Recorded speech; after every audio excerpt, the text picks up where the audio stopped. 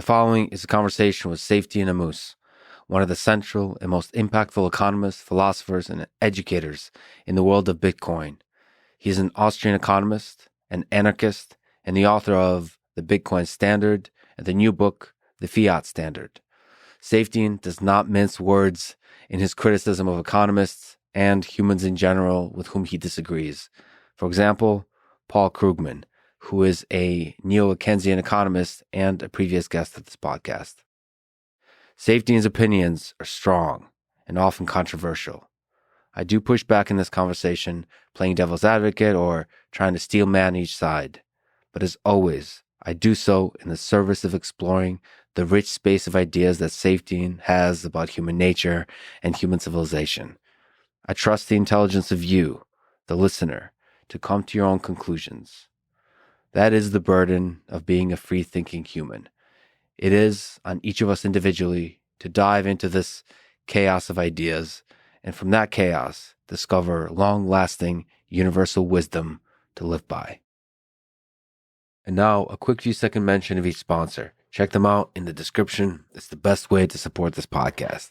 We got GiveWell for charity, Scale for machine learning, Uncruise for adventure, Buy Optimizers for health, and Athletic Greens for performance. Choose wisely, my friends. And now, onto the full ad reads. As always, no ads in the middle. I try to make these interesting, but if you skip them, please still check out our sponsors. I enjoy their stuff. Maybe you will too. This show is brought to you by GiveWell. They research charitable organizations and only recommend the highest impact, evidence-backed charities. Over 50,000 donors have used GiveWell to donate more than $750 million. This idea of effective altruism, of optimizing your giving, I think is essential. It's not enough to just give. You want to make sure that money is spent optimally. That's what GiveWell does. It's actually a profound question of, if you have money, how do you help the world most optimally? GiveWell wants to empower people to make informed decisions about their donations, so they publish all of their research and recommendations on their site for free. No sign-up required. They allocate your tax-deductible donation to the charity of your choice without taking a cut. Go to givewell.org, pick podcast, and select this, the Lex Fridman podcast at checkout. They tell me to tell you to make sure that they know that you heard about GiveWell from the Lex Fridman podcast. Again, that's givewell.org. This episode is also brought to you by Scale, the machine learning assisted data labeling platform.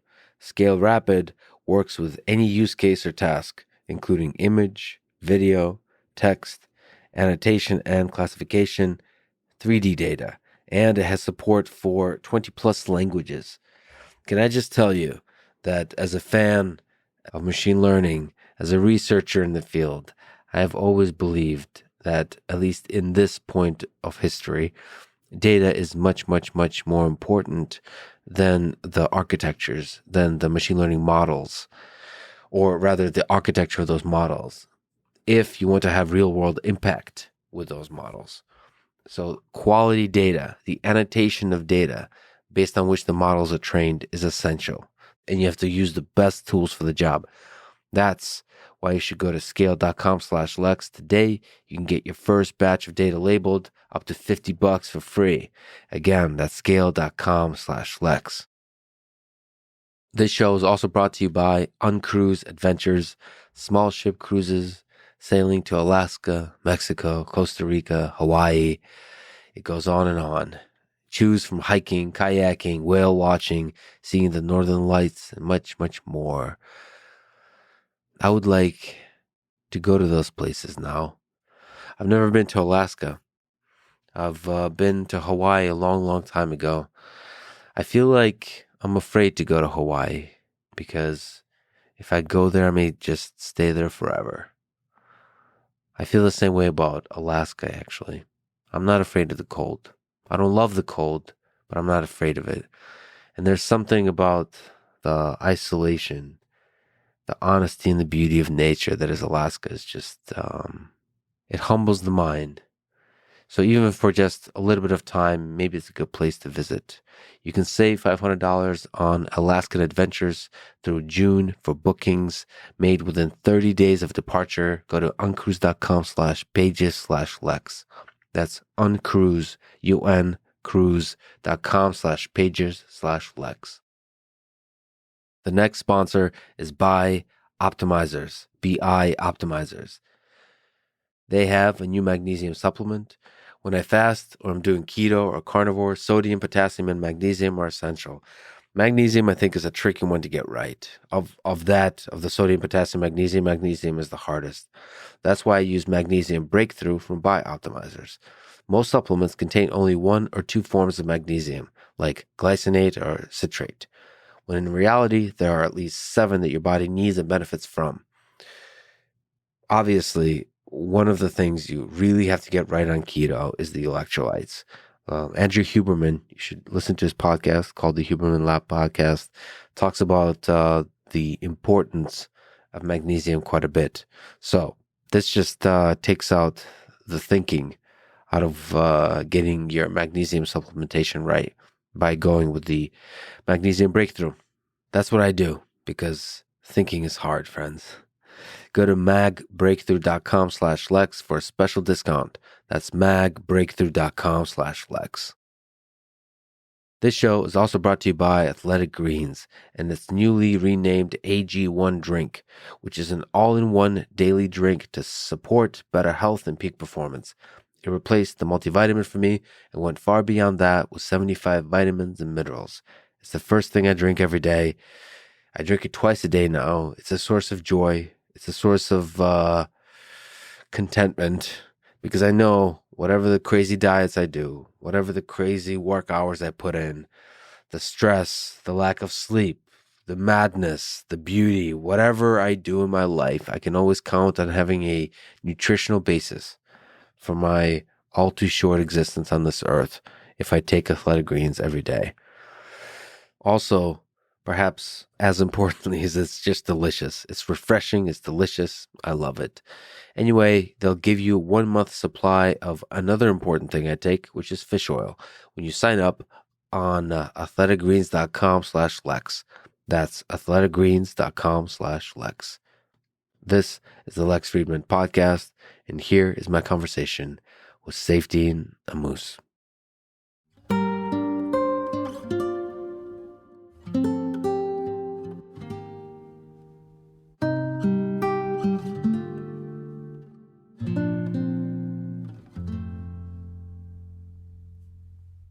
Let's start with a big question. What is money?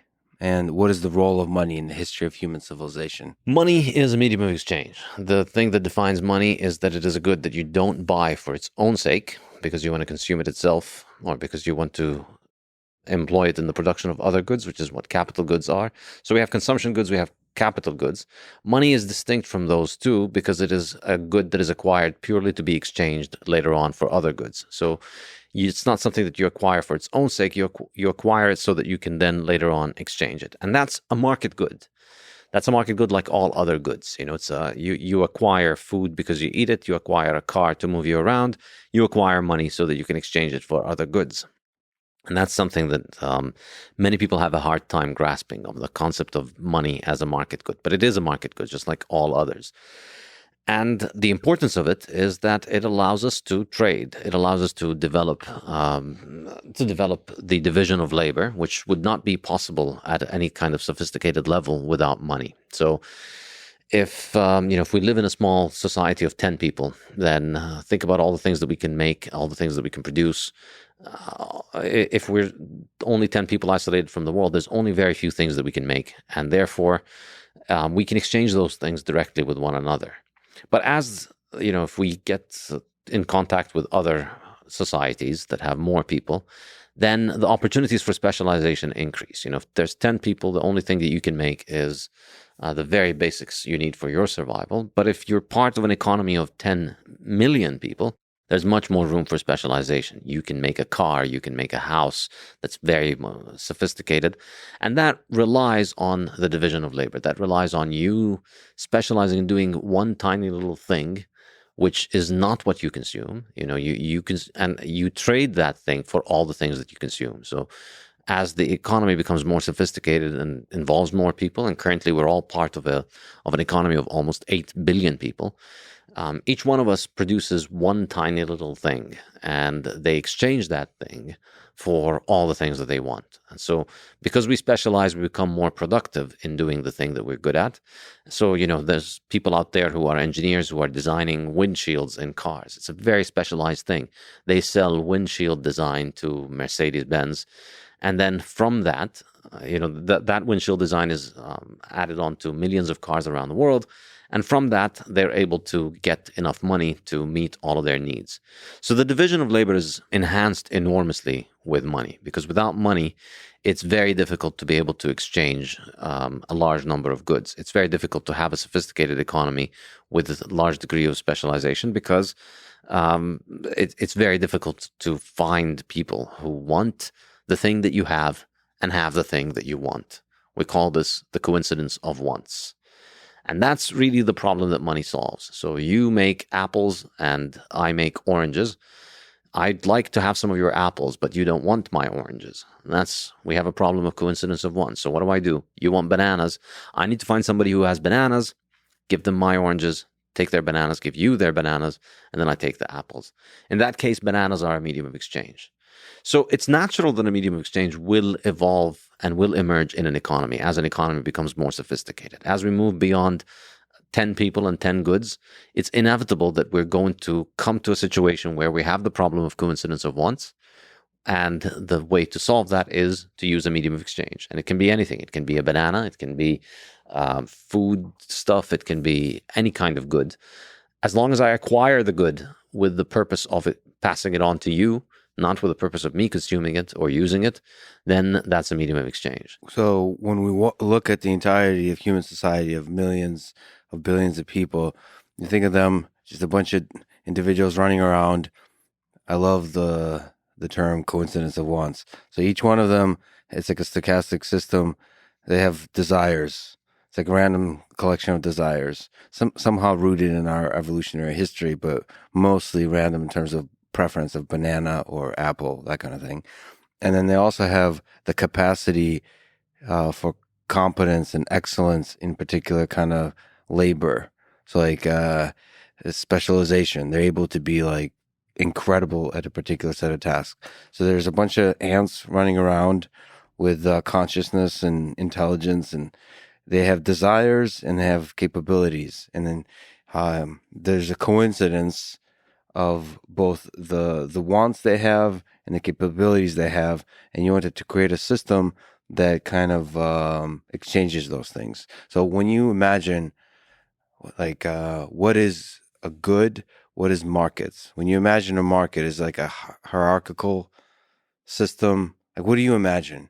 What is a market?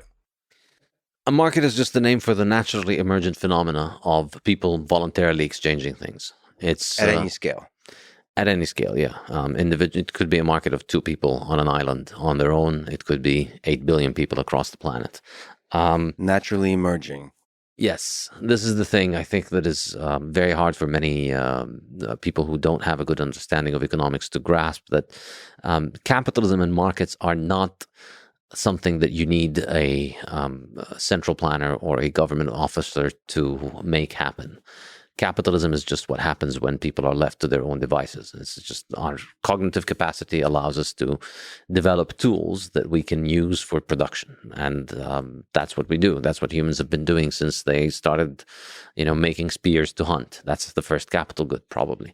So we're constantly accumulating capital. We're constantly trading with one another. We find an opportunity. You've got a lot of oranges. I've got a lot of apples.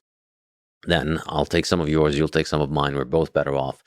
This is just a naturally emergent thing, and money is what makes it enormously powerful. Money is what allows it to scale, really. Money is what allows it to go beyond small societies into just something that is global. Because with money, again, as I was saying earlier, all you need to do is specialize in doing one thing, the thing that you do best, and then you exchange that for money, and you don't have to worry about whether the other people involved in this want what you have and have what you want. You just sell it for money to whoever wants it, and you buy whatever you want from whoever has it. And that's an enormous reduction in the mental burden of how a market economy functions. So the first thing that I would say about money is that it allows for the division of labor, and it allows for the market system to grow. And the second thing is that money is a mechanism for storing value into the future. So again, as humans, we develop the capacity to think for the future. We make a spear so that we can hunt, and then we see that it works, and then we take it out of the animal that we hunted it with, and we keep it for the next day's hunt. And then we start making a better spear, and we make a better fishing rod, and then we make a fishing net, and then we make a fishing boat. And that's our ability to think of the future. And as we start building durable goods, we start thinking more and more of the future. We start becoming more and more future-oriented. And that's really the process of civilization, the process of denying our needs now in order to think for the future. So instead of spending all of our day on the beach enjoying ourselves, we take time off from leisure on the beach and spend some time making a spear or making a fishing rod, so that our productivity in hunting or fishing tomorrow is going to be higher. And so that ability to think for the future is enhanced by our ability to provide for the future. And we do that with durable goods. But then money ends up being the best mechanism for providing for the future, because the future is uncertain. So, you can save your apples and oranges, you can save the spears, you can save the animal that you hunted. But these things, first they rot, and they're not very good at holding on to their value over time. But even if they were, even if, have objects that are durable, the problem with them is that you don't know if you need them tomorrow or next month or next year. You're not sure if you're going to be needing them. And you might end up not needing them, and you might end up not finding anybody who needs them, or finding somebody who needs them but doesn't value them much and won't give you much in exchange. Money allows you the optionality of saving the most liquid good, the most saleable good. So it's something that you can sell tomorrow with the least uncertainty. It has the most liquidity, the most ability to be sold without a loss in its value. So money is our most advanced technology and our best technology for moving value into the future. And so I think history really, I argue this in all my books, is that really history we see, we can think of it as a process of our money gets harder.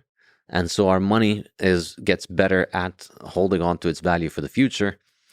And by harder, I mean harder to produce. We find things that are hard to produce that are better at holding on to their value. So they hold on to their value better for the future. And that allows us to plot and plan for the future. That makes the future less uncertain. And that makes us more future-oriented. In other words, it lowers our time preference. And the harder the money is, the better it is at allowing us to think of the future. So people should know that you've written the book Bitcoin Standard from 2018, I believe. Yep. And then a new book called Fiat Standard.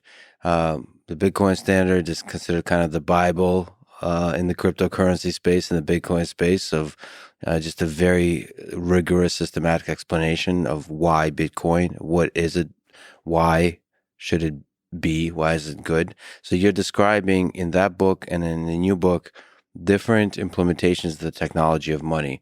In the new book you talk about fiat money, which is another way to do money. So obviously there's a lot of different ways to do money, and maybe we haven't discovered the best way to do money yet. Our conversation today is how to do money better. Maybe we'll go back to bananas eventually. Right. Very good reasons why we won't. Well, we can disagree. We can agree to disagree on this. I'm open-minded to the bananas. They're one of the biggest sources of joy to me when I first came to this country is eating bananas. And so maybe money, happiness, perishable happiness will eventually become the best medium of exchange. I don't know. Open-minded. Anyway, so you mentioned hard money and soft money. So there's different ways to do money. What is hard money? What is soft money? In the Bitcoin standard, I present the argument that money is always whatever is the hardest thing to make. Historically, I think we see many examples of that. So, for instance, in prison, people use cigarettes as money because nobody can make cigarettes in prison. In societies, we have the example of Yap Island, for instance. It's an island that doesn't have any limestone, but there's a nearby island that has a lot of limestone.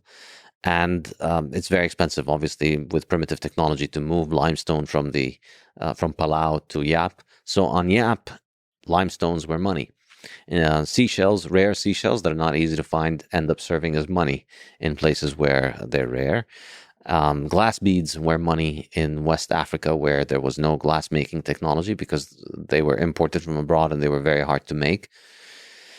And I think there's a conscious effort of some people might recognize the hardness and the scarcity and choose this as money. But I think what's more important is just a natural evolutionary process whereby people choose all kinds of random things as money, bananas maybe even. Mm-hmm.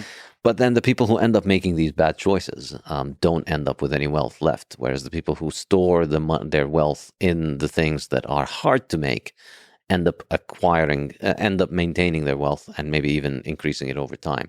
And of course, this culminated in the 19th century, in the end of the 19th century, by basically the entire planet being on a gold standard. And what is the gold standard? The gold standard is basically when money is gold, or at least government currencies backed by gold. But the reason gold became money and not copper, not nickel, not bananas is that gold is the hardest metal in the world, and it is the hardest metal to increase the supply of. And the reason for that is based in chemistry. So gold is indestructible. You can't destroy gold in any meaningful sense. It's been accumulating stockpiles for thousands of years. You know, the gold that was worn by Nefertiti back in ancient Egypt is today probably in somebody's necklace or in somebody's gold coin. It's still there. So for thousands of years, humans have been digging for gold.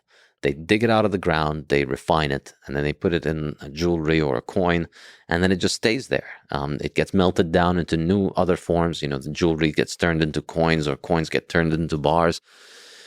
But it's just stockpiles that are accumulating. On the other hand, every year we get better at our technology of looking for gold. You know, there's more people all over the world. The population increases, the technology improves, so we keep finding more and more gold.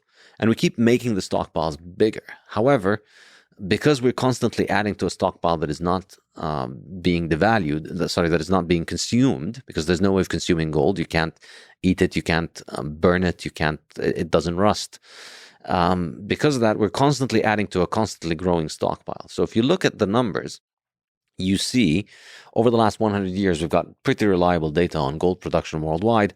We see that pretty much gold stockpiles increase at around 1.5% to 2% per year, every year. So yes, we're making more every year, but we're making more, so we're adding to the stockpile. The stockpile grows more. So every year we're adding only around 1.5% to 2%. Mm-hmm. Compare that to the second hardest metal historically was silver. And that increased historically at around maybe 5% per year or so. Now it probably increases at something like closer to 30% because it's now getting used extensively in industrial uses. So when you use it in industry, when you put silver in a laptop or in a camera or in a machine, effectively, you are consuming the stockpile because it's not used as money. It's taken out of the monetary stockpile. So over the last 150 years, since 1870 in particular, and I discussed this in detail in the Bitcoin standard, what happened in 1870 was Germany won the Franco-Prussian War, and Germany was on a silver standard, but the value of silver was declining. So Germany did something very smart, which is they took their indemnity from France in gold, and used that big chunk of gold to switch to going on a gold standard. And since then, silver's been collapsing in value next to gold. So back then, the price of an ounce of gold was around 15 ounces of silver. Today, it's closer to 100. It's just been declining for the last 150 years. And so because of that, because of the fact that it's lost its monetary role as people shifted toward gold, the value of silver went down. And so it became economical to use it in more and more industrial applications. So the stockpile declines. And then as a result, that weakens its monetary properties more and more and more. So that's why at the end of the 19th century, I mean, at the beginning of the 19th century, gold and silver were money. By the end, it was basically only gold. And the countries that were still on a silver standard, China and India in particular, suffered enormously from it because their money was devaluing very quickly next to gold. And so Europeans who would come to China or India were able to buy things at practically a big discount.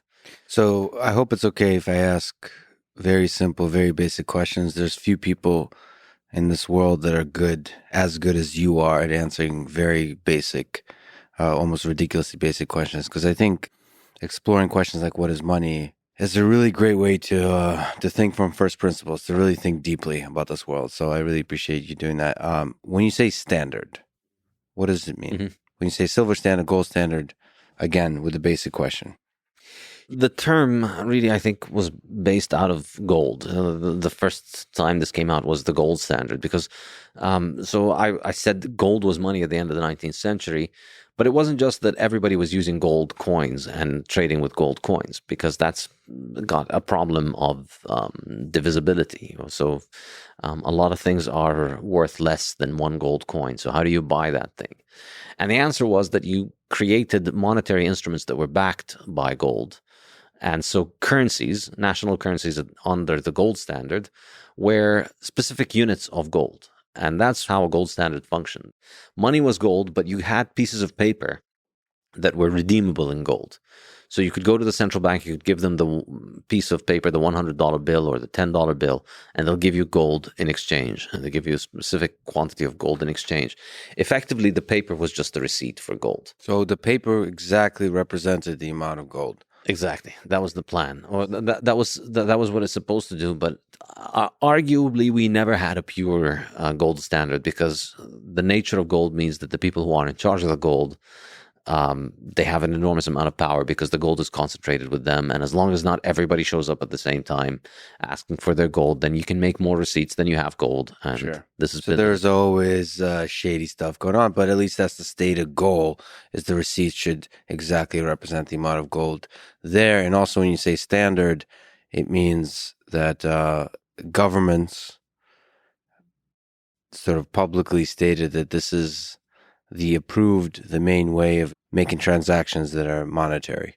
So this is the money. This is the official money that you should be using if you live in this country. Yes, although I would say it's more like the other way around. It's not that the government's established gold as money. It's more like gold gave the governments the credibility for their currencies. Sure. So governments were not the ones that made gold money. Gold has been money before states were invented. States, if you have a government and you'd like to have some legitimacy and you'd like to be able to deal with other governments on an equal footing, you had to go by the gold standard. You had to have a currency that was redeemable in gold so that you could trade with the rest of the world, so that people could, in your country, use that currency. So it's not that governments were choosing gold. It's more like they were having to adapt their own currencies to gold in order to give their currencies credibility. So there's a dance there, though, because if they had to, then why did they switch away from it after?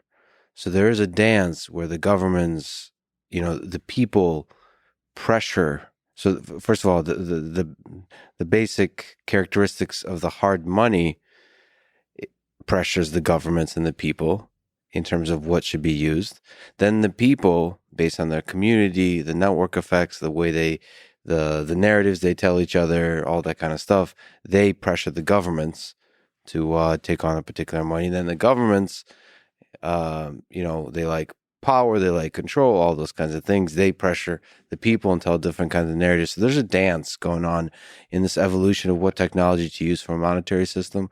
So the reason I don't know if governments had to, because they clearly didn't have to, because they eventually moved away from it.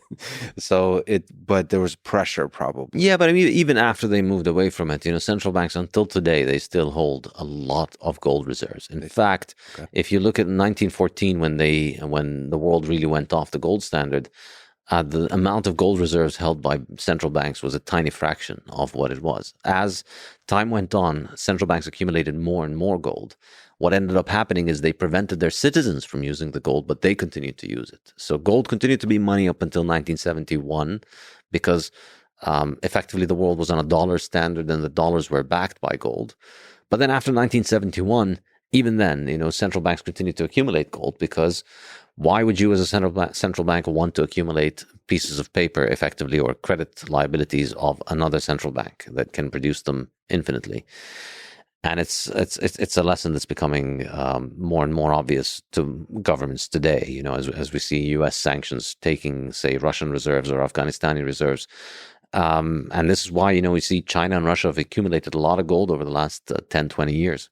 So just to return to the question of definitions. So what is hard money versus soft money? Yes. So hard, it's a relative thing, but the hardness refers to the difficulty of producing more units of the money supply. So an easy money would be a money that is relatively easy to make. So you can increase the supply by 10, 20, 30, 40, 50% or something like that. So pretty much all commodities, all market commodities other than gold and silver, they're easy money and they're not suitable as a monetary medium because they're being consumed. So if you look at, in the Bitcoin standard, I mentioned this metric called the stock to flow ratio, which is the ratio of the annual production, the flow, to the stockpile, the existing stockpiles. If you look at all the other metals, they're easy money because they're being consumed. So think about how much stockpiles of copper there are in the world today. So copper companies obviously have some stockpiles of copper. Major copper consumers will have stockpiles of copper, but the vast majority of copper is essentially on a conveyor belt of production from the mine straight to the consumer good that it's being used for. So the existing stockpiles are roughly in the range of 1 year's production. If you take all of the companies, I don't have exact statistics. It's very difficult to get these, but it's roughly in the same range. Like if copper production were to stop completely today, we'll have about a year's production stored in various places. So that makes copper terrible money, because if you started using copper as money, and this is why, a lot of people say, well, money is a collective illusion. Money is a social construct. If we all agree that something is money, then something is money. I think this is completely clueless. And it's usually Marxists who believe this. So obviously no understanding of economics. It's completely clueless, because even if everybody in society decided we wanted to make copper as money, even if we all decided to collectively take part in this hallucination or illusion, it would not make copper money. It would just make everybody who decides to take part in this hallucination poor. That's it. It would make copper miners rich. It would make all of the people who chose copper as money poor, and copper would not be money. It can't work, because what happens is, because of the fact that the stockpiles are so small, if you buy, even if you get the 1,000 richest people in the world, all of the world's billionaires, they get together and they all dump all of the money that they have, all the stocks, all the bonds, all the gold, all of the Bitcoin, everything that they own, they dump it and they buy copper with it. What's going to happen? Price of copper is going to go up a lot. But what's going to stop copper miners from flooding the market with even more copper than what the billionaires bought? Nothing. They're going to dump all of that extra copper production. It's the price of copper is going to go up, so there will be a lot more copper mining than all the other metals. A lot of nickel companies and gold miners are going to switch to focusing on copper, and then we're going to dump an enormous amount of copper on the market. The value of copper is going to crash, and the people who you chose copper as money are just going to end up with large warehouses of very cheap rusting metal. So that's a brilliant description, and that kind of pushes towards gold, where the stock to flow ratio, I guess you would say, is 1.5 to 2%, like you mentioned earlier. Well, that would be like the inverse of the stock to flow. That's the supply growth rate. So the stock to flow is the inverse. It's around 60. 60, got it. But let me push back on, as somebody who likes human psychology, let me push back on the collective hallucination and the illusion. So that's for copper. But what about paper money? That's not, you can't smoke it, you can't eat it. It's supposed to just be the medium of exchange. And in that sense, what role does collective hallucination play in the effectiveness of money? Exactly zero. Because all of the paper money, first of all, there's never been an instance, and again, this is flies in the face of a lot of what a lot of people like to think about money. There's never been an instance where a government came out and said, all right, we're printing out these pieces of paper, use them as money. This one is worth 10 apples, or use it for buying things, and here's the piece of paper. This has never happened. They've always taken fiat money, paper money, all of these things were always born out of fraud. Initially, it was a receipt for gold, and then they told you, well, you don't need the gold anyway, and you have to use this, and then if you don't use it, we throw you in jail. And then, so first of all, it doesn't, you can't enforce this thing. So it's never really just happened, and it's never been hallucinated into existence.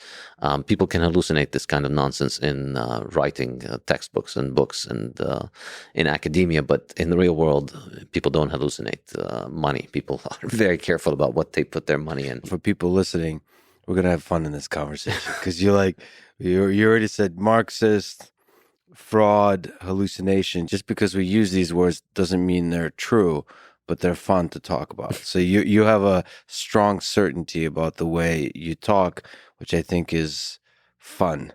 But allow me in my dumb self to push back, to play devil's advocate, and I'll actually ask you sometimes to play devil's advocate if possible, because you're smarter than me on all this stuff. So we want the smartest devil's advocate possible, and I'm certainly not that. But anyway, but nevertheless, we are currently on a fiat standard, so money does have value. Paper money. And the reason it has value is because we believe it has value. To what degree, if we put the hallucination word aside, the belief that something is worth value is actually value and is the thing that helps money work? Because you're saying it's fraud and the belief is almost valueless. But how much value? Can we quantify the value of the belief, the collective belief? I should say, all economics is subjective. I consider myself an Austrian school economist, and the starting point of all Austrian economics is that all value is subjective. So obviously, value only exists because humans choose to make the valuation. However, the economic reality of the way that money works means that it's just a technology like all others. And so for me, when people say, well, if we hallucinate that this thing can be money, then it'll be money. If we can hallucinate bananas to be money, then it'll be money. For me, it's like saying, well, if we hallucinate that bananas can be spaceships, they'll be spaceships. I mean, you can call them spaceships if you want, but a banana's not going to get you to the moon. But nevertheless, so that's true. So you're drawing a big distinction between physical reality and the space of belief. But it seems like so much power of human civilization, so much destruction, so much creation happens in our minds. So absolutely. Everything does happen in the mind. You're not going to get to the moon, but you might still have a significant impact on human civilization if a lot of people believe a thing. True, but economic reality exists in a way in which your beliefs are rewarded when they match up with economic reality. Physical reality. And they're punished when they don't. So if you ride a banana, jump off a cliff thinking you're going to get to the moon, that solves the problem of people thinking the bananas are spaceships by killing people who think that bananas are spaceships. And I think to go back to your question in terms of paper monies. So yes, even though, ignoring the original sin of the creation of fiat money and ignoring everything that happened before 1971. All right, well, here we are. People are using, well, it's not really paper money. We should say fiat money is predominantly credit. So it's also digital currency. So more than 90% of dollars are digital. Less than 10% of dollars are physical. So it is a digital currency. And all over the world, all these governments are using digital currencies effectively with some physical manifestations in paper. But yet, even within these currencies, it's still the same analysis. And I discussed this in Chapter 4 of the Bitcoin Standard. You look at government monies, you see that the currencies that have held on to their value, the ones that have the biggest value, the ones that play the biggest role in global trade, the ones that are used as currency reserves all over the world, are the ones that have the lowest supply growth rate, the ones that grow, whose central banks are the least inflationary. And on the other hand, the ones that whose supply is more inflationary, similar to copper, end up failing. You look at Lebanon, Venezuela, Zimbabwe. These are currencies whose supply increases very quickly, and therefore their value collapses. Whereas the dollar, the Swiss franc, the euro, the British pound, the Japanese yen, they increase at a much lower rate in general than these terrible currencies, and that's why all over the world you see people are looking to get more dollars and more of these harder currencies than the easier ones. So I think this analysis of the hardness of the money and the ease of money is pretty well supported empirically. So, like you said, you're at least in part or in whole consider yourself an Austrian economist. So you're perhaps a great person to ask about the basics. What is Austrian economics? What is Keynesian economics? How do you compare the two? What should people know? What are interesting defining characteristics to you about these schools of thought? So Austrian economics, the way that I say it, Austrian economics is economics. It's we call it Austrian economics because economics has been hijacked by a bunch of frauds, really. Or people who are wrong. Okay. Well, it's much worse than wrong, by people who are just essentially propagandists for inflation. Right. So it's like your opinion, man. Right. Yeah, well, that's also like your opinion, man. Yeah, but you asked. That's true. Well, I also talked to Paul Krugman on this podcast, so he's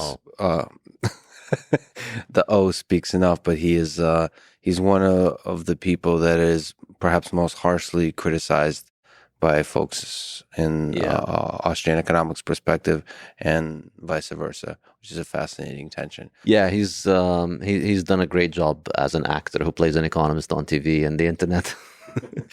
So anyway, now tell me what you really think. No, but so the basics of what is Austrian economics? What perspective does it take on the world? Yeah, so I mean, Austrian economics really is the continuation of a tradition that it goes back to the ancient Greeks of studying economics. Historically, it's really just economics, and that has evolved over time, and the establishment of the Austrian school per se came in 1871, 150 years ago, when Karl Menger, the father of the school, wrote a book called Principles of Economics, and essentially invented marginal analysis, which is a big deal in economics. Marginal analysis is the idea that in economics, individuals carry out decisions at the margin. That it's when you make a choice, you're not making it. For instance, if you're making a choice between what should I spend my money on, you're not making a choice whether it is this thing is object A or B, which one is more valuable for me in general, which one is more valuable for me for the rest of my life. You're choosing about the next unit right now, at this point, at this stage. And if you analyze economic decision-making at the margin, it makes a lot more sense, and you can understand why people decide and make the decisions that they do.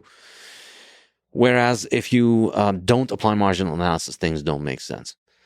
The key thing that marginal analysis helps us solve is what is called the water diamond paradox. So you will die without water. We all need water, and yet water is dirt cheap.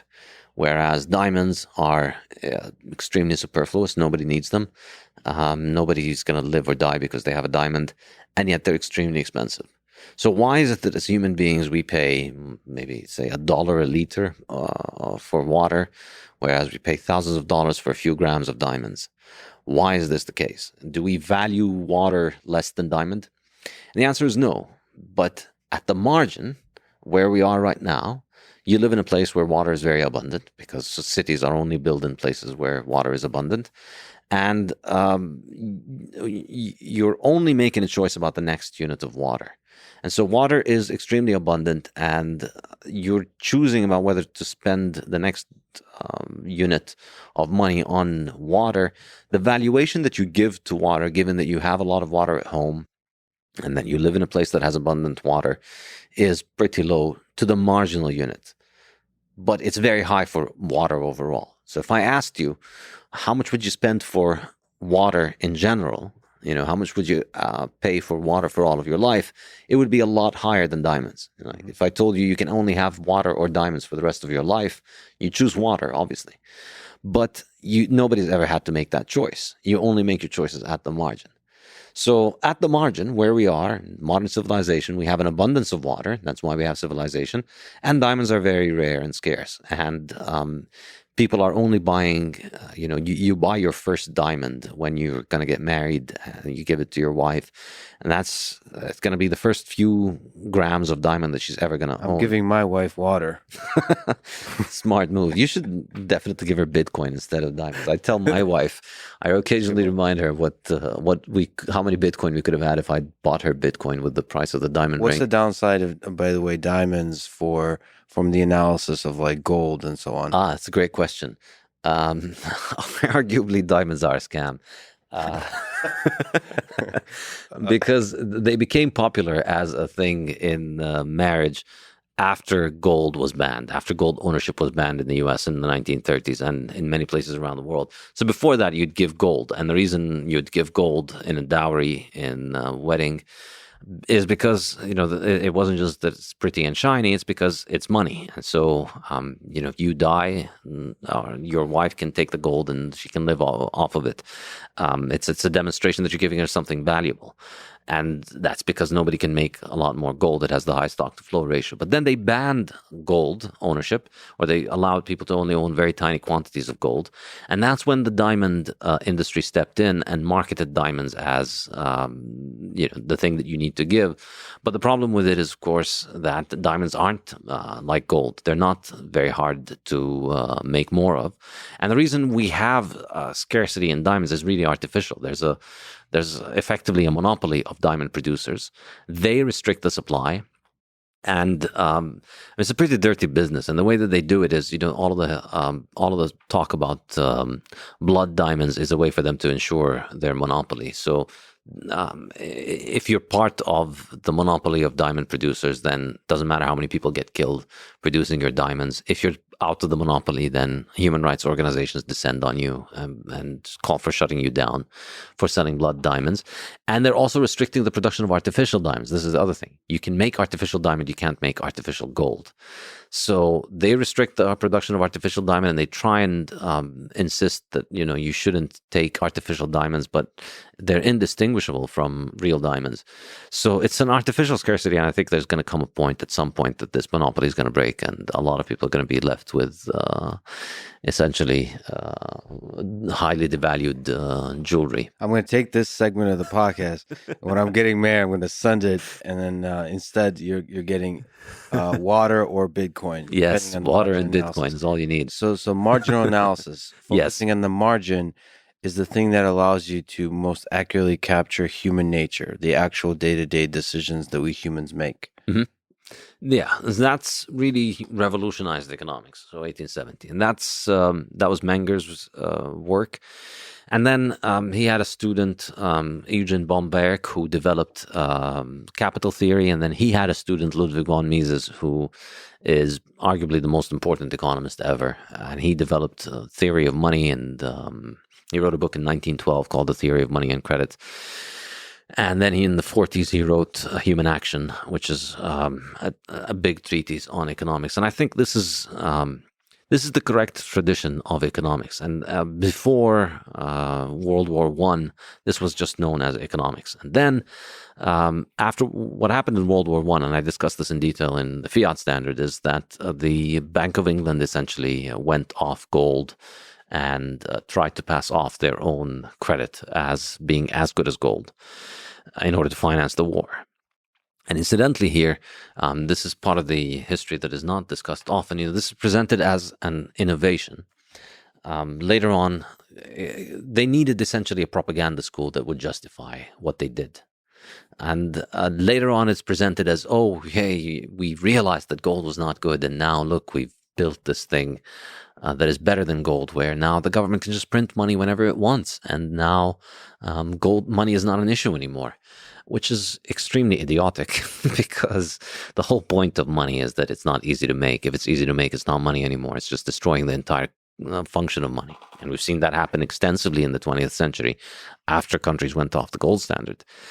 So essentially, Keynesian economics is just inflation apologia. It's just propaganda to justify inflationism. And it's profoundly nonsensical. It's built on the idea that if you just make more money, you can stimulate economic production. And of course, this is very self-serving to the central banks and to the banks and to the governments who promote this nonsense. And this is also very pervasive. If you've had the misfortune of studying at a university over the last century, you were taught Keynesian garbage economics. You were taught that if there's a problem in the economy, the way to fix it is that the government prints money, the government lowers the interest rate, and then that leads to more economic production, which is completely nonsensical. So, so you're, again, for the listener, you're using strong words, and I will push back just to to play devil's advocate to hopefully one day arrive at the truth. So, just because it's in the interest of the central banks and the government, the interests and the models of Keynesian economics and the government are aligned doesn't mean they're wrong. So let's give them a chance. Mm-hmm. So the conventional wisdom, perhaps economics wisdom, is that inflation is good in moderation, as it encourages spending, but too much is bad because it completely devalues, destroys people's savings. So a little bit of inflation is good to stimulate spending, and I mean, I suppose this is one of the things that's supported by Keynesian economics. Why this is basically wrong? the whole point of Keynesian economics, is to try and find an endless array of explanations to explain why inflation is a good thing. Well, the chicken and the egg. So that's the cynical take. Yeah. This is a propaganda machine to sell the government's narrative. The less cynical take is there's a bunch of economists who figured out this thing, and it happens to be good for banks and governments. And just because it's good for them doesn't mean. And it justifies the existence of government. And your basic, I don't think it's your basic assumption, but a foundational principle of your thought is that a lot of government is not a good thing. Your first gut instinct, government bad. Mm-hmm. Like I mentioned, I live next door to Michael Malice, who probably beats you on the intensity and how quickly he says government bad. So but there's a potential argument for government good. Some government is good. Maybe a lot of government is good. Maybe we need a lot of centralized management for resource allocation and so on, because we humans specialize. We're too busy and so on. So there's an argument for that. That exists. You probably disagree with any possible argument on that side. But anyway, so why is that idea of Keynesian economics wrong? I'm going to focus for this on the money idea, the idea that a little bit of inflation is good. The idea here, I mean, the criticism is that without inflation, people wouldn't spend, and then the economy would come to a grinding halt. Yes. And that's nonsensical, because people spend not because they want to keep this magical monster called the economy going. People spend because they need to consume, because, that's how we live. That's how we survive. You need to eat. You need shelter. You need clothes to keep you warm. And as technology advances, the capabilities of the things that we can do with our time increases, and so we want to buy more things. So people buy things because people want to consume. There's a limitless desire to consume. That there's no there's no shortage of reasons for people to consume, whether it's food or Ferraris or private jets. People just always want to buy more. Can I interrupt just really quick? What about the fear about the uncertainty of the future, where they might want to buy things, but they're really afraid because it seems like there's a lot, like a pandemic going on or whatever it is. Yeah, that's good. So fear of uncertainty is good, but can you have too much fear of uncertainty? No, here's the thing. What I was saying is, I was making the point that we don't need to be motivated to consume. Like, we have the insatiable desire to consume. Everybody would like to have more of all kinds of things. Everybody would like to have a bigger house. Well, not everybody. Some people have a big enough house, but everybody would like a house. Everybody would like a car, jet, all kinds of things, electronics, machines. So we don't need a desire to consume. But of course, the limit on how much we consume is opportunity cost. Why don't you buy a Ferrari? Well, because that's really expensive, and it would mean that, well, maybe you do have a Ferrari, but I mean, most people don't buy a Ferrari because it's too expensive. They can't afford it. They'd have to work too hard to get it. And if they do get it, it might mean that, they can't afford their house anymore. So we have to economize. That's a good thing. And we have to also think of the future. And so humans consume, that we don't need more motivation to consume. We have to deal with the economic reality of the things that limit us from consuming more. So what Keynesians present is that when there is a problem in the economy, like there was after World War I, the problem is always a result caused by the inflation. And what the Keynesian hucksters do is that they look at the inflation, at the consequences of inflation, and blame it on people not spending enough. When people are doing the rational thing, the money is, so there was inflation, it caused an unsustainable boom, it caused a recession, and now a lot of people lost their jobs, and they don't have enough money to go out and spend frivolously, so they save for the future. The future is uncertain. That's a good thing. That's how you fix things. You begin the recovery by, you lost some wealth, so you spend less. Like if your business goes bust, if you lose your job, it's natural and smart that you stop spending money on the frivolous things that you used to spend, and you save it for the future. You invest in something else, you get a new job, and then once you've recovered, you start spending more. This is very sane and very good, and it's the way to recovery. But essentially, the Keynesians have used this as a justification for more inflation, because inflation is an addiction. Once the government gets down the path of spending money to solve its problems, then every problem looks like it can be solved by more inflation. And so this is where Keynesian economics comes in. And of course, the Keynesian economics is based on the work of Keynes, which came in the 1930s. And this is the key point. It's portrayed in the textbook as if it's just this scientific breakthrough that, somebody in the 1930s, this genius came about and realized that, we don't actually need gold. We don't need hard money. We can actually just print all the money. And in reality, of course, it was just the very thin, flimsy, idiotic justification for what governments were already doing for 20 years. They'd already gone off the gold standard. And they'd gone through 20 years in which they were lying to their population, telling their population, we're still on a gold standard, but, there are problems caused by various random things. But don't worry, we're going to be going back on the gold standard. 20 years later, after they went off the gold standard, they come up with this justification for why, actually, the gold standard was bad. And this is the really pernicious thing about it, is the problems that were caused by us going off the gold standard were caused by the gold standard, and we're going to fix them by going off the gold standard even more. Just because government is lying and is shady and it does these kinds of things doesn't mean Keynesian economics is wrong. So just because I want to just separate a few things you said, it could very well be very wrong, and they could indeed be hucksters. All of these such colorful language.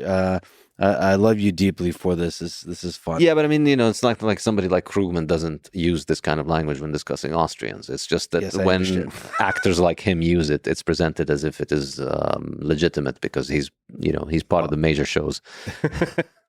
So the case they make and the criticism Keynesians make of Austrian economics and the case they make for Keynesian economics is it's based on empirical evidence.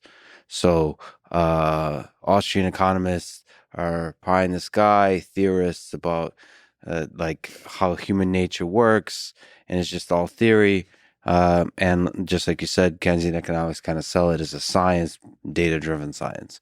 Mm-hmm. And so, where's the data, bro? On the Austrian. So one way of saying it is, how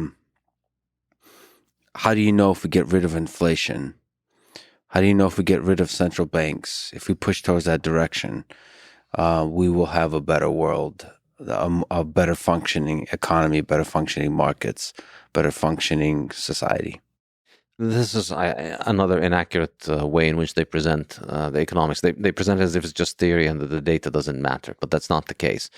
What the Austrians say is that without guiding theory, data is mute, data is dumb, data can't say anything. So theory first, and then you have to have models to provide context for interpretation of Exactly. the data. And it's a sign of just how little self-awareness they have, that they think that they're just being led by the data when they're being led by Keynes's moronic theories. And they use the data to justify those theories and to stick by them. And in fact, they are the ones whose theories cannot be refuted because it's just government mandated religion. So, according to Keynes's nonsense, so the way that the whole thing is, the way that they justify the inflationism is this, and I'm just using this to give an example of what you're talking about in terms of theory. The way they justify the inflationism, to tie it back to the original point, they justify that, well, all right, we need money to spend, and then the level of spending in the economy is what determines the state of the economy. And I've taught macroeconomics at university level for a while, so I know this. I know Keynesian nonsense better than most Keynesians know Austrians, if not all of them. I guarantee you. And so the way they see it is the level of spending in the economy is what determines the state of the economy. There's a level of output and there's a level of spending. So there's like the factories on the one side that are churning out goods, and those goods have a certain quantity and value, market value. And it's completely nonsensical, of course, because how can the value of the goods produced be different from the value of the spending? But let's put that aside for a second.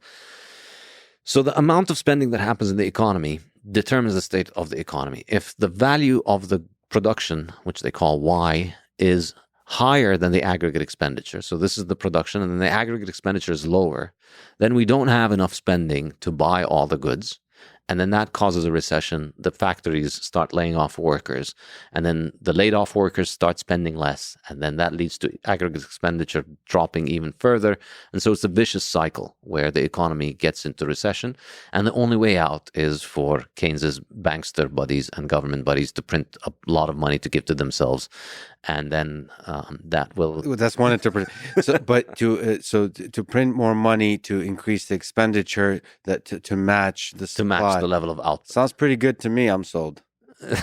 All right. But even though you're saying huckster, so yes, I just, the way I love you very much, but just for people who are listening, I think I love the way you talk, and it's great, and keep doing it. But just for context, I don't know anything that involves human nature deserves this level of certainty. At least my position is that we don't know what the hell we're doing on basically anything. And perhaps, but there's a lot, certainty can get us in trouble, is my worry. I don't know much about economics. I don't even know, financial systems, monetary systems. But I just seen us get in trouble with human psychology. Certainty of ideologies in general. You mentioned Marxism and so on. I came from the Soviet Union.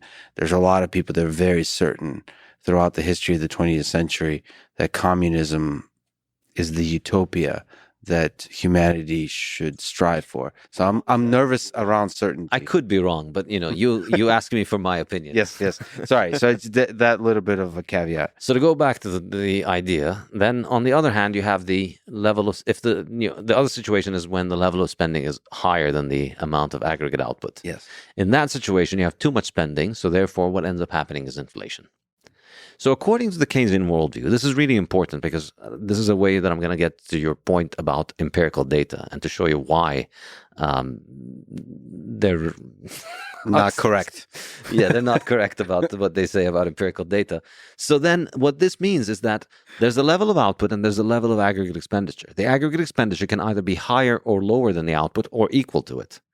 If it's higher, we get inflation. If it's lower, we get recessions. Okay? Mm-hmm.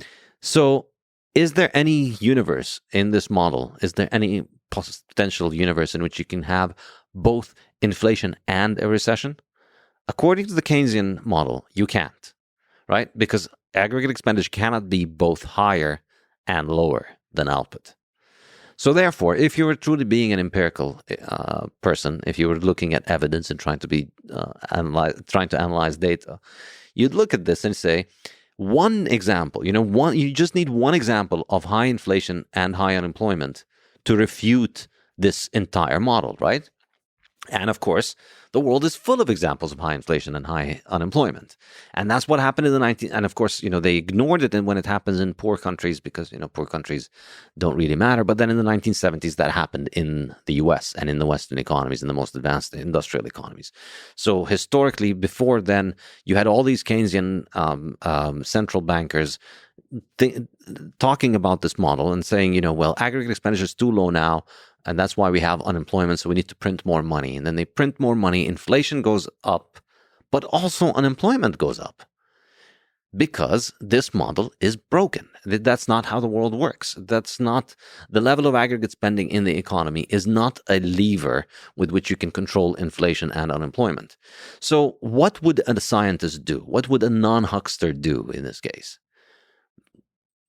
Admit the theory is wrong and find another way to reformulate it. Have the Keynesians done that?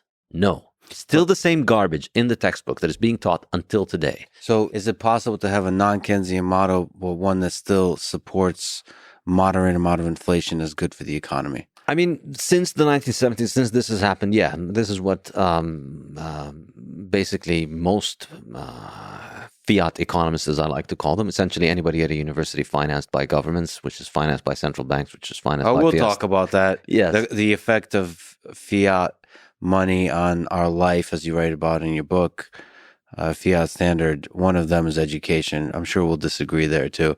I'm not smart enough to disagree, but I'll disagree anyway. So a whole bunch of other models came up, but basically it's such an example of motivated reasoning. Like anybody who's got a familiarity with the scientific method or who's got an engineering background who comes into economics immediately has a lot of red flags. And I remember when I used to teach macroeconomics, I used to teach, introductory macroeconomics, and it's a course that would be taken by econ majors as well as engineers. A lot of engineers would take it as an elective. And every time I'd explain and I would just teach, the Keynesian basic stuff. And every time I'd explain it, there's always that smart engineering kid who just looks at me and says, "Sir, this doesn't make any sense because this and this and that." And I'm always like, you get it. Exactly. You're correct. Because if you have any kind of shred of scientific thinking, you see that this is all motivated reasoning. Like the answer is government needs to print money. And here's a whole bunch of models brought up by people for why government printing money is good. And the reason they're coming up to this conclusion is that you only get funded if you come up with this conclusion. If you come up with a conclusion that we need to shut down the central bank, you don't get funded by the central bank. You don't get published in the journals. You don't get a job at the prestigious universities. You don't get quoted by fiat publications like the New York Times and CNN. They don't invite you on as an expert. Well, that's a fundamental flaw with a lot of institutions we have today, and throughout human history. Let me zoom out for just a second to the big question. What is economics in general? What's the goal? You said there's a bunch of models. Is any economist basically trying to throw a bunch of models about human behavior on the table and try to generalize it to the global scale? So both dance between micro and macro somehow in order to determine public policy and explain the past, predict the future, prescribe policies that can control the future, those kinds of things. This is the big, basic, ridiculous question of what is economics. Economics is the study, the way the Austrians define it, is the study of how humans make choices under the condition of scarcity. And we begin with the starting point of economics as the fact that scarcity exists. And why does scarcity exist? Well, because it's easier to want things than it is to make them. It's much easier to want a Ferrari than it is to make one. And so, because it's, we have wants and we have limited means to meet those wants, we need to economize. It's a permanent marker of the human condition. We are always economizing at all times. And so how people make those decisions under the conditions of scarcity is what economists study. So to go back to your point on empiricism in Austrian school, so it isn't that the Austrians don't believe in data. On the contrary, it's that theory has to inform data.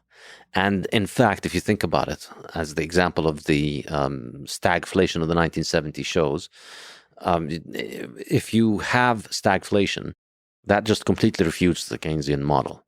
The Austrian way of thinking, which is think from first principles, understand how the world actually works, think about how humans act, and understand that economics is really all about human action. So it's not about aggregates of goods. This is really the key distinction in terms of methodology. And for the Keynesians, it's physics envy. They look at the market economy, they look at individuals in the market economy, and they think that they can understand the market economy by looking at aggregates. This is really the key point of what I think makes the certain branch of economics pseudoscientific, is the introduction of aggregates. When you introduce those aggregates, how much production takes place, how many people are unemployed, the percentage of the inflation rate, and then you think that you can establish scientific relationship between those aggregates. It's purely physics envy. In physics, for instance, or in chemistry, you put, let's say, a container contains a gas, and you have the ideal gas law, PV equals to nRT. Calculate the pressure, calculate the volume, and then and the temperature. If you have the pressure and the volume, you can calculate the temperature because you have the nR constants. So there's a clear relationship that has been demonstrated in a laboratory, and that we can do it right now. We can measure it and we can see it, and it continues to hold. And all it takes is one scientist to show that this relationship does not hold, to do an experiment that shows that this does not hold, and it stops being a law of chemistry, and it's broken. Whereas in economics, what they've done is they've copied the superficial shape of this without any of the scientific rigor that was used to build it. There's no experiments. You can't experiment on economies. We don't have the ability to establish laws, and all the laws that we establish are just models that get people published and get them on the media to say, my model says we need to print more money, but it's never subject to actual scientific scrutiny. If it were, they would all be rejected in 15 minutes because the world is full of examples that contradict them. Was it possible to do scientific scrutiny when it's human nature, when there's a nearly infinite number of variables and you can't control them? So what's the best thing you could possibly do? You do thought experiments. But the problem with thought experiments, Freud thinks everybody wants to have sex with their mother. Is he right? That's the problem with Freud. I don't know. Maybe he's right. Well, obviously, I'm joking on that front, but Freud is probably another Keynes. Well, no, I think there's power to the thought experiment. Just like Einstein, a lot of general relativity, special relativity, that's a thought experiment. It originates in a thought experiment. Now, is it true? Nice thing about physics, you can eventually have experimental validation. The downside of economics is you really can't have definitive experimental scientific rigor of validation of a theory. So a thought experiment is just a thought experiment using your intuition. It's the power of reasoning together about human nature. And that's why economics cannot make the claims that physics can make. So with physics, you can predict that if you get this gas at this pressure, at this volume, the temperature will be that much. And you can make that prediction and test it a million times, and you'll always get the precisely correct answer.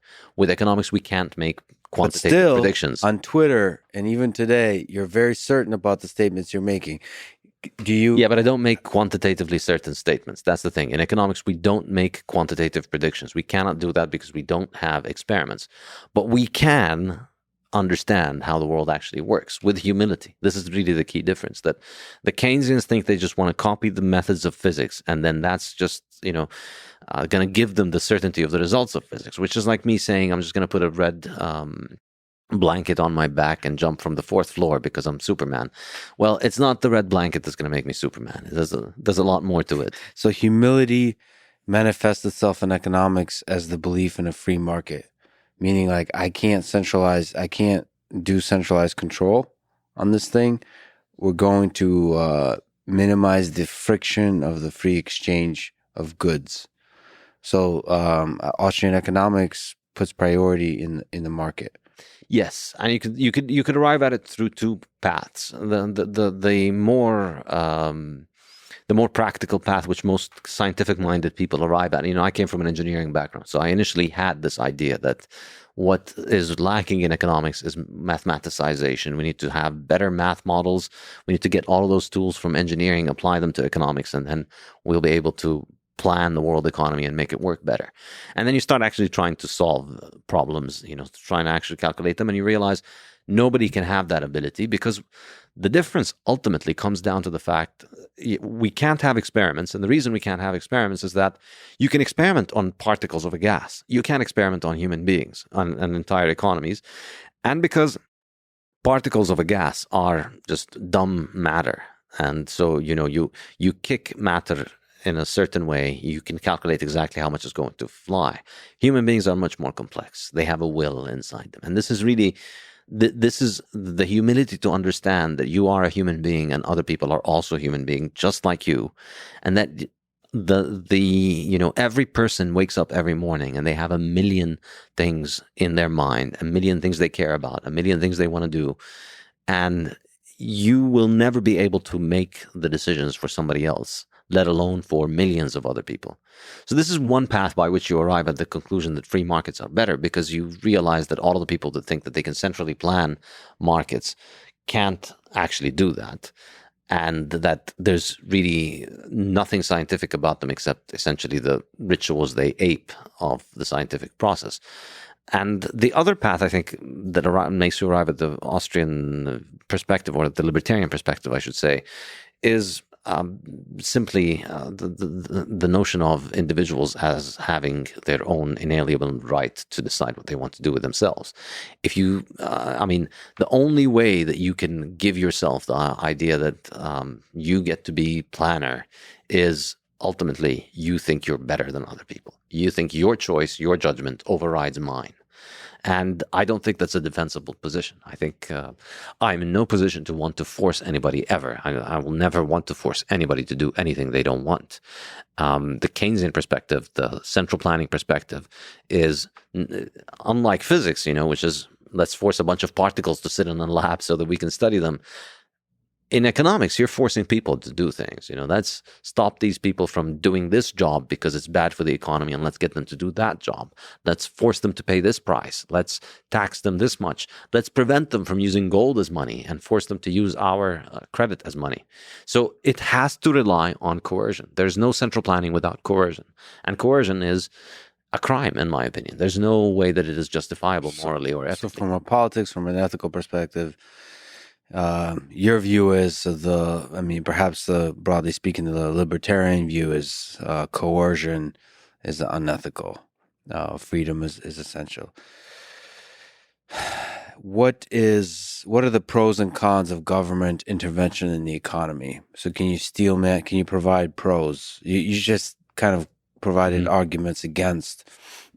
Is there any arguments to be made for government intervention, for the role of government in society? Speaking from a political or from an economics perspective, what is a positive role of government that you can imagine, you can speak to? I can repeat many other cases, but I don't find any of them compelling for the reason that I mentioned, which is that ultimately they all rely on putting a gun to somebody's head and using the threat of force. So that's, for me, can never be justifiable. Whatever the ends are, if the means are violence and the threat of violence, then the ends aren't justified. Everything that's good, governments will use as an excuse to justify coercion. So, what do you like? You like motherhood and apple pie. Well, government needs to ensure that motherhood works well, and we need government central planning of birth. We need regulations on birth, for instance. We need regulations on how people give birth. We need to ban people from giving birth in traditional ways that have been tried for thousands of years. We need to force people to do things in the modern scientific way. Well, so what about things like that all of us use? So infrastructure, for example, or education, or the economy too, right? Can you make a case for the role of some large-scale centralized systems, whether it's government or not, that do this kind of management?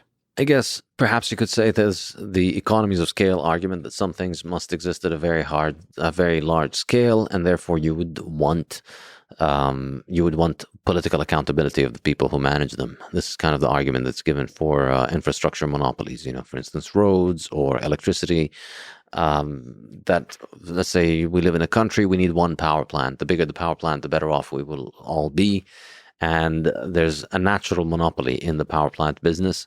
So we're going to have one power plant. And since it's only one power plant, then we can't just let anybody own it, because then they're going to make it too expensive. So we need to have the government own it, so it can make it too expensive. And you don't find that case compelling? Not at all. I used to believe in it. I was pretty much a Keynesian when I first started my graduate studies at Columbia. And I don't find that compelling at all, because I think all these examples that they mention of natural monopolies or economies of scale that can only fit at a scale of government, it's always government bans people from opening power plants, and then there's only one power plant, and they need to be in charge of it. But in reality, no, in reality, power plants can exist at all kinds of manners of scales of operation. And yes, of course, there are benefits to centralization in power plants in particular, because there's efficiency in generation. One big power plant is more efficient than 10 equivalent smaller power plants. But there's also inefficiencies in centralization, because the more centralized and the bigger the plant is, the further away a lot of the population is going to be. So you're going to be losing a lot of the electricity and transmission. And you believe the free market is best in managing that dance, that balance of how much centralization. Exactly. And if we do end up in a situation where there's one power plant for an area, then if the market ends up centralizing all of it into one power plant, I don't see that as a problem. There are places, there's a small town with only one barber shop. Is that a catastrophe? No, because they don't need two barbershops. Now, if that barbershop started to take advantage of people, started to charge higher price, well, then that's just an opportunity for others to step in and put them in their place. And that's the same thing with power plants. It's the same thing with everything. Ultimately, I think the key thing is this. From the central planning perspective, they'll present you the problem as it is, and they'll tell you, well, this is bad, so the fix, and what we can do is better. So let's stop what's bad and do what is better. Two problems here. Usually the reason that the thing is bad in the first place is because it is a government monopoly, is because of government intervention. But the second thing is that this notion that we could just pass a law and fix what's wrong and make it better is it ignores the fundamental underlying reality, which is that what you're doing is you're offering only one way for this problem to be solved and making all other solutions practically illegal. You're taking taxpayer money, you're putting guns to people's heads to take their money, to use it to build, say, this one solution for a power plant, but you're preventing the free market process from providing us with other alternatives. Well, so you phrased it sort of from that perspective, but in theory, there is a feedback accountability mechanism for the solution that you propose and enforce by, as you're saying, placing a gun to people's head. You're accountable for for that choice, for the quality of that solution by being voted out if the solution is actually bad. So it's just a different selection mechanism. And I personally believe it is a selection mechanism that has worked in the past. It just often does not work nearly as well as a free market. And the question is, are there domains in which the free market gets itself into trouble? So this theoretical view is that that's the point of a free market, is it doesn't, if there's trouble, that's a signal, and it will respond to that signal, and it will respond appropriately to try to maximize happiness. The question is there a local optima that free markets get stuck in, and you need governments to represent the broader scale of the people to get outside of that? I think the fundamental problem here is the idea that there is a feedback mechanism when there is coercion in one party, when one party can employ coercion and the other one cannot. So in other words, I'm going to put a gun to your head, I'm going to take your money, and I'm going to use it to buy more guns for me to put against your head. But somehow you're going to put a paper in a box, and that's going to deactivate my guns. Yeah. Well, love requires a push and pull, a little bit of tension, a little spice in a relationship. I think. A little gun to the head. No, sometimes. Good luck to anybody who's going to be dating you if you think putting a gun to people's head is comparable to a relationship. All jokes, but yes, I mean, the people don't often think of it as gun to the head, as government, and the military as gun to the head. But that is sort of a libertarian perspective, because ultimately, when turtles all the way down, and at the bottom there's guns. Yeah. So At the bottom, if you don't want to pay, if you don't want to, all right, I don't want to be part of your power plant. I want to get my own generator. I don't want to do it. And I don't want to pay for it. You go to jail. You can't not pay for it. That's really the asymmetry which the market doesn't have, which is why, in my opinion, it's not as if, I'm being stubborn and stuck on the idea that I want a market and that the government can't work. It's presented as if, we're choosing between two different machines. Should we use an Apple or a PC? And I'm just constantly choosing one of them and saying that the other one can't work.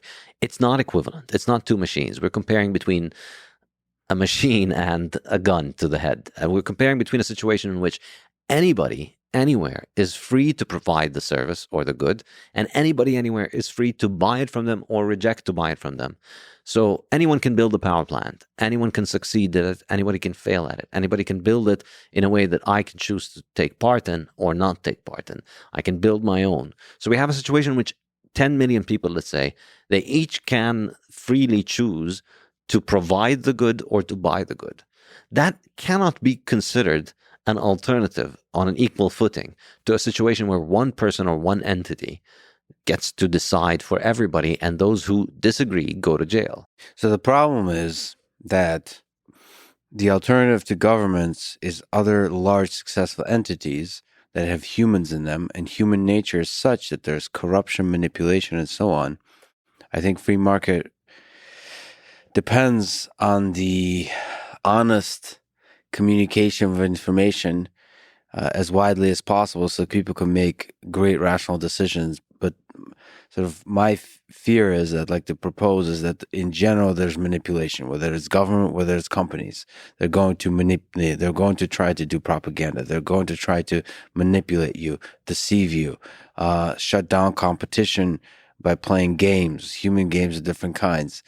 And sometimes even meaning well. It's not like everybody thinks they're doing good and they're actually doing evil. So how do we prevent the worst of human nature coming out in a free market as well? By not giving the worst of human nature a monopoly on violence in the institution of government. That little inkling of coercion, that little bit of asymmetry creates a gigantic ripple effect of asymmetry, in your view. Yes, and it ends up just being the place where, corporations, individuals, free markets, they can't coerce without the resort to government. So, you think about all the examples of corrupt corporations doing bad things, it's always because they have certain privileges from governments. Because, as it exists, Coca-Cola, McDonald's, all of these giant corporations, they can't do anything to me without government. They can't take any of my money, and they can't force me to buy their stuff. And so it doesn't matter to me, so if Coca-Cola is corrupted, that's a problem for Coca-Cola customers. That's a problem for Coca-Cola shareholders. That's a problem for anybody who deals with Coca-Cola. But as somebody who doesn't drink their stuff and isn't a shareholder, I have absolutely no interest in what happens. They could all go bust tomorrow, and I don't care. I don't buy their product, and and I'm not a shareholder. So in this situation where you choose to voluntarily associate with people, and you only give your money to people you want to voluntarily give the money to, so you either buy their product or invest in their production, in that situation, the only way that a company can get my money is if they build a product that they that I value, or if they convince me that they are going to use it in a way that's profitable. And I may be wrong. I may invest in a company that fails, or I may invest in a company that turns out to be fraudulent, but that's my fault, and it's my fault that I gave them my money and then it turned out to be scoundrels. But it's a totally different problem when we make it mandatory. It's violence. It's a crime to put a gun to my head and force me to subsidize companies and force me to come at certain conclusions. Do you find an interesting distinction, we mentioned Michael Malice, between anarchism and libertarianism? So this particular use of violence, this last resort, this policing force that libertarianism is okay with, and anarchism is not okay with. So basically nation states that keep you safe from the worst of war. Yeah, I think to be more accurate, the distinctions between anarchism and minarchism. I think libertarianism is kind of a vague term that can encompass both. Means a lot of things. Okay. Yeah, but on the Karl Marx to Michael Malice spectrum, where do you? no, I'm full anarchist. You're a full anarchist. Yeah, full anarchist. I mean, I don't find any justification for the use of force, and I think recently, perhaps maybe I'm getting old, maybe I'm getting senile, maybe I'm getting wise, who knows? But I'm beginning to become more sympathetic to monarchy. So I'm an anarchist. Sorry. Monarchy. What is that? Kings. Royal. Oh, monarchy. Yeah. And I think. Wait, can you? Are you joking or not? No, I'm not joking. And I think.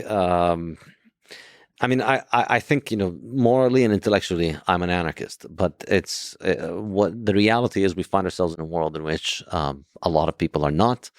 And the question is, what is the thing that is going to provide you with more freedom?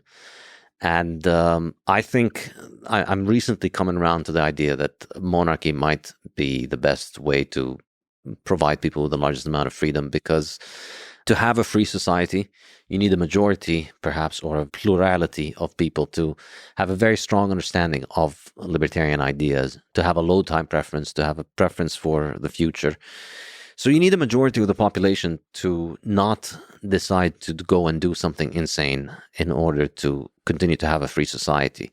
When a respiratory illness comes along, unfortunately, the last couple of years showed that the vast majority of people are going to freak out and lose their mind and support whatever their stupid TV tells them to support. And, there's always a current thing, and the media is always telling you that we need this current thing as an excuse for more and more government power and more government coercion. What's the role of kings and queens in that case of a monarchy? What's the role of a leader?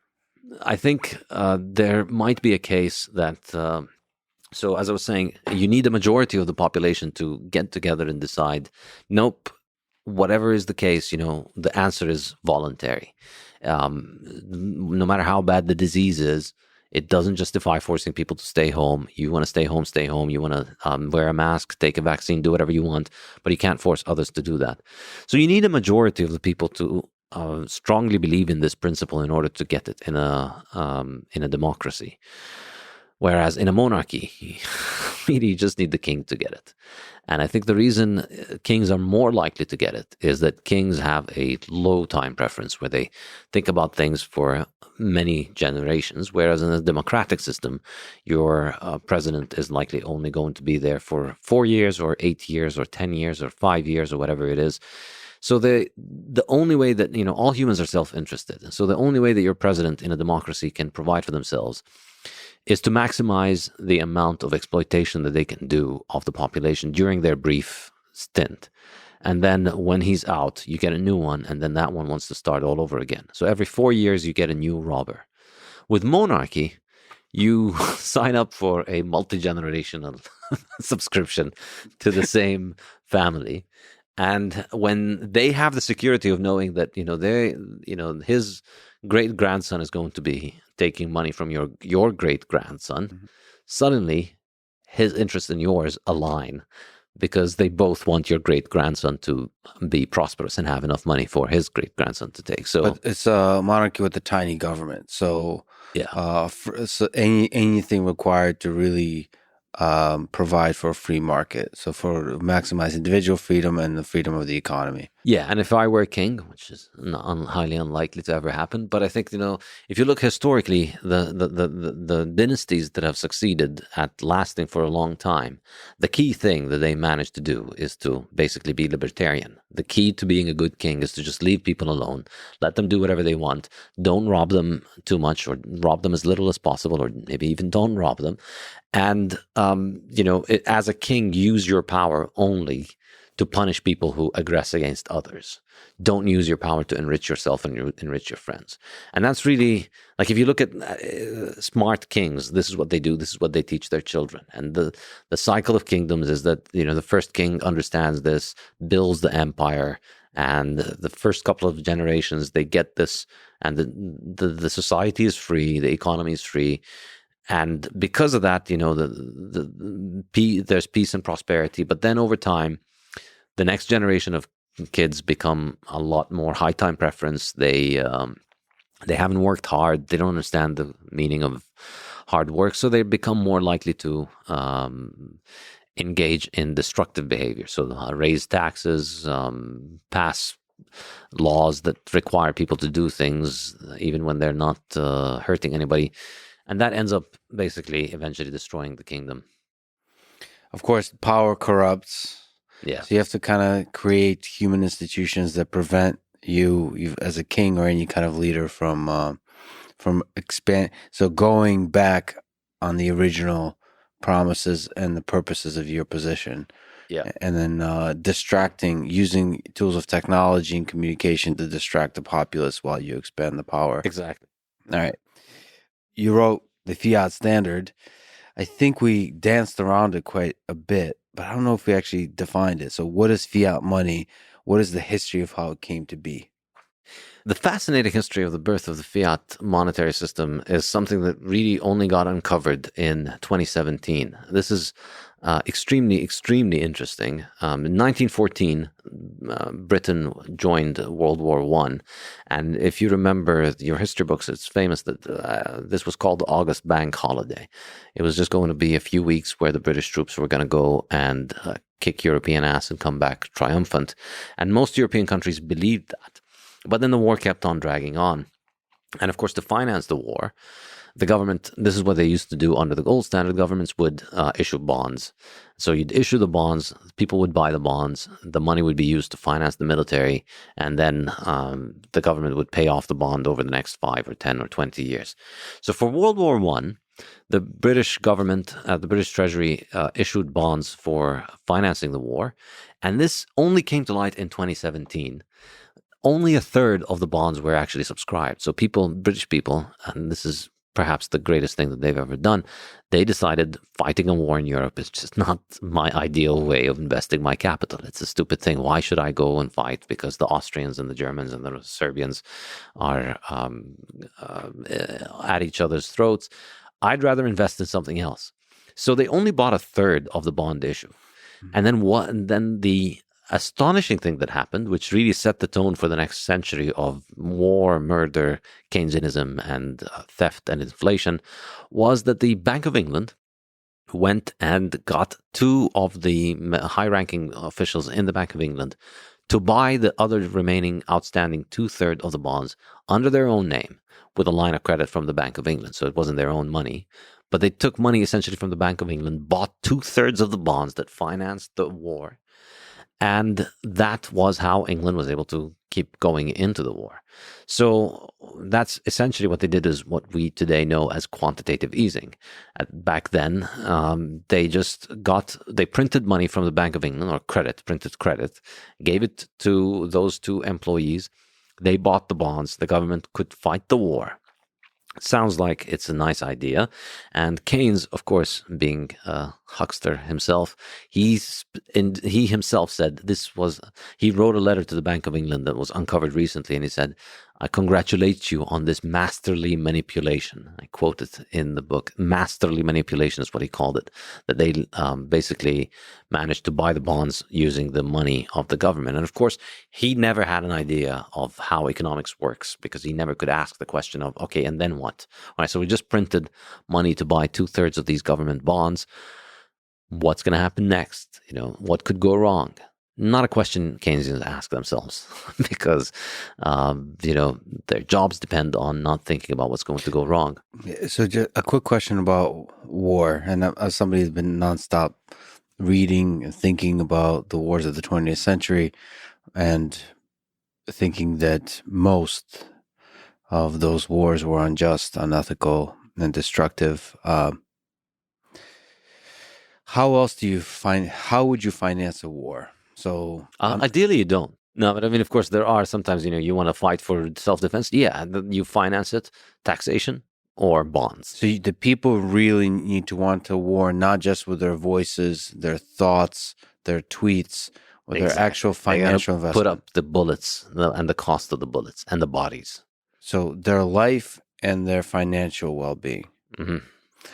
That's how it was under the gold standard mostly, because under the gold standard, the government couldn't print gold. And so they had a budget, they had a certain amount of gold. And that wasn't just, they couldn't infinitely increase it. They couldn't tax their population at will. And it's very difficult to take money from people. You go knock on doors and search everybody's home, see where they're hiding their gold. It's very complicated.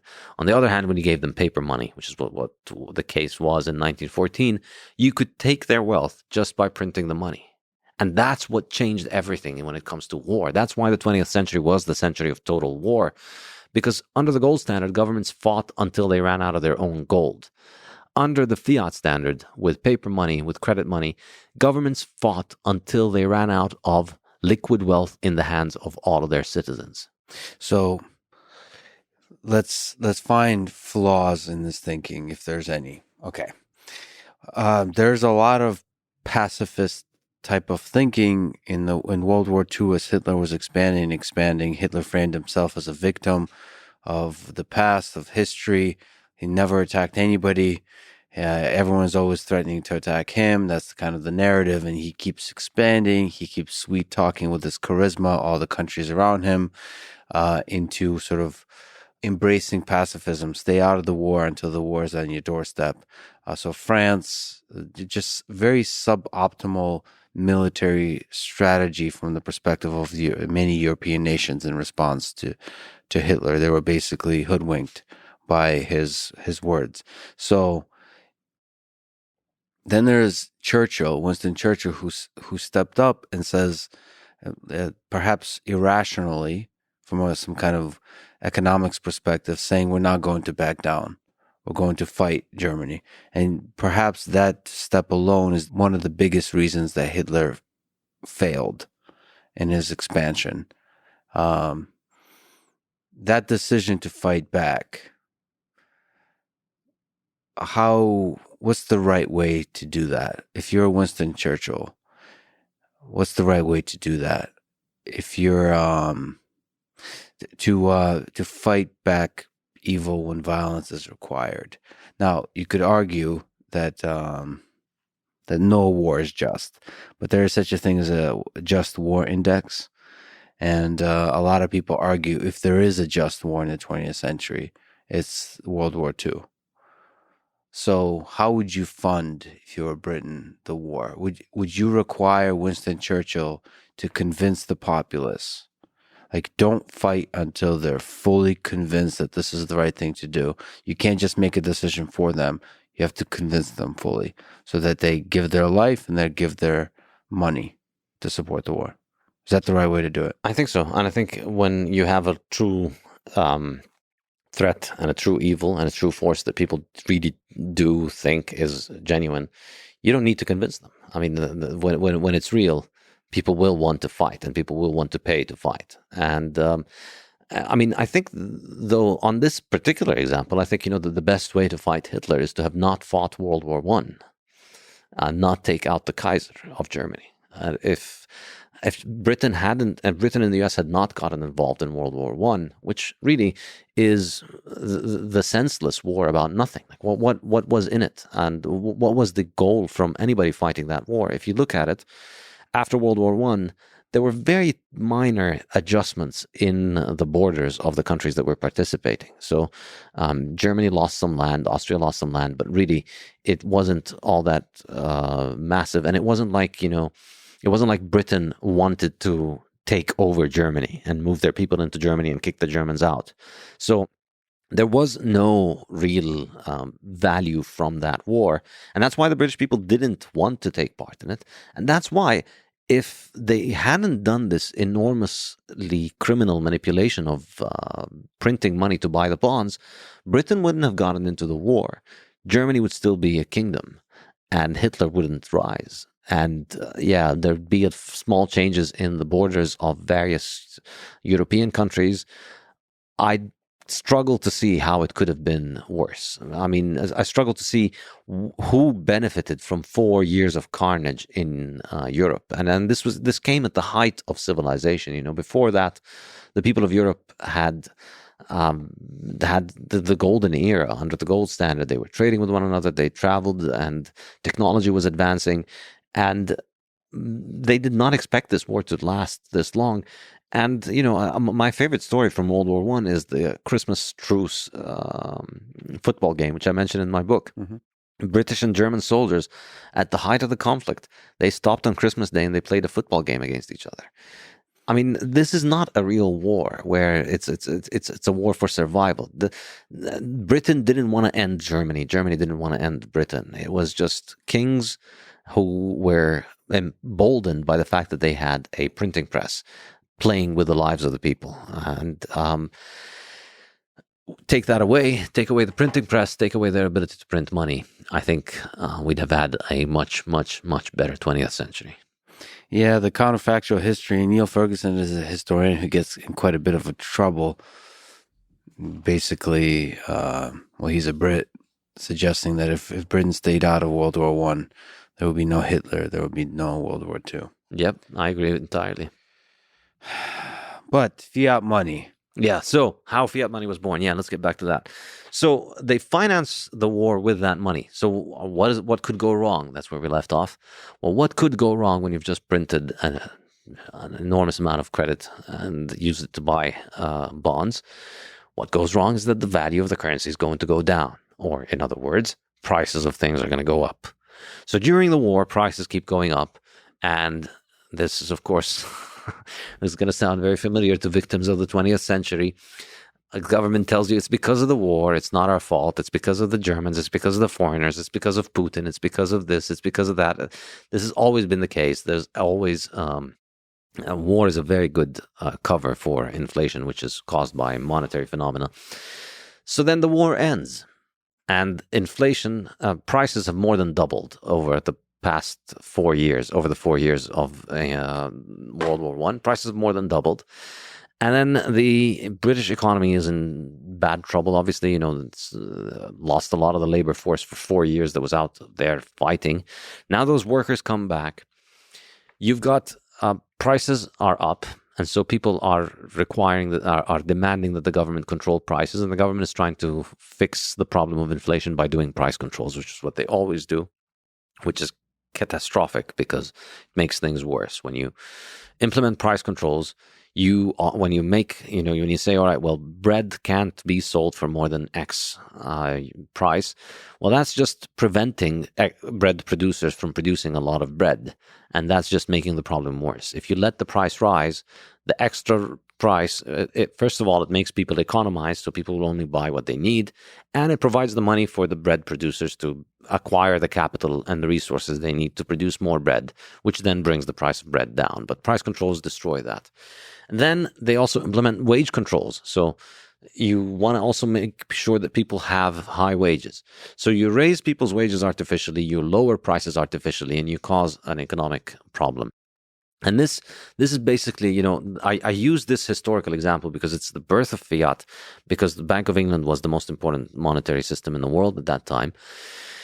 And because it's the prototype that basically the entire planet copied over the last 100 years. We've had this same thing happen. The government prints money because of a stupid reason, because somebody in power decided this was worth destroying everybody's livelihood and savings for. And then the consequences come in, and then they start covering up with price controls, wage controls, and then that makes things worse. And then they, and of course, throughout all of that, they're promising that we're going to go. So the other thing that they did, which I mentioned in the chapter, is they stopped people from using physical gold, and they confiscated the physical. Well, they didn't confiscate it, but they took the physical gold and they gave people paper. So I call it the fiat white paper. In Bitcoin we have the white paper. The fiat white paper was that the Bank of England announced to all of its banks and post offices that from now on, you should not make payment in gold, and you should take payment in gold, and you should encourage all your customers to turn in all of their gold and give them paper instead. Is there an actual document? Oh, yeah.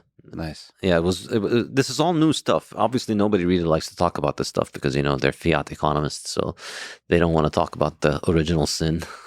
But well, you should like republish it as the fiat white paper or something like that. There's a fascinating book by a guy called John Osborne. So in the 1920s, I think his name was Montagu. He was the chief of the Bank of England. He commissioned one of his secretaries, John Osborne, to study what the bank did during World War One, and it was a study that was kept under wraps, confidential, in the Bank of England, only released in 2017, almost a century later. And what was special about 2017, by the way? As a year. It's just it was a year on which some of this information was released. Yeah, a bunch of people got into parts of the basements of the Bank of England and found this and published it. And now you can download it as a PDF and find all of the amazing details. So they confiscated the gold and they forced people to use the paper. And they promised people that as soon as the war is going to be over, this is temporary, we're going to be back to using gold. And of course, if you told people in Britain, this is the real scam about fiat.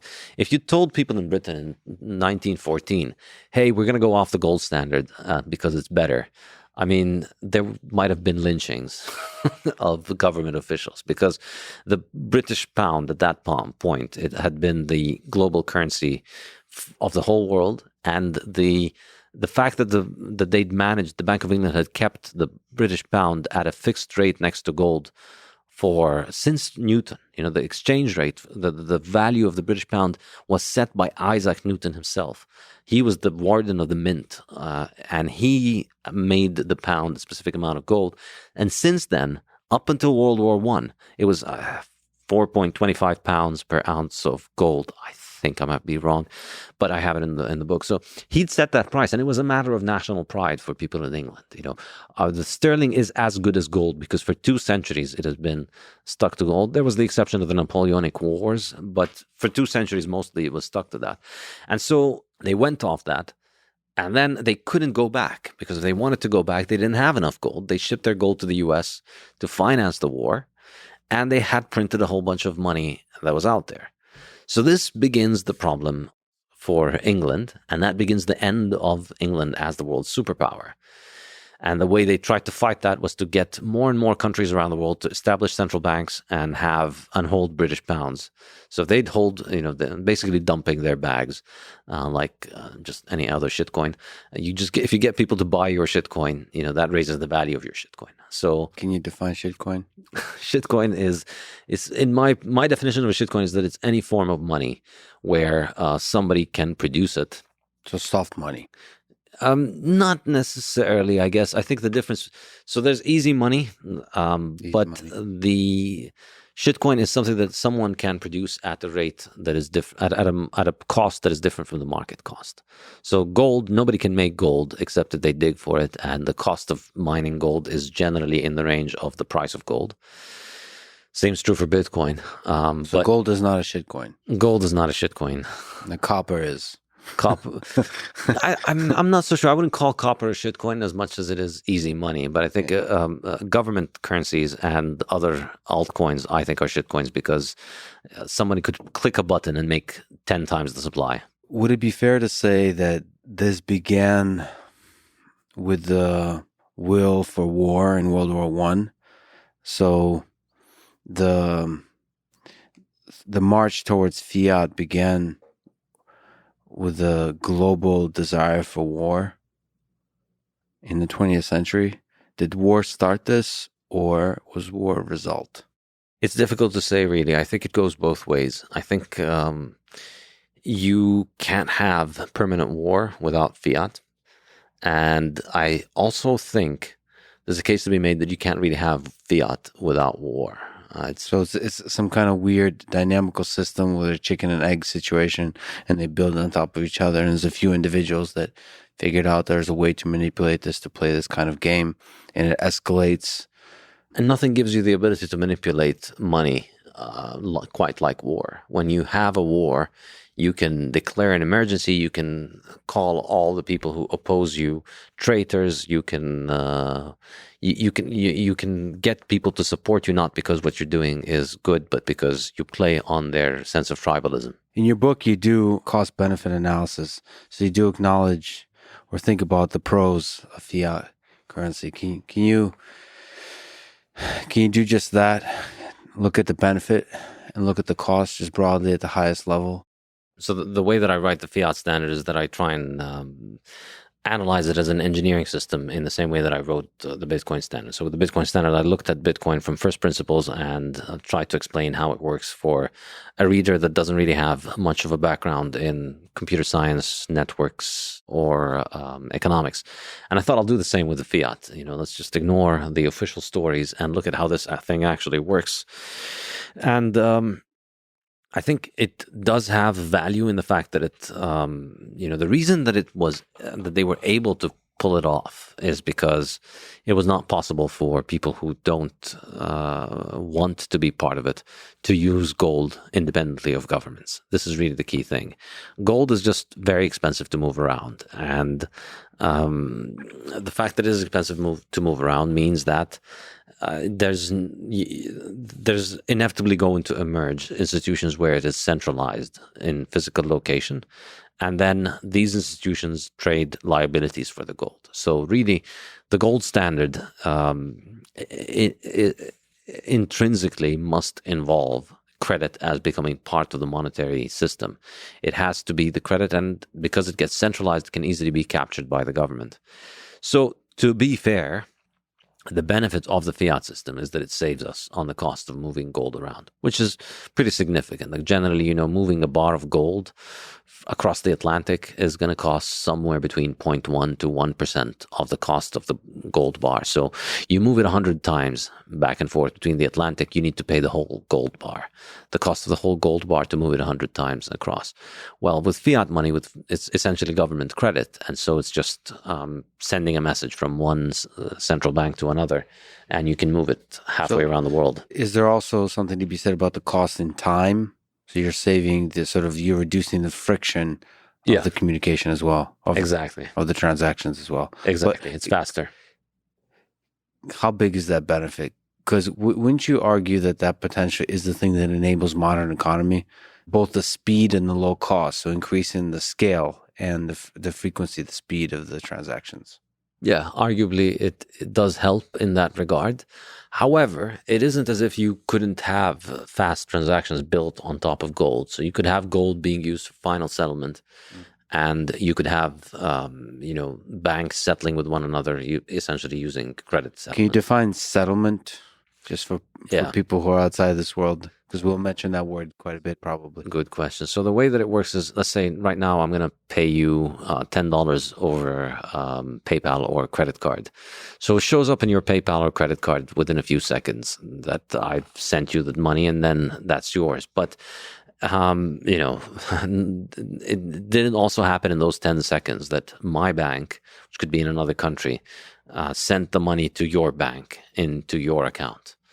There's a lot of infrastructure underneath that. So what actually happened is that I have an account with my bank and you have an account with your bank.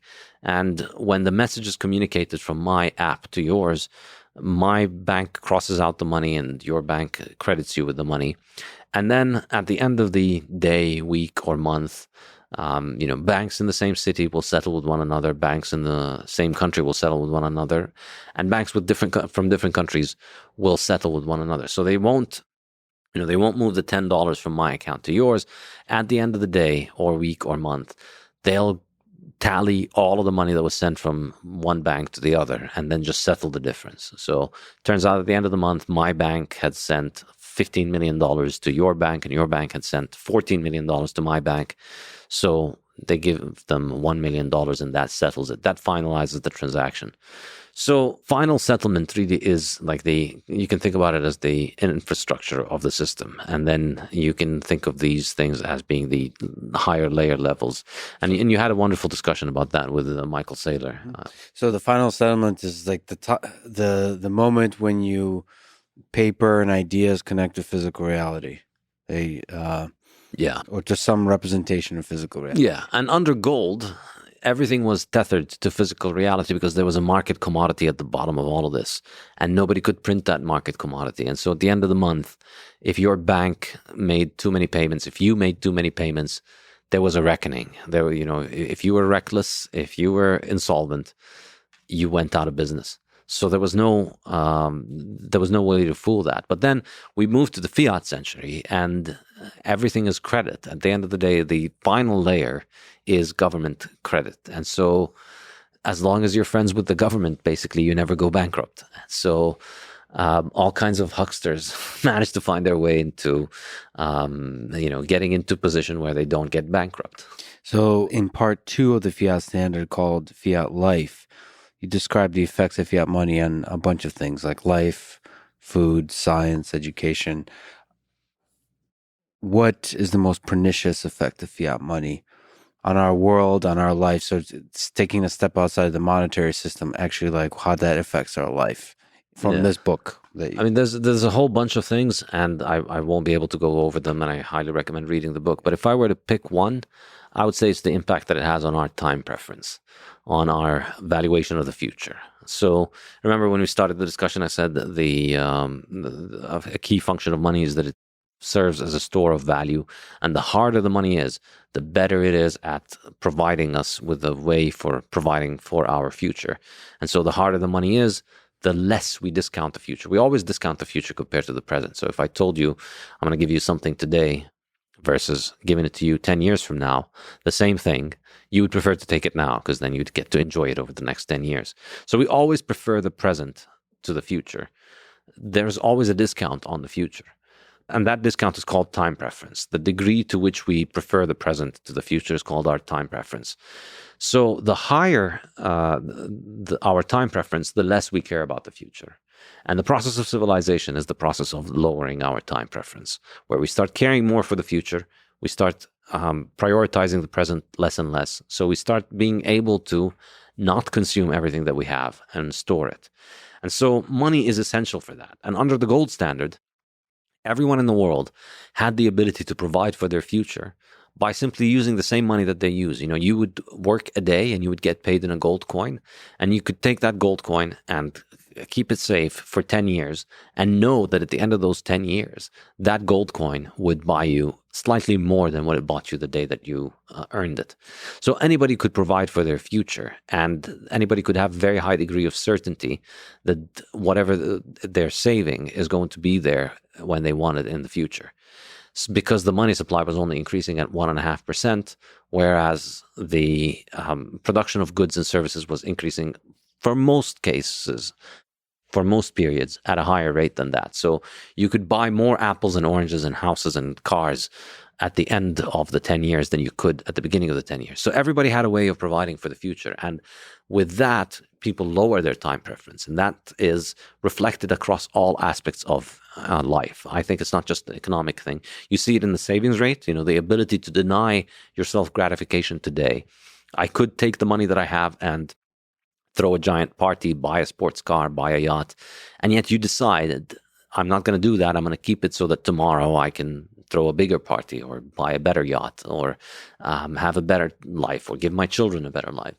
So all of human civilization really is the process of us lowering our time preference and finding harder monies that allow us to provide better for the future is how we really, technologically, we do that. I think of the hardness of money as being the control knob for our time preference. And you can see this reflected in the 20th century, where we go from the money supply increases at around 1.5% under gold to this current situation where over the last 60 years, I ran the numbers on money supply and fiat, the global fiat supply has increased at around 14% per year. So we've done a 10x in the increase in the supply of money annually. And 14% is a weighted average. So if you take a basic numerical average for all fiat currencies, you get something like 30%. The average fiat currency increases by 30%. But if you value it by the volume of each currency, so that you're not giving equal weight to the Venezuelan bolivar increasing at 500% a year and the dollar increasing at 8% a year, if you do it by value of the currencies so that you get the total supply of fiat, it's something like 14%. So unweighted is 30%, you said? Yeah, 30%. Wow. It's insane. I'd like to see the worst ones, the people that are dragging that average up. Yeah. But 14% is still an incredibly high number. And so you're saying that that's the average over the century or the past 100 years? Over the past 60 years, 1960 to 2020, we get World Bank data on that, pretty reliable data on World Bank and European Union, OECD data.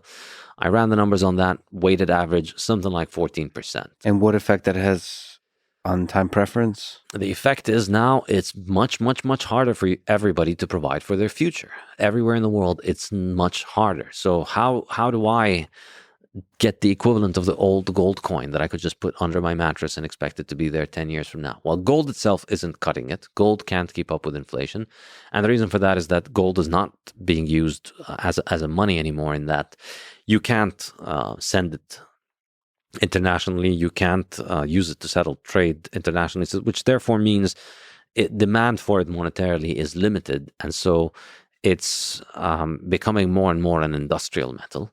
And as a result of the fact that its value doesn't keep up with inflation, it becomes economical to use it in industry. So we're seeing gold become like silver in that it gets used in industry. So the stockpile declines.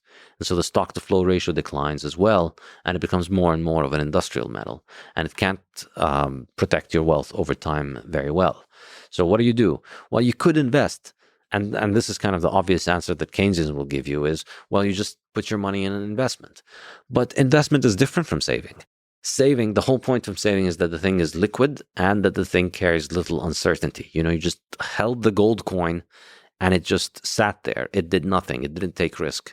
You knew that it was going to be there in 10 years. Investment means you give the gold coin to somebody to go and do something with it. Yeah. And it could work, it could not work. If it works, you get a positive return, you get more gold back. If it fails, you might not get any of your gold back. So taking on risk is something very different from saving. Saving is just a way of buying the future. Investing is taking on a risk, and you could lose everything with it. So what ends up happening, and this is, the Keynesian objection, I think, is absurd, is very wrong and bad, because investment is a job in itself. To figure out what to do with your money in order to beat inflation is something that, there are professionals out there on Wall Street that have PhDs in finance, that have enormous computers, and they have enormous staffs of PhDs and master's degrees and math nerds that are crunching numbers and figuring out how to allocate your portfolio so that you can beat inflation. And guess what? The majority of them don't beat inflation. The majority of them can't beat inflation, not as measured by CPI, which is completely fraudulent. But if you remember, 14%. Yeah, that 14%, or even, the 7%. Like if you look at just the increase in the money supply, which I think is a much better metric. And this is what's reflected on the desirable goods. Like if you look at the price of real estate in Miami Beach, as Michael Saylor mentioned in your example, it goes up at around 6-7% per year on average over the last century.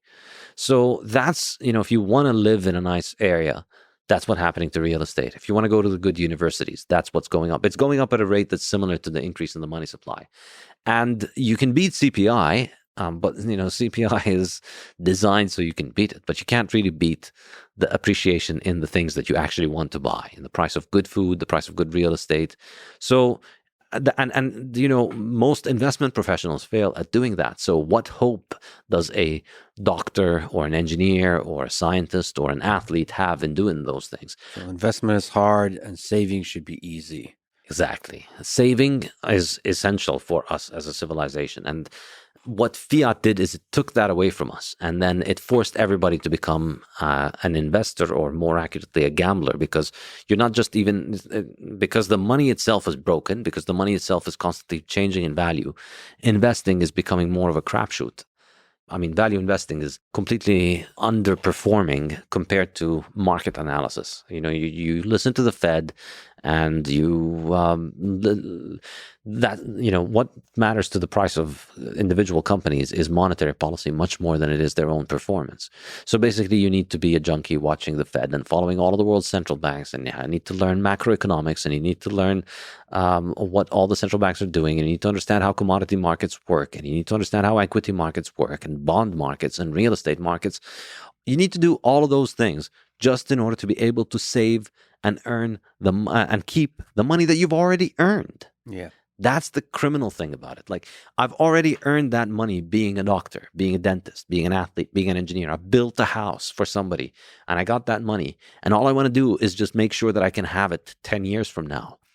The only way to do so is to become a crappy engineer, because you have to spend half your time not doing engineering and instead spend half of that time learning about Japanese central bank monetary policy and commodity markets and what's going to happen to copper and what's going to happen to oil and what's happening in the wars and what's happening with foreign policy and Russia and the US and all of those things. Under the gold standard, you didn't care about any of that stuff. Your gold coin worked regardless of all of those things. So what this means is the future. So first of all, we have all of the problems I mentioned, but also it means that the future becomes much more uncertain. So you're far less likely to provide for yourself 10 years from now, far less likely to find an easy way to give yourself value 10 years from now. And so you become more short-termist. And that is reflected economically in a lower savings rate, and we see savings rates decline. But it is also reflected in all manners of decision making. And I think if you really want to see what it is, take a look at a society that goes through hyperinflation and look at what happens there. How do people change under hyperinflation?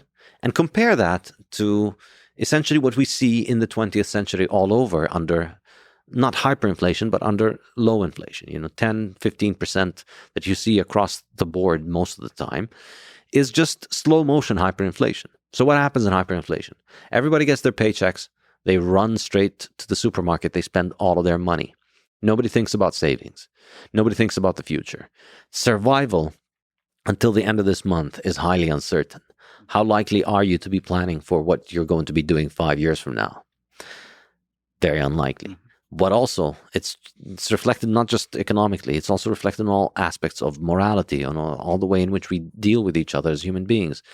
When your survival is precarious, how much are you invested in the notion of being a good citizen, on caring about your reputation, on caring about not getting caught in a crime?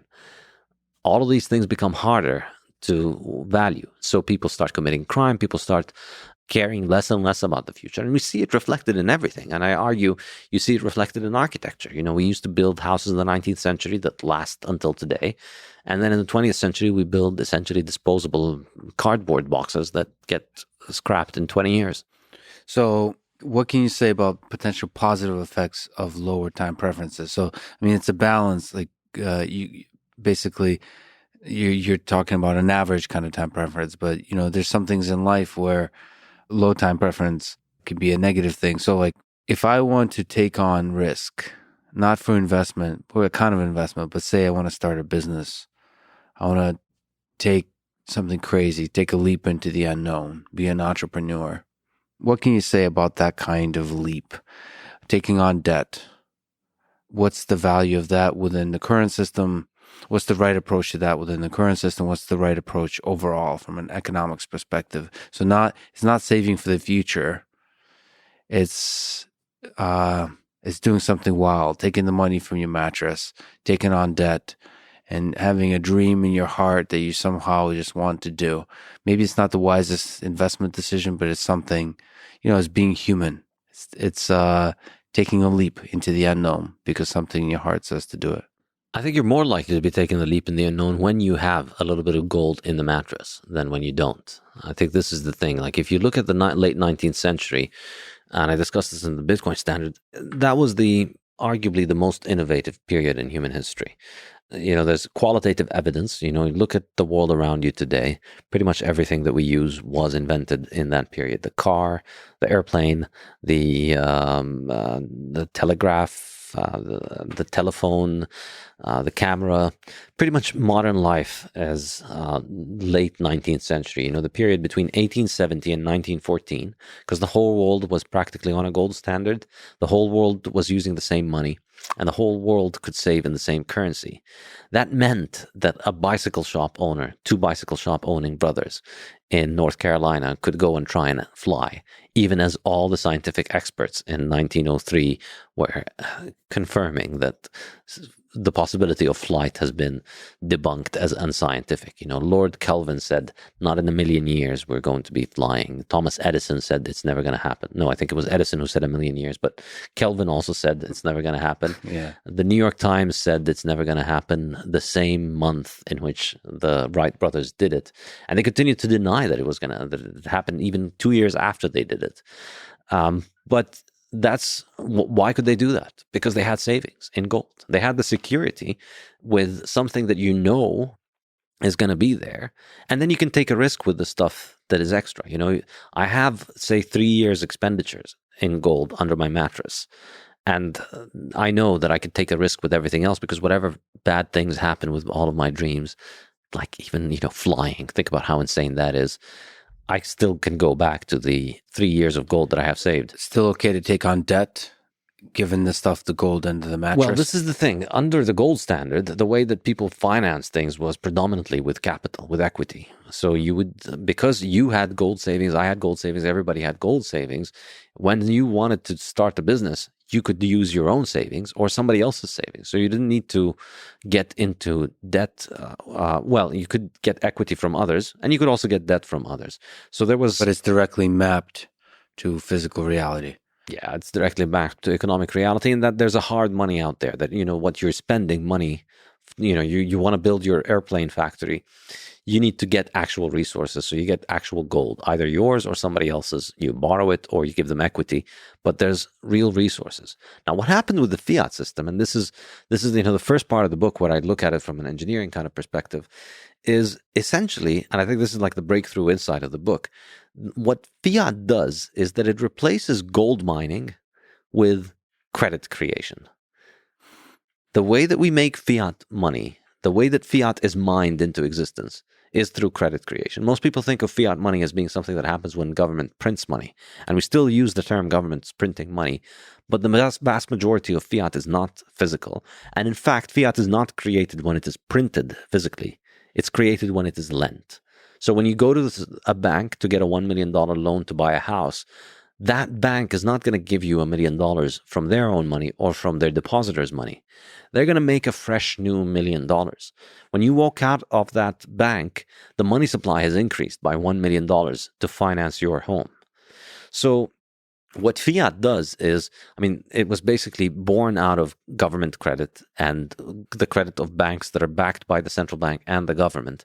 So if you're part of the institutions that are allowed fiat privilege, where you can just issue loans backed by the central bank, backed by the currency, you are effectively creating new currency, new money every time you issue the loan. That's fiat mining, is credit creation. I love it. So can you say something? You can't really have credit without a demand for credit. You can't really have an increase in supply without a demand for it. Is there any value you place in the humans wanting it? Basically, people wanting to do something with that credit, wanting to take big leaps, big risks, big entrepreneurial decisions. So is it all bad? Is all credit bad? No, I think what's bad is, anything, in my opinion, anything that is consensual. I want to borrow money from you and we agree the terms. I can't object to that. As long as you and I both agree, I can't object to that. But in the case of the fiat system, it's not just you and the bank who come to an agreement. Everybody who uses the currency is forced to be part of that agreement, because if you default, effectively what's protecting the bank from you is the fact that the government can just print a bunch of money and make the bank whole. So effectively... That's interesting.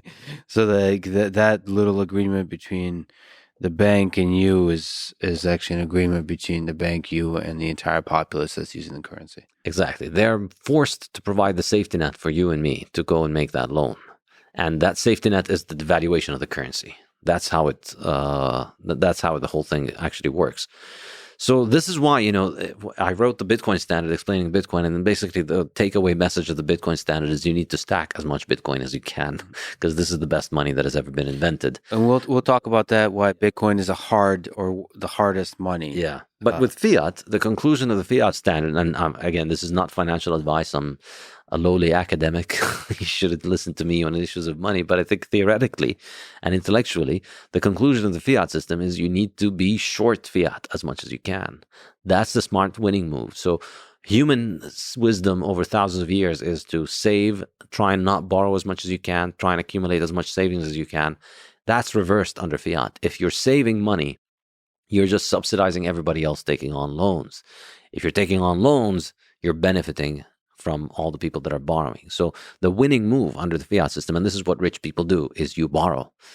Rich people under the fiat monetary system, they don't hold assets. There isn't if you're worth $1 billion today, you don't have $1 billion in a checking account. you've got maybe 100,000, a million, 5 million or something like that. A tiny fraction of your money is held in cash. The majority is going to be held in all kinds of other hard assets, and you're going to be borrowing. The richest people in the world are the biggest borrowers in the world. The most powerful entities in the world, the governments, are the biggest borrowers in the world. And that's how they are the richest and the most powerful, because every time you're borrowing, you're giving the bank an excuse to print new money. So you're devaluing everybody else's money and you're getting a bit of the cut. If you were going to buy a house with your savings, you're accumulating the savings and they're losing value. And if I were to go to buy the same house with credit, I'm getting the bank to print money for me. So obviously they can cut me in on that deal. And that's why it's much cheaper for everybody to buy with credit. That's why everybody buys everything on credit. So when we look at the global monetary system, the thing you want to do as a government is be the sexiest currency out there. So the main currency, like the dollar currently is the one that has the most power in that kind of context. So you have, if you were to try to summarize what is the global monetary system as it is today, is a bunch of fiat currencies battling for position, for use outside their nation, and in so doing trying to gain power in the geopolitical sense. Is that, if we just zoom out, what is the global monetary system like? What is it currently? So outside the United States, the whole thing. Yeah, you could say that, but I think it's more realistic looking at how it has actually evolved over the past few decades. It's really a dollar system. It's not a system of currencies vying with one another. It's a dollar system, and all other currencies are just basically, I like to call them dollar plus country risk. So it always returns home to the dollar. Yeah, there is no competition. There is no second best, as Michael Saylor would say. And money is like that. Gold was a winner-take-all by the end of the 19th century. The global monetary market is effectively a winner-take-all for the dollar. And if we get into Bitcoin, you'll know I also think digital currencies are also going to be a winner-take-all situation. So money wants to be one. In fact, there is no such a thing as multiple currencies. Multiple currencies is just a step back to barter. Money is one. If you go back to a system of several currencies, you're just reinventing barter. So in the case of the dollar system, the global dollar system is built around the dollar, because all central banks have dollar reserves, and because all central banks use the dollar's clearing mechanisms. So that's why you're basically playing in the dollar system. This seems to have changed over the last couple of months with the sanctions on Russia and the confiscation of Russian reserves. It remains to be seen what that's going to do and how that's going to change. But it is looking like, this dollar system is clearly unsustainable. It's not sustainable for the US. It's not sustainable for anybody. Speaking of which, so you do an amazing podcast called the Bitcoin Standard Podcast. So episode 108 of that podcast is about the very thing you just mentioned. And allow me, please, to read the description of that, and then ask you a couple questions about your thoughts in general. The description reads: after the Russian invasion of Ukraine, the U.S. confiscated the Russian central bank's significant monetary reserves and banned some Russian banks from the SWIFT network. Serious questions are being asked about the survival of the post-war dollar-based world monetary order. Will Russia, China, and other countries actually build an alternative international settlement system after years of threatening to do so? Will global central banks stop accumulating U.S. Treasury bonds and replace them with gold and commodities? Will we witness the birth of a new commodity gold-based monetary order? In this seminar, we use the insights from the Bitcoin Standard and the Fiat Standard on temporal and spatial salability to explain why reports of the death of the dollar and the emergence of a new gold standard may be exaggerated. So I would love to get your analysis on this situation. Mm-hmm. What are the fundamentals of it? What is SWIFT? What are the possible future evolutions of the global monetary system? Yeah, so SWIFT is the network that the U.S. Federal Reserve uses for moving money around the world. So basically, the U.S. government can sanction you off of SWIFT, as they've done with Russian banks, as they've done with Iran, and as they've done with Afghanistan. So effectively, I mean, this is really the catastrophe of the current monetary system, is that in order to be able to trade as a member, as a citizen of your country, you need your monopoly local central bank to be on good terms with the US government so that they would let them operate it. And this is really like on top of the aspect of the hardness of money. This is the other really powerful thing about Bitcoin, which is that it's just purely a technological thing. It doesn't matter if you're Russian, if you're Iranian, if you're American, if you're Chinese. It's a technology. And so it's like a spoon or a knife or a car. You operate it properly and it works. And so with Bitcoin, it's the same thing. It doesn't care about your passport.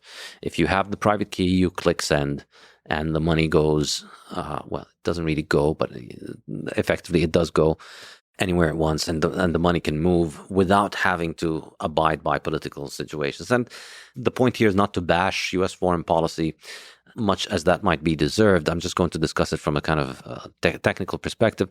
It has to be a political system with fiat, because ultimately it relies on credit, and then the government is the one that has the guns, and the government is going to decide who gets to pay their loans anyway, and the government's going to have to make its own rules about who gets to play and who doesn't. And so it has to be political as this kind of fiat system. And,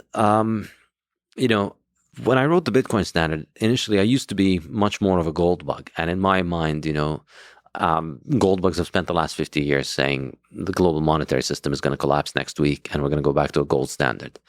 And writing the fiat standard gave me a very good appreciation for why this hasn't happened and why it's not very likely to happen. And I think the reason is, as I said earlier, it's just gold is very expensive to move around. And perhaps more importantly, it's very expensive to verify. That's really the problem with it. It's very expensive to verify that the gold that you're receiving is original gold. So the only way to do this properly is to melt the gold bars down and recast them, which is pretty expensive. So we have this situation now where Russia, which is one of the biggest economies in the world, has been kicked off to varying degrees off the global monetary system, and the US has confiscated their reserves. And I don't have political opinions about the war. It's not something I'm very familiar with. It's outside of my area of expertise. I'm just analyzing the monetary aspects of it. It is, on the one hand, whether you think the war is justified or the sanctions are justified is not something I can opine on. But the implication of this is that effectively the US might be shooting itself in the foot, because it's telling everybody in the world, your money in our system is not really your money. It's just a token to play in our arcade. And at any point in time, if you misbehave, we kick you out of the arcade and we take your tokens. And so, this is something that China, Russia, Iran, and many countries have made a lot of noise about over the past decades. It got real this year. But it's been decades of China, Iran, and Russia, to some extent, saying that, we want to build an alternative to the US dollar-based system.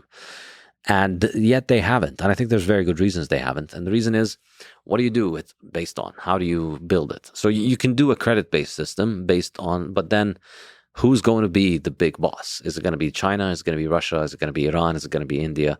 None of these countries wants to be, they don't want to jump out of the US-based system to get into somebody else's base system. So China doesn't want to use a Russian system. Russia doesn't want to use a Chinese system. And so therefore you can't use their own central bank's currencies. Don't you think they have enough leverage?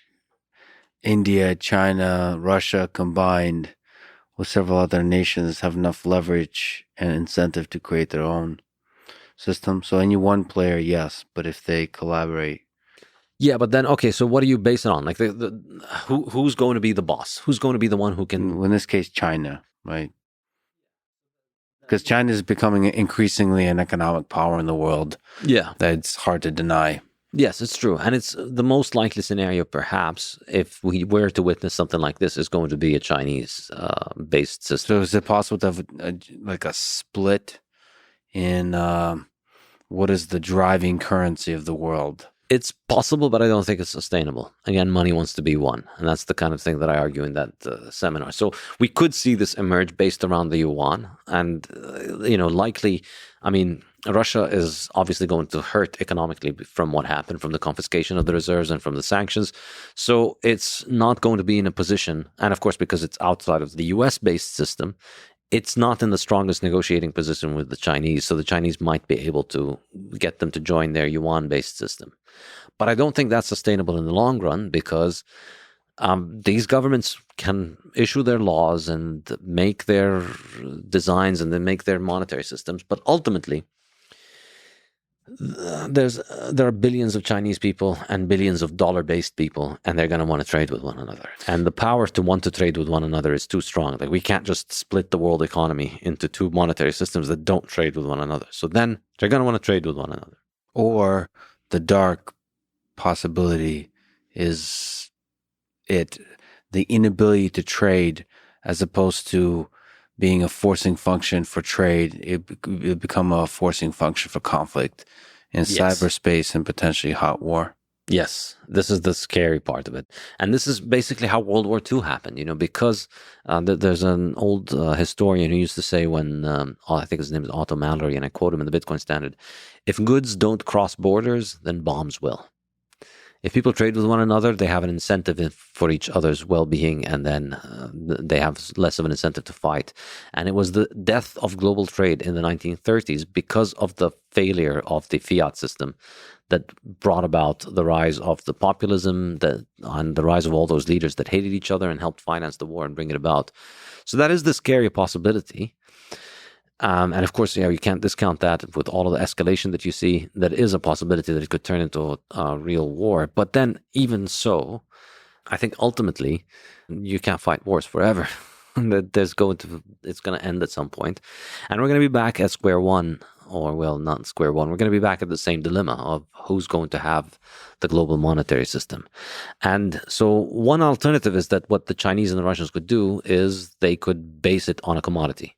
So a lot of people are now saying, well, they're going to base it on copper and corn and agricultural commodities.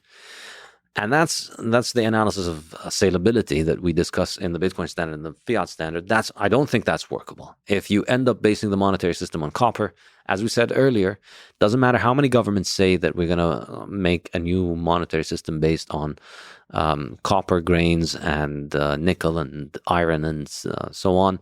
Doesn't matter. You're just going to stockpile. You're going to have to stockpile those things in order to make a market in them. And then if you stockpile those things, you're just raising their value, inviting the producers to make more, flood the market. I hope they don't try this, because it's going to be a devastating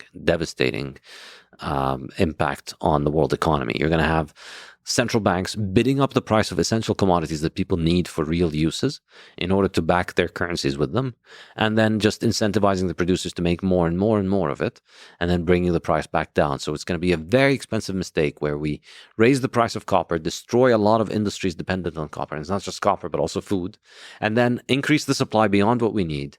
And the end result is copper miners make out well, governments go broke, and we end up with a lot of rusting copper in government warehouses. That's why I don't think it works for to use commodities that are not monetary commodities. Then the question is maybe gold. Can we go back on another gold standard? Mm-hmm. And Russia seems to have done that. I'm not so sure. It's very difficult to get reliable information. I'm trying to look into this more.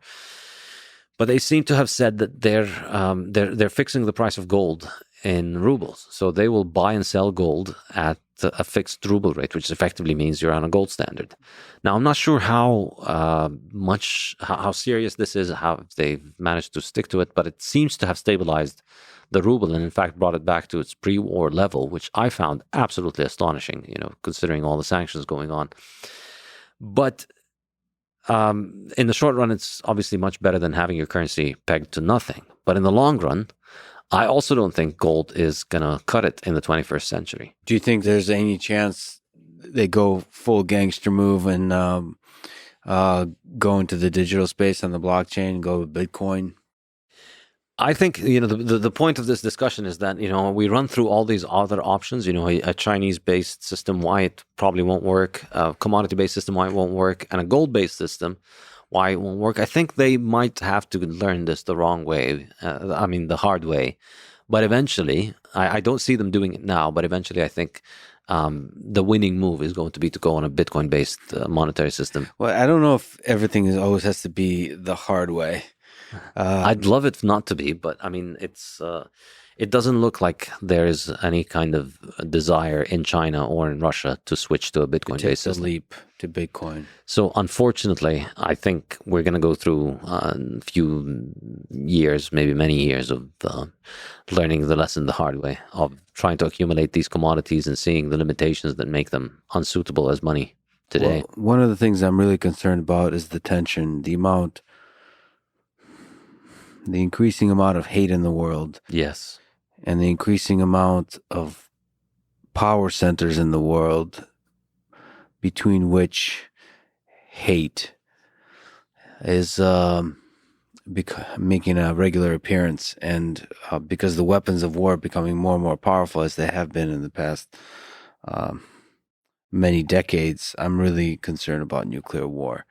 So let us see if Bitcoin can fix this. Yes, Bitcoin fixes all of this. First rule of Bitcoin is if it's a problem, Bitcoin fixes it. All right, well, I have some personal questions for Bitcoin then, because I have some, my life is pretty fucked up, so I'll have to try to see. Quick pause for bathroom break. Sure. Let's return to the basics. What is Bitcoin? We started with what is money. What is Bitcoin? We talked about hard money, inflation, fiat, the history of money, the history of war in the 20th century, and that takes us into the 21st century. What is Bitcoin? Bitcoin is a software, and it's a distributed software to operate a peer-to-peer network between members who are all equal on the network. They're all peers. And what this software does is that it allows you to operate a payment network between those peers. And that payment network has its own currency. And that seems like, just a simple software game. But the reason this is such a big deal is I believe Bitcoin is the most advanced form of money ever invented. And the reason for that comes from two properties that this network has. The first one is that the currency is the hardest money ever invented. It's the money whose supply is the most resistant to inflation. It's the first monetary asset that we've ever invented that is guaranteed to be fixed in its supply, that cannot be increased beyond a certain number. So there's only ever going to be 21 million Bitcoins. And that's a qualitative leap forward in our technologies of money. All of our monies leak, essentially, because people can always make more and more and more of them. The best money is the one that leaks the least, which is gold, because it only leaks 1.5%. In other words, your share of the gold stock is diluted by 1.5% every year. Ideally, you'd like it to be zero. Bitcoin is currently at around 1.8%, headed towards zero. So it's the first money that we've ever had that goes to zero in terms of terminal supply. So there'll never be more than 21 million Bitcoin. And I think that's a huge deal because, as I said earlier, money is always whatever is the hardest to make. And now Bitcoin is the hardest thing to make.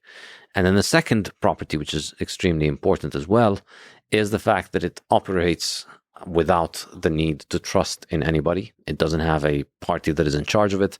It doesn't have a central authority that can, it's, as I said, it's peer-to-peer. So it only has users. It doesn't have any admins. There's no authority in charge of Bitcoin that can take your Bitcoin, that can stop you from using Bitcoin, that can change the rules of Bitcoin. They can't make more of it. So it's fixed. It's available for anybody in the world. It's the hardest money ever invented.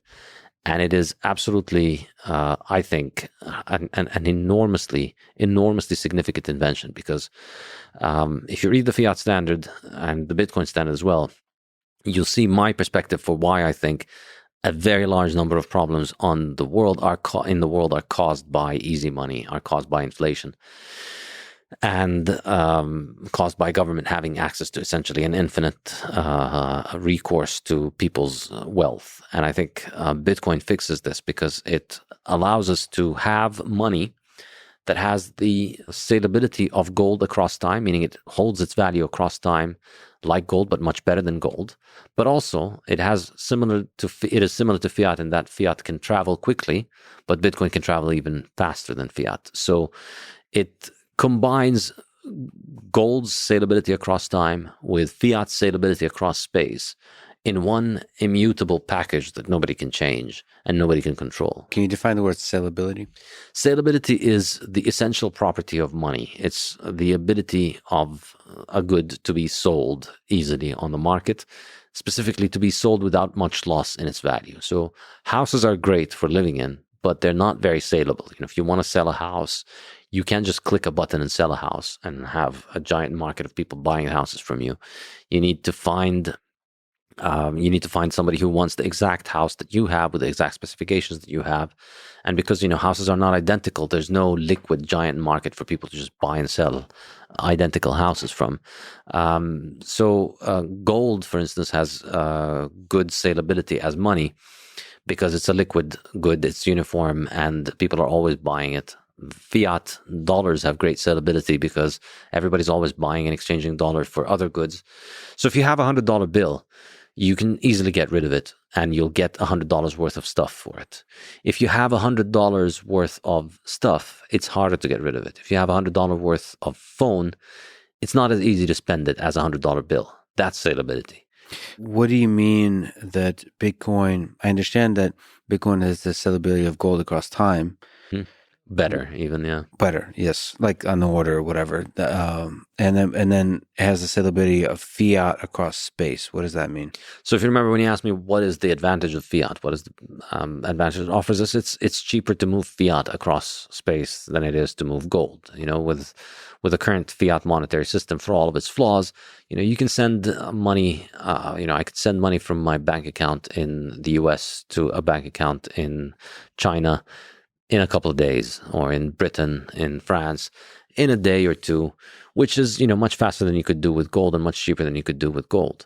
But in reality, with fiat, the reason Bitcoin improves on that is that with Bitcoin, you're actually you're sending final settlement in a couple of hours. So you send the Bitcoin transaction, you get 6 confirmations in an hour. You get about 12 confirmations in 2 hours on average. With 12 confirmations, you're pretty definitely clearly safe on this. So within a couple of hours, you could send $1 billion across the ocean and have final settlement on them. It's not just that you've sent a credit obligation that's going to need weeks and months to settle, which is the case with fiat. So it is faster than fiat, effectively. So it's harder than gold and faster than fiat. That's a good way of putting it. One other aspect of Bitcoin I have to ask, to me on a human level, it's fascinating, is it was founded by Satoshi Nakamoto, an anonymous founder. There's no leader. So that's another aspect of the decentralization. It's leaderless. Yeah. So unfortunately, it's not a monarchy. Fortunately. Or fortunately, yes. Who is Satoshi Nakamoto, do you think? And first of all, is it you? It definitely is not me. I don't know who it is. If it was, would you tell me? It's a trick question. I know, trick question. But I mean, everybody who knows me knows I can't really code. So you would say that even if you could. But that's true. Do you think it's one person? Do you think it's multiple people? Is it interesting to you? Do you think it's fundamental to the coin itself, to not the coin, the entirety of the concept, that its founders and Ammous, and how much guts do you think it takes if it's one person to just walk away from so much money? I've considered all these questions many times. It's very hard to formulate a definitive answer to all of them. I don't know who it is, and I don't know why he or them or she are not spending the coins that they most likely have. I think what really matters in Bitcoin about Satoshi is the fact that he's not there. And this is what's truly astonishing about it. The most important fact in Bitcoin is the fact that the creator has disappeared and the thing has continued to operate now for almost 12 years without him being there, or 11 years, I think it's been since he's left.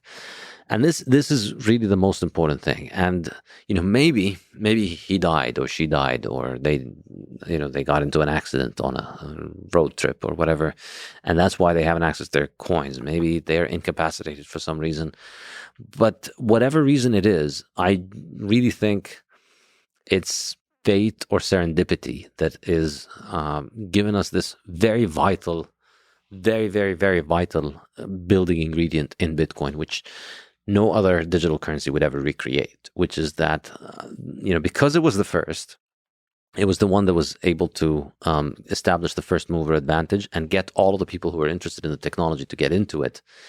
And so that's an enormous advantage. But, the cherry on top, or what made the whole thing really function well, is the fact that the guy who made it disappeared and that it continued to operate, which is just a clear illustration that this is a network with no admins.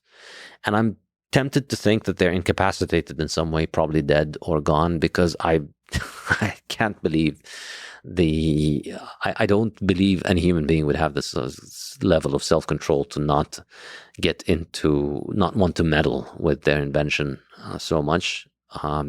Even if they might have had the self-control to mine the first million coins to get the network going and then throw away the coins or send them to an address that they don't have the key to.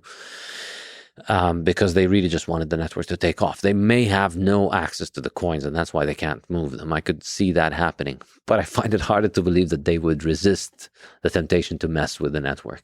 It's funny. I find that the founders of ideas are often principled and have the integrity that the eventual users of those ideas don't fully have. I tend to, we have the kind of cynical view, power corrupts, absolute power corrupts absolutely. And we tend to, in our mind, generalize that all humans are corruptible. And perhaps that's true to some degree, but I think that some people are more corruptible than others. And I find that there is, I like to think that Satoshi Nakamoto is out there and, just like George Washington chose to walk away. And it's a principle. And the principle is more powerful than the financial reward or any of those kinds of things. It's a principle that stands for freedom. And there's a lot of people throughout history, even recent history, that are willing to die for these principles or live a life full of suffering and sacrifice because they're still living a life of principle and choosing that day after day after day. So, there's power to that. Money, what's the worth of money in the end? In terms of just personal financial gain versus knowing how much positive impact there is. So the person that chooses to walk away like that, I think, is the same kind of person that chooses to live by that principle. You have people like that, in Grigori Grisha Perelman in mathematics, who turned down the Fields Medal because he was... Yeah, that's a medal, not $50 billion of Bitcoin. Well, No, I know, I'm joking. Well, that's actually an interesting, just a brief comment. When people talk about Bitcoin in the cryptocurrency space, it's often mixed up financial interest and ideas. And I think those are often correlated, but that good feeling you get when you win or you, number go up, or you just somebody, I found $20 on the street the other day, and just that feeling of just more money, that positive feeling, that's correlated, but it is distinct from the power of the idea to change a world, to change the world for the better, to alleviate. It's like Alex Gladstein in the case of Bitcoin, that decrease the amount of suffering in the world because of authoritarian regimes. And just because your number goes up, like that gambling feeling of yes, this is good. And short-term number go up. There's a long-term number go up, that's more like investment and so on. And there's a short-term number go up, that's just a good feeling that you have to, in your mind, keep those distinct from the power of the idea to transform the world. And if you focus on the power of the idea, maybe a billion or billions of dollars don't matter as much. At least that's what I would like to believe. Perhaps, but what matters ultimately is that the thing works without him. The thing's worked for 11 years without him. And I think this is the really important thing. If they had stuck around for whatever reason and they had continued to meddle with it, it's not clear to me how decentralized it could have been. This is the problem with the other currencies. It's like, how do you lose control of the Frankenstein that you've created? The only way that this Frankenstein continues to survive is if the person in charge of it continues to feed it. And so it continues to be yours. And that's the problem with all the other digital currencies. If you've heard about any of the other 16,000 digital currencies out there, you've only heard about it because there's a small group of people behind it that are working on it, that are promoting it. And that's why, and I think, Michael Saylor's discussion with you was a magnificent illustration of the difference between Bitcoin and altcoins, in that they are securities. And I think he makes a very compelling, brilliant case for why this is makes them categorically different from Bitcoin. Bitcoin, you're buying property. I think he mentioned he's a huge fan of Dogecoin, but I might be misremembering. You are misremembering. Okay, I need to. Maybe I'm quoting him out of context. Yes. Okay. Let me just ask you about some possible criticisms of Bitcoin. Mm-hmm. So on centralization, so there's a criticism on the mining and on the node side, or the node is not really the criticism, but Bitcoin mining is not fully decentralized because a small number of miners control a majority of the hashing power. I looked it up. There's 10,000, 15,000, whatever the number is of computers that are full nodes, that have the full, that are actively connected to the network. So you could argue that's decentralized because it's global, it's all across the world. But the miners, they're still, it's more centralized. So if you're thinking of making a case for Bitcoin being decentralized, do you worry about the miners being somewhat centralized? Is the nodes the important thing to think about? Yeah. And what number of nodes counts as centralized and not? The nodes are what matters, because the nodes are what determines Bitcoin's consensus parameters. I think the best way to think about it is that miners simply sell a commodity to the nodes, and that commodity is Bitcoin blocks. So what a miner does is they solve the proof of work problem. So they keep operating their computers until they can get a solution to the problem.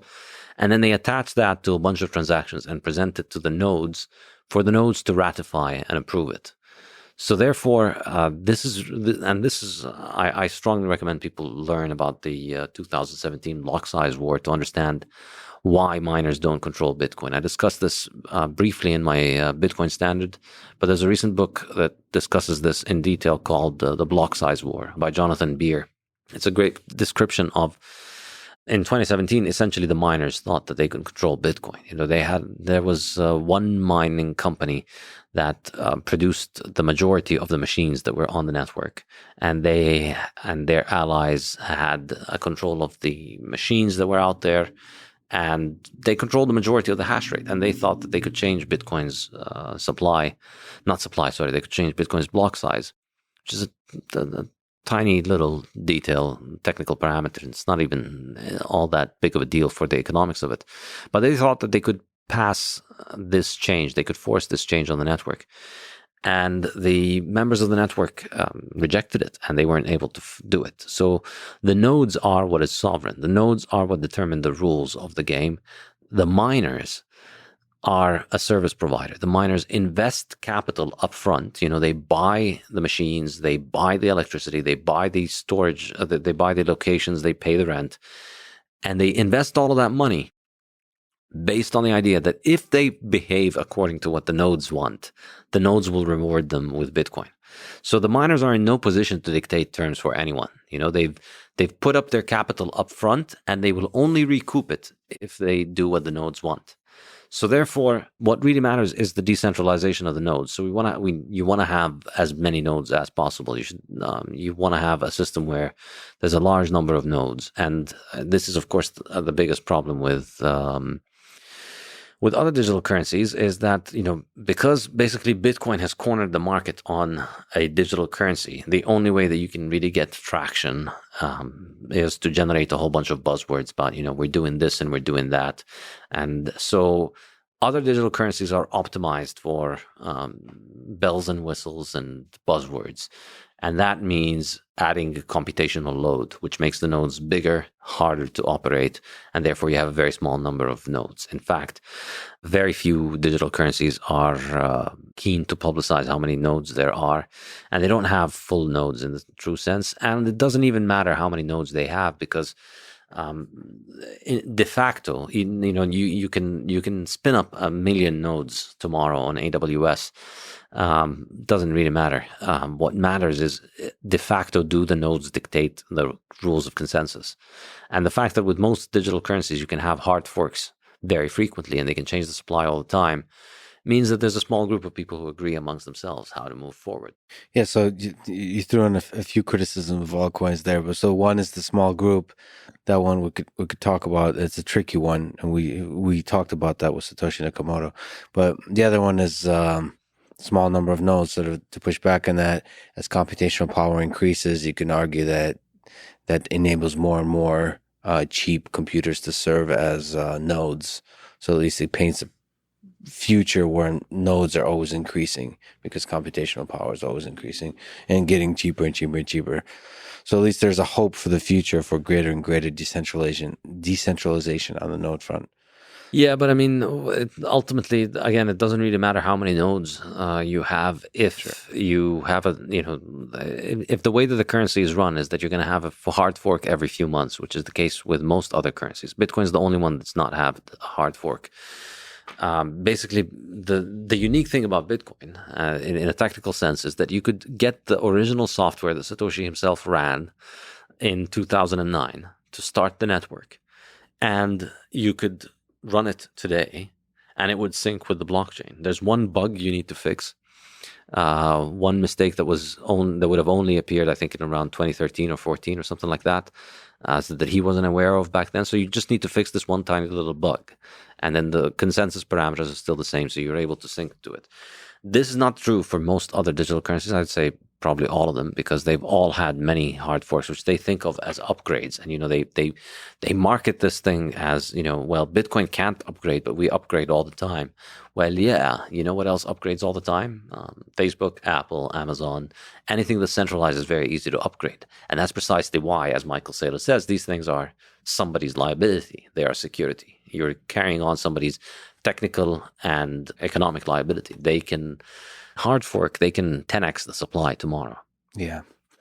They can fall victim to the same corrupting forces that governments fall victim to. Sure. And for people who don't know, hard fork is a reverse incompatible change to the underlying function of a cryptocurrency. Of course, there is hard forks of Bitcoin as well. I'm sure all of which you love dearly. Anyway, but that doesn't matter. The original Bitcoin, for the most part, has not undergone any changes, and that's one of its. I mean, it has undergone changes, but none in the important parameters of the network. So another criticism is about energy. Mm-hmm. So the proof of work consensus mechanism uses a lot of energy. What's the response to that criticism of Bitcoin? Yes, because it's worth it. Okay. The airplane uses a lot more energy than a kayak. When you're going to cross the Atlantic next time, what are you going to take? A kayak that is environmentally friendly according to this insane definition? Or are you going to take an airplane that consumes a lot of energy? So the cost-benefit analysis here is such where you have to consider both the cost and the benefit. Exactly. And I think it's an astonishing testament to just how far backward people's scientific and technological thinking has devolved, to the point where we think of energy consumption as a bad thing. I think it's just, and in the Fiat standard, I discussed the whole hysteria around energy, and I think it's a product of Fiat inflation, because it's a way of trying to covering up the fact that energy fuels that are reliable and necessary for the current world are becoming more and more expensive because of inflation. And so governments are always looking for excuses for why you should not be using those things. And so they promote all kinds of stupid pseudosciences that tell you about why these things are bad. But really, all technology is, well, not all, but the vast majority of technological innovations involve economizing on human time and judgment and replacing it with machines, with reliable machines that spend a lot of energy. So that's what a telephone does. Instead of having to send somebody across the world to tell somebody something else, or send a letter, A telephone allows you to do it. The car is like that. You could walk, but a car consumes a lot more energy, but it allows you to travel much faster and safer and more reliably. An airplane is like that. Modern telecommunication. Human prosperity is an increase in the consumption of energy. And I think it is an absolutely criminal thing, and I genuinely mean the word criminal, to portray energy consumption as a bad thing, because it is truly depriving people of the chance to live a life that makes life better. It's truly criminal to tell poor countries that they should not consume the same energy sources that are being used in rich countries, that on which our modern infrastructure and modern life relies. That's what life is. If you reduce the consumption of energy in the US to the levels that you have in poor countries today, the US would become desperately poor. A lot of people would die. Cities would collapse. Yeah, the quality of life would decrease significantly. A high quality of life often requires, given the current technology, a high expenditure of energy. Yeah, and I should be clear, it's not a quality of life in the sense that many people think of this as, taking needless flights for vacations. No, these are the cherries on top of the cake. But the substance of the cake and the real benefits of energy is the fact that premature babies survive in countries that have reliable 24-hour cheap electricity.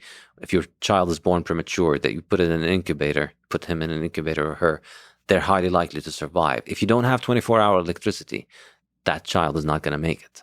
And you see it, the level of energy consumption per capita is highly correlated, not just to income, but also to health outcomes, to infant mortality, to all of the things that you care about. And Bitcoin is just another technology. It does consume a lot more energy than central banks. A lot of Bitcoiners like to take a cop out of this by saying, well, central banks consume money and ATMs consume energy.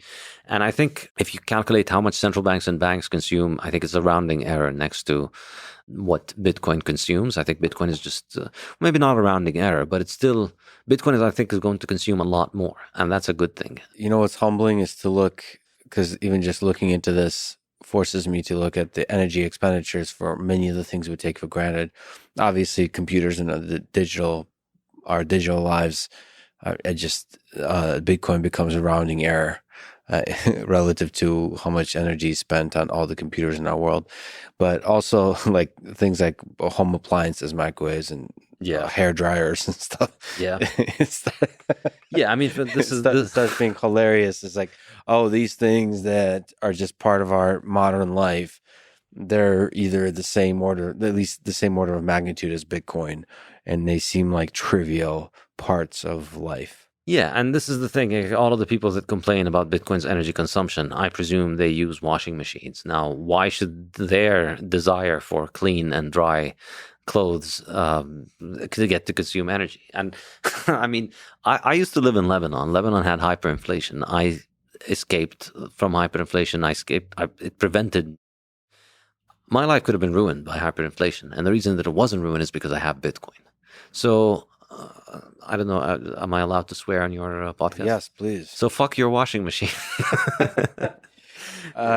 Given a choice between my washing machine and my Bitcoin, I'll choose Bitcoin. It's a technology that has already saved my life, and I think it's going to save the lives of many, many, many, many more people. So, but of course, I don't have to choose between my Bitcoin and my washing machine, because this is, we're just constantly consuming more energy, and we're going to continue to consume more energy in this world. And that's just what progress is. And a small remark. So in principle, I don't think this is a problem. But the other thing about Bitcoin, where it is different from washing machines, Bitcoin is truly unique in this. It's the only thing whose energy consumption can be produced absolutely anywhere. Your washing machine needs to be in your house where you live, and you live in a city surrounded by 10 million people, and they all have their washing machines, and they're all connected to the grid, and they generally tend to do their laundry around the same time. And so you have to put the load of the washing machine on the grid at the same time. There needs to be one power plant, and all of the infrastructure needs to work at the same time. And the electricity is pretty expensive because it's being done in a place with high demand. Bitcoin does not need to buy electricity from places where it has high demand, because it can buy electricity from anywhere. This is what's truly mind-blowing about it. You can buy, what you need the electricity that you need for mining can be done anywhere. So you can mine, you can have a waterfall in the north of Canada, 300 miles away from any population center. There's water falling, there's energy. You can put a hydroelectric dam there, and then you can use that energy to operate the miners. And then the miners just need a satellite internet connection. And effectively, you're selling that energy that is isolated to the grid. And because of the way that Bitcoin functions, because of the difficulty adjustment, the only profitable miners are the ones who can get cheap electricity. Basically, if you're mining at grid cost, if you're mining at around, the average electricity price in the world is around 14 cents. If you're mining at 14 cents in Bitcoin, you're most likely not going to make it. If you're running your miners at 14 cents, because everybody could mine at 14 cents. And so what happens is, if everybody's mining at 14 cents, 14 cents stops being profitable. And then only the people mining at a lower price are profitable. So that's why Bitcoin mining is not competing with your washing machine. And this is the absurd thing about this kind of energy scarcity viewpoint, where, oh no, it's a catastrophe, Bitcoin is taking all the electricity, as if the electricity is just one fixed pie that we all have to share and fight over. And this is how I keep making fun of these stupid headlines they put out, where Bitcoin's consuming more electricity than Portugal. All right, well, maybe we should shut down Portugal then. What the hell is Portugal giving us? Like, obviously it's not Now, competing. he doesn't mean that. I've gotten so much criticism for saying Cristiano Ronaldo is not in the top 5. I apologize. I love Portugal. That's another discussion we should get into at some point. We should do, because you posted a few soccer things. I'm not. Yeah. I realize how passionate people are about this. Listen, it was a joke. All right, he deserves to be potentially in the top 5. Yeah, I love Portugal. And even though I'm a Liverpool fan, I still respect Cristiano Ronaldo a lot. In fact, I hold a very unpopular opinion where I think Cristiano Ronaldo's the greatest football player ever. Number 1 over Ever. Pele and Maradona. Messi, better than Messi. Yes, he's been doing it for 20 years at the top. Nobody's ever done that. He's won everything everywhere he goes, at the top, at the Champions League. Really strong argument to be made for him. And Messi's never done anything outside of Barcelona. That's the thing. So you appreciate performance long term versus the genius of the actual play on the field. I mean, the genius is Ronaldo's the top scorer of all time. He's So the scored more genius goals. is in the scoring, not the actual dance of the play, the creativity. Well, I mean, I don't know. Messi's been absolutely mediocre since he's left Barcelona. These are strong words. He scored, 2 goals in PSG's season this year? They're out of the Champions League. What about Mohamed Salah? You posted about him. He's my boy. Is he climbing up to be somewhere I think he should win the Ballon d'Or this year. He probably should have won it last year as well. He's been absolutely outstanding. But I mean, just people are so crazy about Messi. They keep giving him accolades. He hasn't deserved, I think, Messi the last couple of Ballon d'Ors that he got. I mean, he's a great player and everything, but no, he did not deserve it last year. We can agree to disagree. There's something. You're a Barca fan or a Messi fan? I would say no. I'm not. I wouldn't say I'm a Barca fan, but a Barca fan because of Messi. And I think it's like there's certain things. So when I was growing up in the Soviet Union and Russia, I remember Maradona. He was the first person I saw that I was like, oh wow, this could be. This is greatness in sport, not just football and sport, right? And for some reason, I mean, it's something about like Diego Armando Maradona, like the way they were commentating, the genius of his play, the mix of ego, and again the performance, but being able to carry a team on his shoulders. That I just fell in love with whatever he represented, and then by that Argentina. And then Messi, I saw when he was like 16, 17, when he was just like right in the early days. And when you first see a person and you see the genius and you notice that, and then it turns out to be actually a great player, for some reason you're invested. You're emotionally invested. You're, I don't know. So you kind of just fall in love, and then you pick sides. I mean, that's the thing about football. Part of the fun things about football, soccer is like you pick a guy, you pick a team, and fuck everyone else, and you just have fun talking shit. I mean, there's part of it, that it's great. It's great because I think, obviously it's a very stupid thing to do, but I think if you don't do it in football, you're going to do it in real life. Elsewhere. That's right. And that's why it's very good. Like, that's it. Instead of hating people for their religion and for their skin color, hate them because they support Manchester United. Exactly. So you're a Liverpool fan. That's yes, hardcore, long term. But yeah, so to go back to the original point on Portugal, energy. Energy.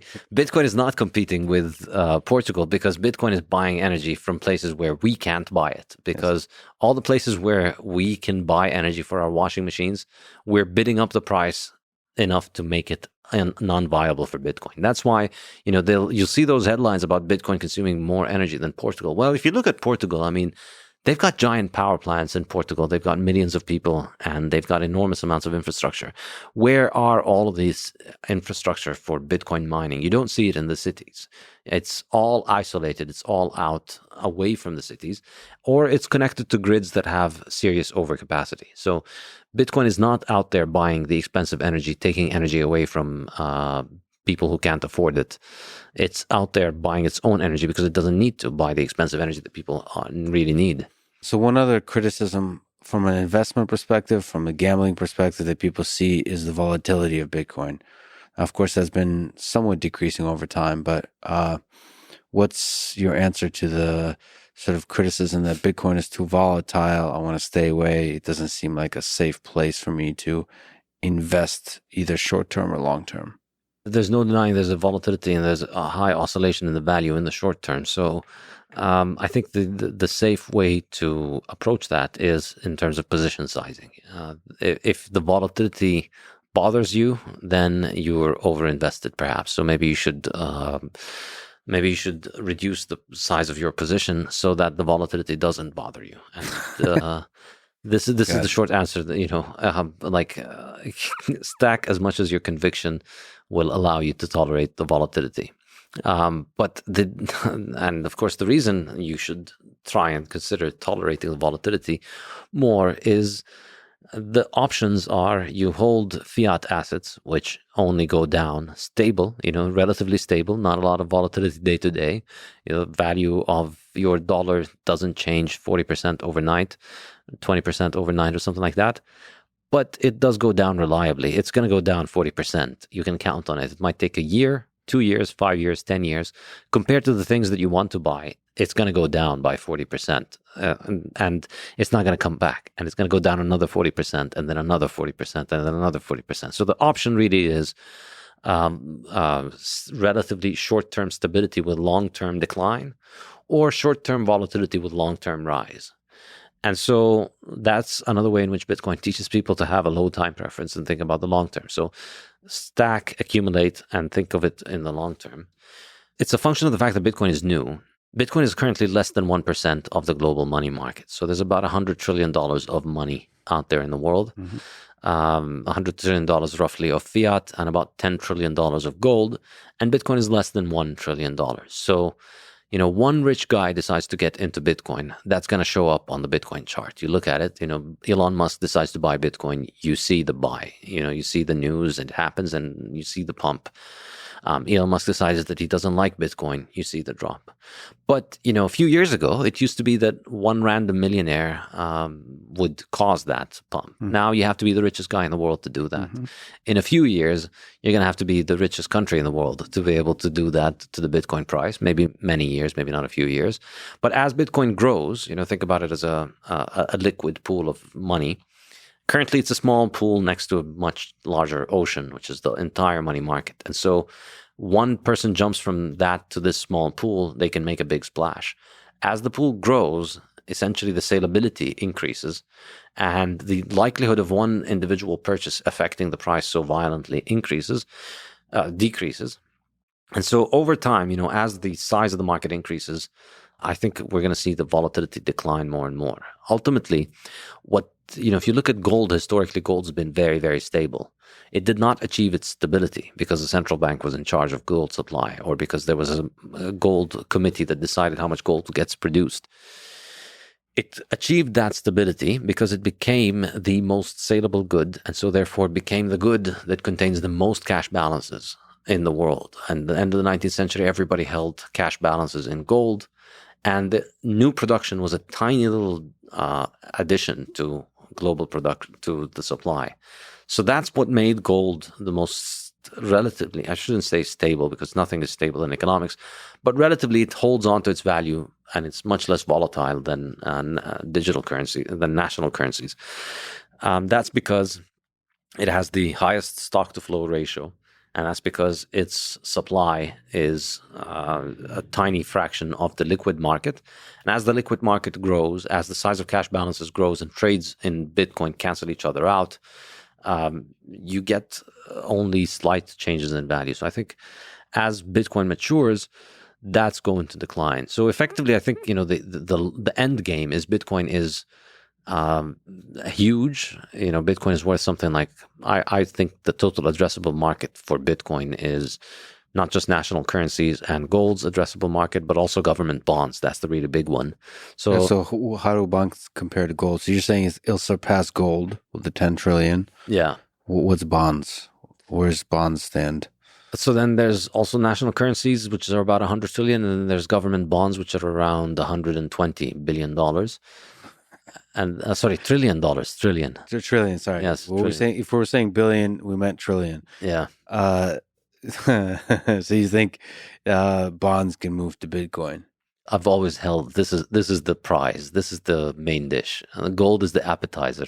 Bonds are the main dish because bonds have replaced gold. Appetizer.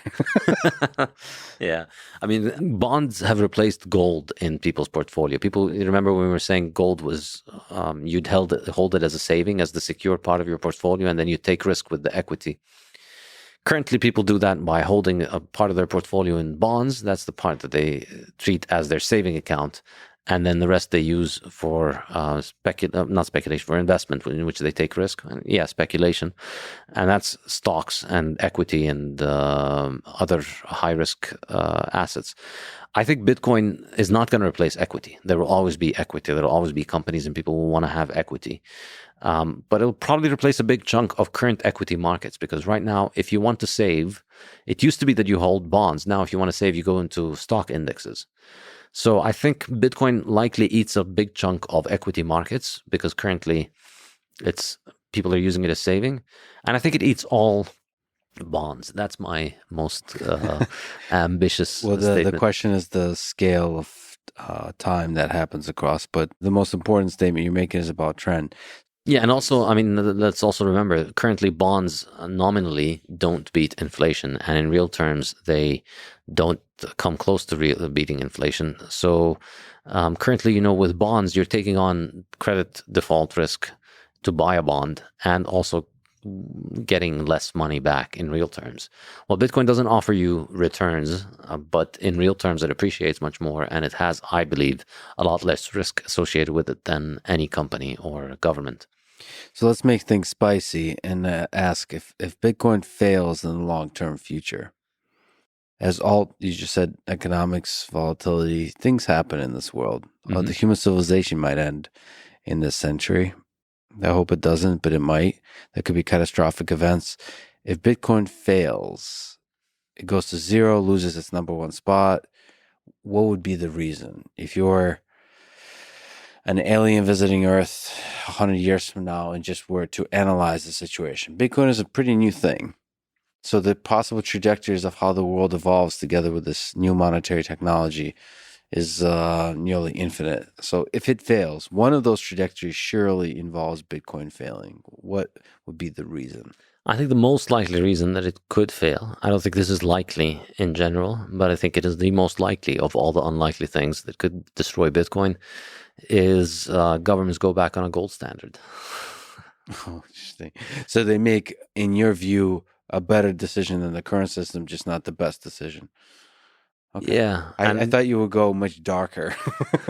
But so that's, yeah, okay, interesting. So maybe because of Russia, because of China and so on, because of the current war, they might reconsider the power that America holds because of the monetary, because of being the primary currency, and they'll start thinking about going on a gold standard. Yeah, but it would also require the US and the Europeans and everybody to want to join in this system and sing Kumbaya and play nice with each other around the gold standard. I think, given that gold already is about 10 times larger than Bitcoin, so it has a first mover advantage. Yes. If governments were to go and peg their currencies to gold again, the price of gold would shoot up 5-10x, and it would rise in value a lot more. Of course, that doesn't necessarily kill Bitcoin. No, again, I'm not saying it's likely to happen. I'm saying it's, I imagine, less likely, less unlikely than all the other unlikely scenarios. Because, even with a nuclear war, like 90% of the planet is destroyed, the 10% continue to run Bitcoin. That's a quote. Okay, there's a movement. A community of people referred to as Bitcoin maximalists. Mm-hmm. I've seen you referred, at least in the past, as the leader of of the Bitcoin maximalists, probably because of your book, Bitcoin Standard, considered the Bible. In general, you're one of the leaders in this space. Do you regret any of the toxicity and derision that often, or perhaps sometimes, originates from this community? Definitely not. I'm not in the position to regret other people's actions. So let's just be clear. I think the rhetoric of community is. I reject this rhetoric because I think it's a way for kind of political manipulation and subversion to try and portray people as part of a community and hold people responsible for other people's actions, which I think is ridiculous. So if, some guy on the internet said something mean to somebody, and then this is very common, and I always try and not get involved in these things. So some guy who identifies as a Bitcoiner says something to somebody that's very wrong. Of course it happens.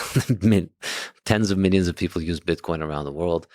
And a lot of these, I'd say, parasites, people who don't have anything productive to do with their life, outrage merchants, they'll come out and say something along the lines of, the Bitcoin maximalists are toxic, they're holding Bitcoin back, and and of course it's manipulative. The point behind it is they want to get they want to get people who are, not that nobody with 300 followers who said something silly. They want to get the notable people to basically change their message. So the idea is, I'm supposed to apologize because somebody with 300 followers I've never met in my life who calls themselves a Bitcoiner said a mean word. And then I need to apologize. And I also need to cut down on my rhetoric about other digital currencies. And I need to do that. So I'm only responsible for my own actions, and I don't recall regretting anything. No. Okay, but let me push back or push further into that direction. Fine, let's leave community aside. Labels suck, for sure. But you have a spicy way about you on Twitter.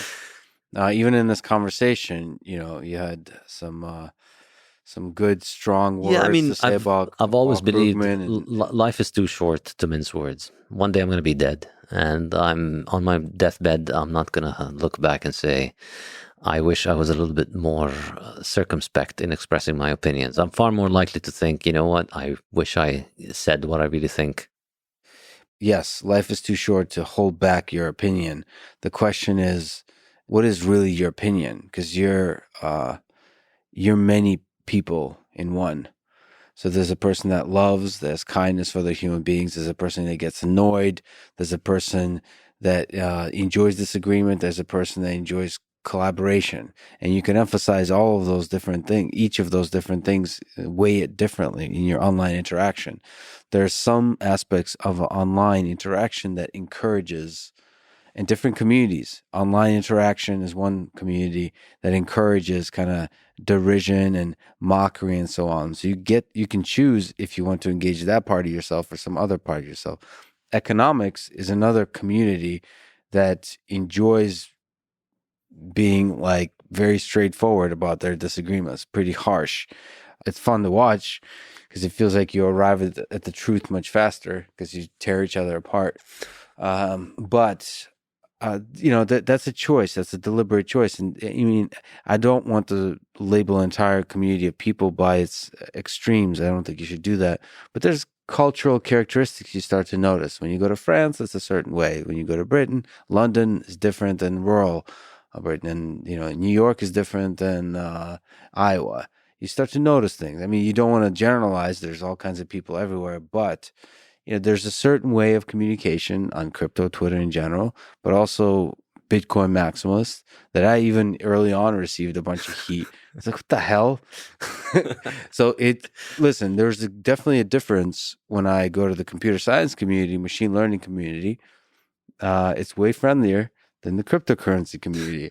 I have much more freedom to actually be what I enjoy being, which is asking simple, dumb questions. Even when I've already spent years, sometimes decades with an idea, I like asking dumb questions anyway.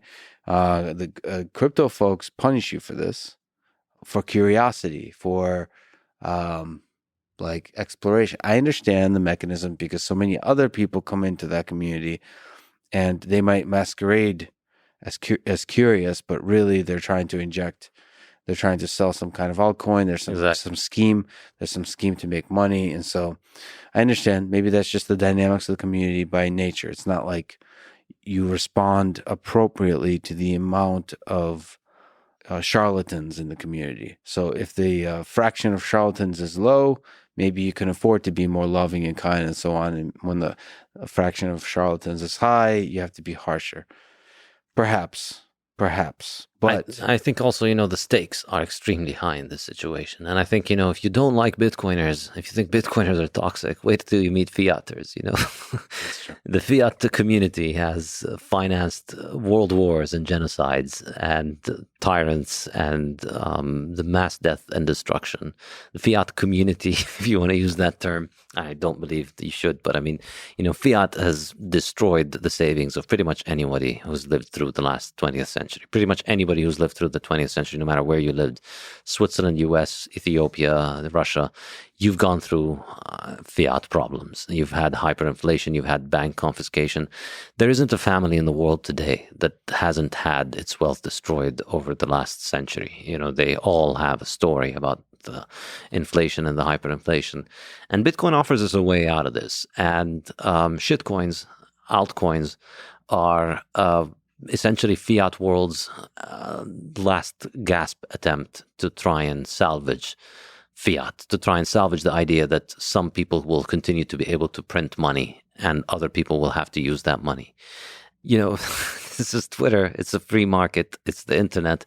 You don't have to follow anybody. That's the thing. What I find really objectionable about the people who are so butthurt always about Bitcoin maximalists is you don't have to click follow on people you don't like. There are 300 million Twitter accounts. And if you choose to follow the accounts that say things that annoy you and then complain about the fact that they say things that annoy you, I'm sorry, but you're an idiot and you don't know how to use Twitter. Just follow the accounts that you like. It's you don't have to be part of this. You don't have to listen to those people. You can choose. There are a lot of Bitcoiners that don't act like this. You can just unfollow the ones that you don't like. You can block. Since in the past year, man, time flies. I've met a lot of them, and I enjoy them a lot. And you build that community of people that you enjoy. There are less that communicate in the way you enjoy. And it's become a meme at this point that I block with love, I think. Yes. Because I did not. I block very prolifically, and I strongly recommend people continue to block. I think Twitter is, you're not going to get to interact with 300 million accounts anyway. So you want to be constantly curating the experience by getting rid of people you don't like and following people that you like. And that's just how, after 10 years of using Twitter, you accumulate a block list, which is very big, which I'm very happy for. I'm going to pass on to my children. On your deathbed, the grandchildren will gather around and your grandfather can finally share the full list. So again, it's just a Twitter account. If it bothers you so much, ask yourself why it bothers you that some people are so I'm not referring to you obviously, but I mean the people that are constantly aggravated about this. I don't get bothered by anything on Twitter. I just block immediately and I get to curate the experience that I enjoy, and I recommend people do that. It's really a lot less pathetic than complaining about strangers saying things you don't like, which a lot of and of course the reason for it is, when I say it's stupid, it's not really stupid. There's an ulterior motive there. And the ulterior motive is, hey, I have this shitcoin that I made with 5 other friends of mine, and I'd like to ride your coattails, Bitcoiners, and I'd like you to please help me promote this shitcoin. Like this is, I get this practically every week, whether through email or through Twitter, where, hey, this is our shitcoin. It's just like Bitcoin, but it's better because it does this and this and that. And, basically, how can we get you to promote this shitcoin for us? And being straightforward and forthright is a great productivity hack because, you just tell those people, no, I'm not interested. It's a stupid shitcoin, and I wish you quick and swift failure before you take a lot of people's money. And that's what I genuinely think.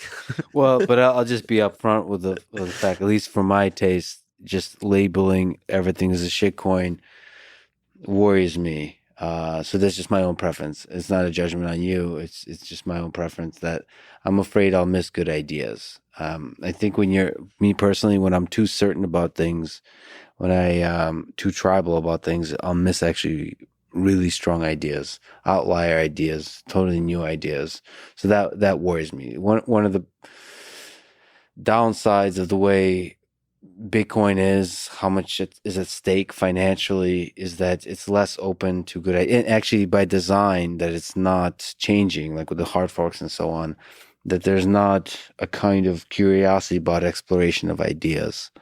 Of course, in some way, that curiosity can start getting injected when you start talking about other layers built on top of Bitcoin. You start talking about applications or different things like Lightning Network. That's where the curiosity can emerge.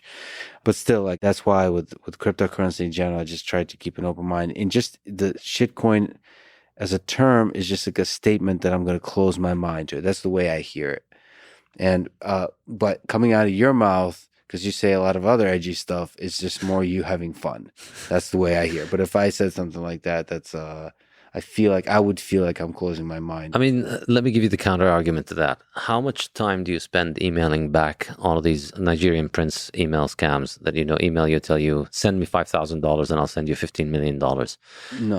None. Why are you being closed-minded to all of these great ideas? Well, no, but I'm also maybe one of them will actually send you $15 million. But I don't know if I know the difference between a Nigerian prince and many other people I do talk to who are colleagues and so on that are also emailing me and they're also offering me things, but they don't sound as ridiculously spammy. Yeah, but I mean, the moment that somebody tells you, hey, I'm going to give you $15 million for nothing, just if you send me $5,000, you're getting something for nothing. And essentially with all of the digital currencies, it's the same pitch. Say, hey, come use this thing that'll allow you to do things that all of the things that they pretend that they can do, that can be done with computers without having digital currencies. We already have AWS that does cloud computing, that does everything that shitcoins pretend to do. The only difference is AWS doesn't have its own monetary system tacked on top of it to allow Jeff Bezos to basically print his own money. But don't you think there's some gray area? So let me go for the historical record, and let's see if you've changed as a philosopher, economist, human being. You tweeted 3 years ago. Oh, well. Anyone who believes proof of stake can work is either one, completely clueless at how and why Bitcoin works at all, or two, a con artist using it as a buzzword to promote a worthless scam like Ethereum. Do you still believe that Ethereum is a scam and in general proof of stake? You're either clueless if you think it's interesting. Yeah, no, I still stand by that. I think Would you classify Ethereum as a shitcoin? For sure. It's the mother asshole from which the shitcoins spring. It's the king shitcoin? Yeah. I think the key thing is, the way to think about it, there's another tweet from a couple of years ago, which is essentially proof of work was like the invention of flight. Like we've got in this machine and we managed to get it to fly off the ground. And proof of stake is, hey, we found a great way to make airplanes cheaper and faster by not making them fly, by keeping them on the ground. Like the invention of proof of work, the reason the entire digital currency space exists is because Bitcoin operates based on proof of work. If Bitcoin was based on proof of stake, it would have died or been shut down from day one. But that's a hypothesis, and a lot of people believe that, and I think they have a lot of strong support. But basically, proof of work is grounded in physics. in the real world. And proof of stake is more about... It's politics. It's the Federal Reserve. It's exactly what we have. It's just a group of people who get to decide the rules, and it's essentially a system that is, it's a security. It's a company. So it's not an innovation in any sense. It's a step backward to what we already had, which is you get a bunch of people in charge of the money. Now, the only reason it survives in this, and the reason I call these things a scam, and I have no problem with calling them a scam, is because they fraudulently present themselves as being decentralized. They present themselves as just being a different way of doing decentralization than Bitcoin, when it's not. It's just they're riding Bitcoin's coattails, and they're riding the fact that most people don't quite understand what Bitcoin is and how it works to portray themselves as a cheaper, better, more efficient way of doing what Bitcoin does. It's not. It's a less legally accountable way of doing what central banks do. Right. So, and the basic criticism is that there's a group of people, sometimes a very small group of people, that can control the parameters of the operation of the system. So Exactly. Over time, you can't trust it's not gold under the mattress. It doesn't have that kind of hardness. It's not property. And I really very strongly recommend your discussion with Saylor for people who want to elaborate more on this. There's a bunch of people in charge, which means that, legally they should be doing this under securities law. But even as an anarchist, if I don't want to care about that, the technical implication of it is this is never going to be adopted as a neutral way of transferring value on the internet, because you need something that enemies can trade with one another. You can't have something that has a small group of people in charge because A, the small group of people themselves can be corrupted, and B, they can be coerced. You can put a bunch of people in a room, put a gun to their head, and you can change everything in any of these digital currencies. And that's why I think, you'll find a lot more sympathy among fiaters to shitcoins. The Keynesian economist to Ethereum fanboy pipeline is a very strong one because it's the same thing. It's like you like the idea of people being in charge and money, and you think you're going to be the one who's going to be in charge of money. So you see a lot of this phenomena, and you see the same people that want gold and don't like central banking, they get into Bitcoin. Yeah, so just to actually push back on a couple of things. So one is fiater.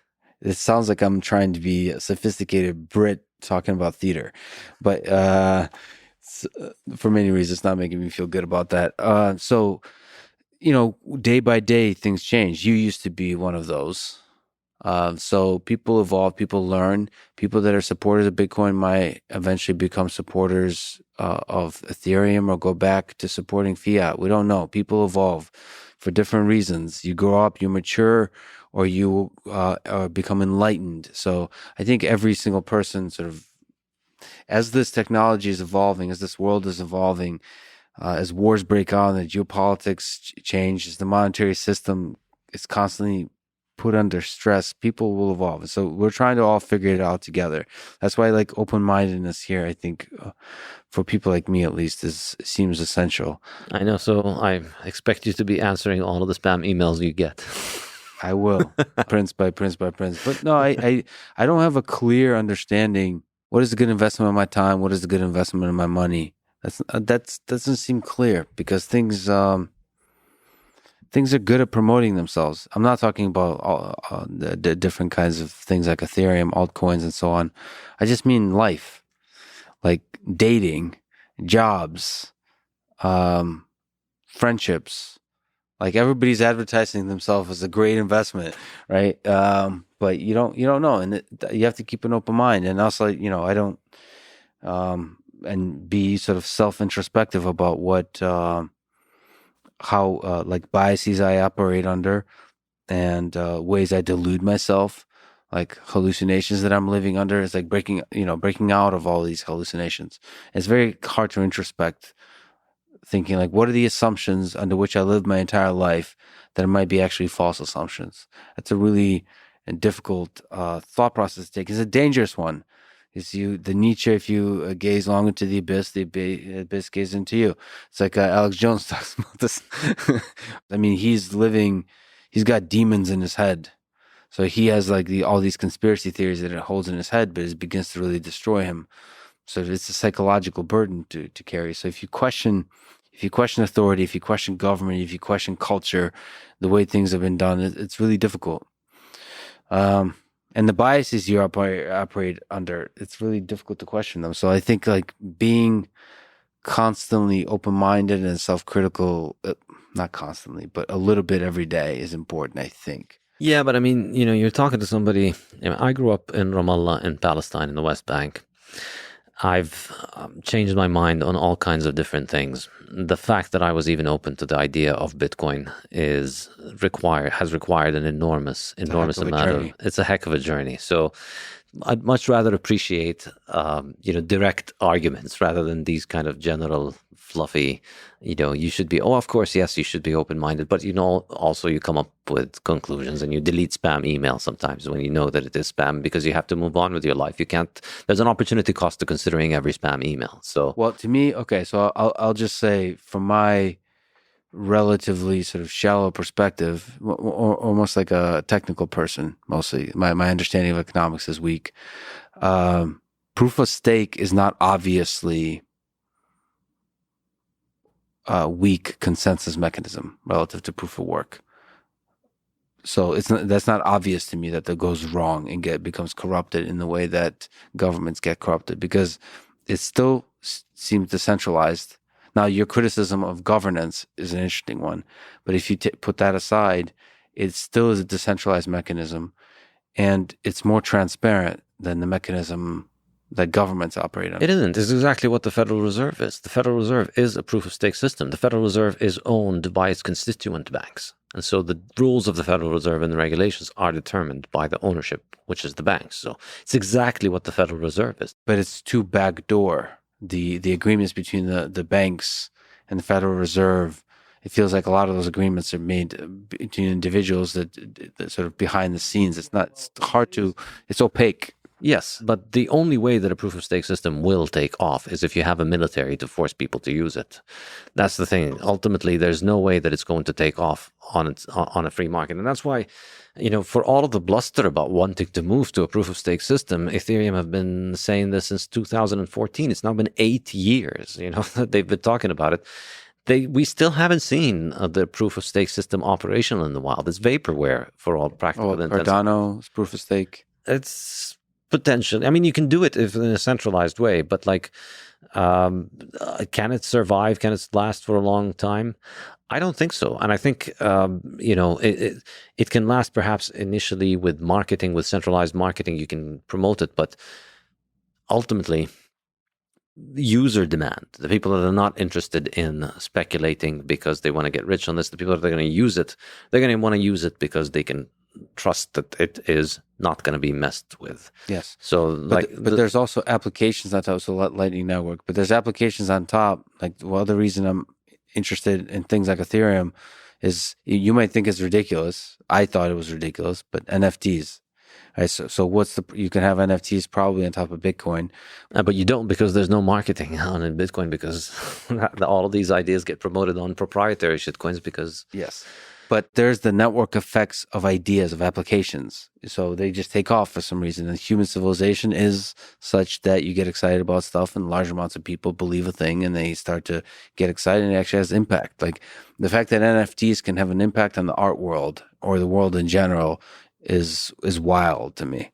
But it worked. So the question is... David Rothko has an impact on the art world. Doesn't say much. Well, I'm saying is ideas have, we're collective intelligent beings and we can believe a thing, and that has power. That has led to major wars and all those kinds of things. So it's interesting to me that NFTs took hold. And the question is there distributed dApps? Is there distributed apps built on top of different blockchains that might somehow transform the world? You have to kind of keep an open mind to that, because right now it's like I'm the same place with that as I am with like virtual reality. It's like, all right, seems like a really intellectually promising set of ideas here, but there's something either technically or socially not quite taking hold. Why? And I don't know what the right answer is. So with virtual reality, what's the right answer? Is it just technically the latency is too high, or the games are not good enough, or is it a fundamentally flawed idea that you can live in a virtual world and enjoy it? that the physical world is just orders of magnitude better, or a two-dimensional display is just as good as a three-dimensional world. I don't know. Why is virtual reality not taking off? It's been since the 80s, right? I don't have strong opinions on it, on the prospect of the technology. I don't want to ever imagine myself having something on my eyes. I'd rather just go out into the real world. But I don't have strong opinions on virtual reality. I do have on dApps and NFTs. Yeah, what's your criticism of sort of dApps and NFTs? Is this a distraction? It's a way to sell a flawed technology? The problem with the apps is, it's just the economics of it make no sense, in the sense that, currently, if you wanted to run an application, whatever the application is, you want to run it on AWS, you pay a specific amount of money. You want to run it on your own laptop, you pay a specific amount of money per kilobyte of data. If you wanted to run the same thing on a distributed ledger, where you're distributing the data over thousands of computers worldwide, it's infinitely more expensive. And that's why we haven't seen any of these dApps take off. And that's why I've said this many years ago.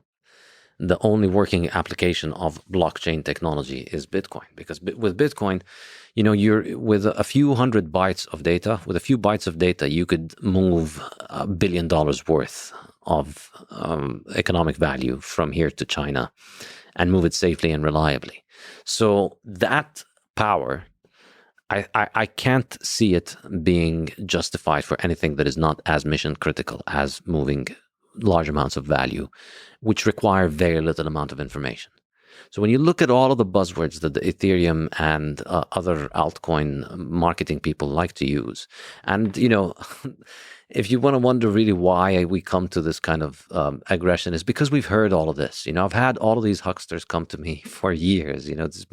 I've had people in 2016 talk to me about how Ethereum blockchain technology is going to revolutionize real estate deeds in India. And I remember this guy.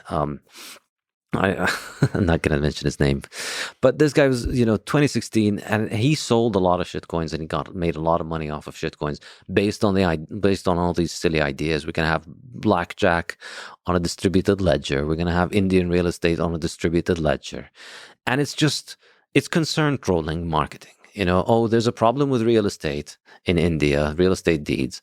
Blockchain fixes this. Buy my shitcoin, and then people buy the shitcoin. Indian real estate isn't fixed, and the guy gets rich, and they move on. But I'm still waiting for a dApp to actually emerge. It's the promise that we keep hearing is something completely world-changing, world-transforming, and the reality is not one app. There's one of my good friends, Jimmy Song. Eventually, they refused to go ahead with the bet. He wanted to bet with one of the Ethereum people about these dApps. The Ethereum people are constantly saying those dApps are going to grow, and they're going to have so many applications, and they're going to have so many ideas.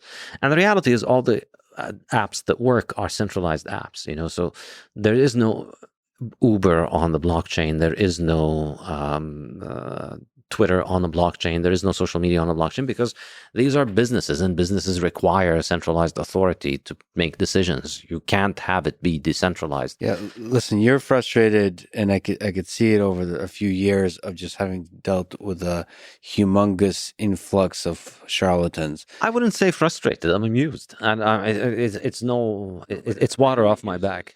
No, but a man that uses, and a community that uses the word shitcoin is a little bit, you call it amusement, and I think amusement is a way to deal with the frustration. It's a channeling of frustration. Sometimes when you have to deal with bullshit, the best way is just to laugh at the absurdity of it all, and that's what you mean by amusement. But the fact is, there's things like artificial intelligence for what is it? How many decades? 6, 7 decades has been off and on promising to change everything, and it has failed time and time again to deliver to the promise. But that doesn't mean there's something fundamental and really powerful about both the small and the big things going on within the actual research and development within those communities. There's a lot of exciting developments, and the scale at which those developments might actually have a transformative impact, the time scale, is unclear. It seems like we certainly overpromise. We dream too big and too aggressively in the AI community, but in a lot of and I'm happy to give people the benefit of the doubt when they're overpromising, but not when they're making their own money. When you start making your own currency, then you don't get the benefit of the doubt. Because if your idea needs you to have a new currency that you print when Bitcoin is out there, then I'm going to go ahead and assume that you're doing this for the money. Good time to mention that I am actually launching my new coin called Lex Coin. You mean shitcoin? Yes. Oh, God. I'm going to have to block you with love.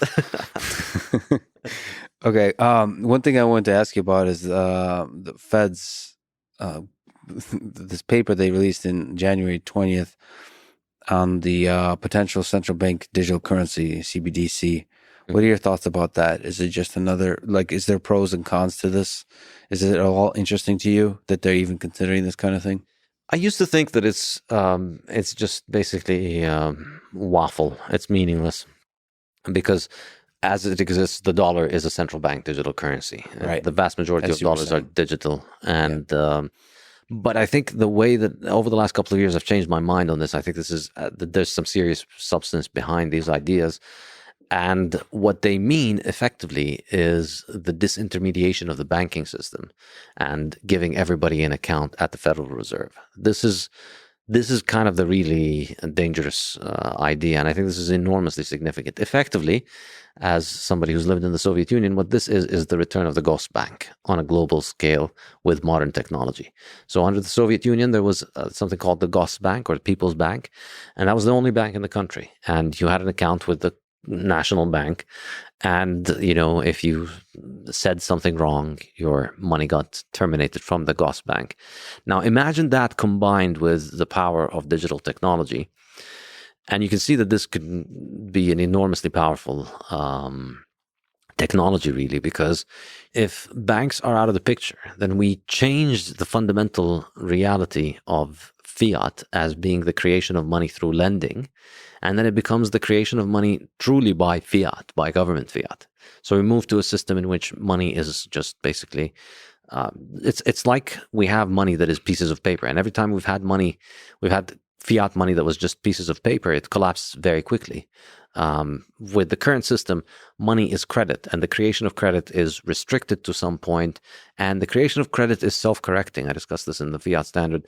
If the central bank allows banks to create too much credit, that creates a bubble, and then there's a collapse in the money supply, which prevents hyperinflation from happening because the money creation is self-destructive. It's self-correcting. So you end up with an average of 7% per year increase because you have 10% for 5 years, and then you get negative 20% for 1 year, and it's correcting. But now if you get rid of the credit creation mechanism and it's just assigning money directly, we're likely going to get much faster inflation.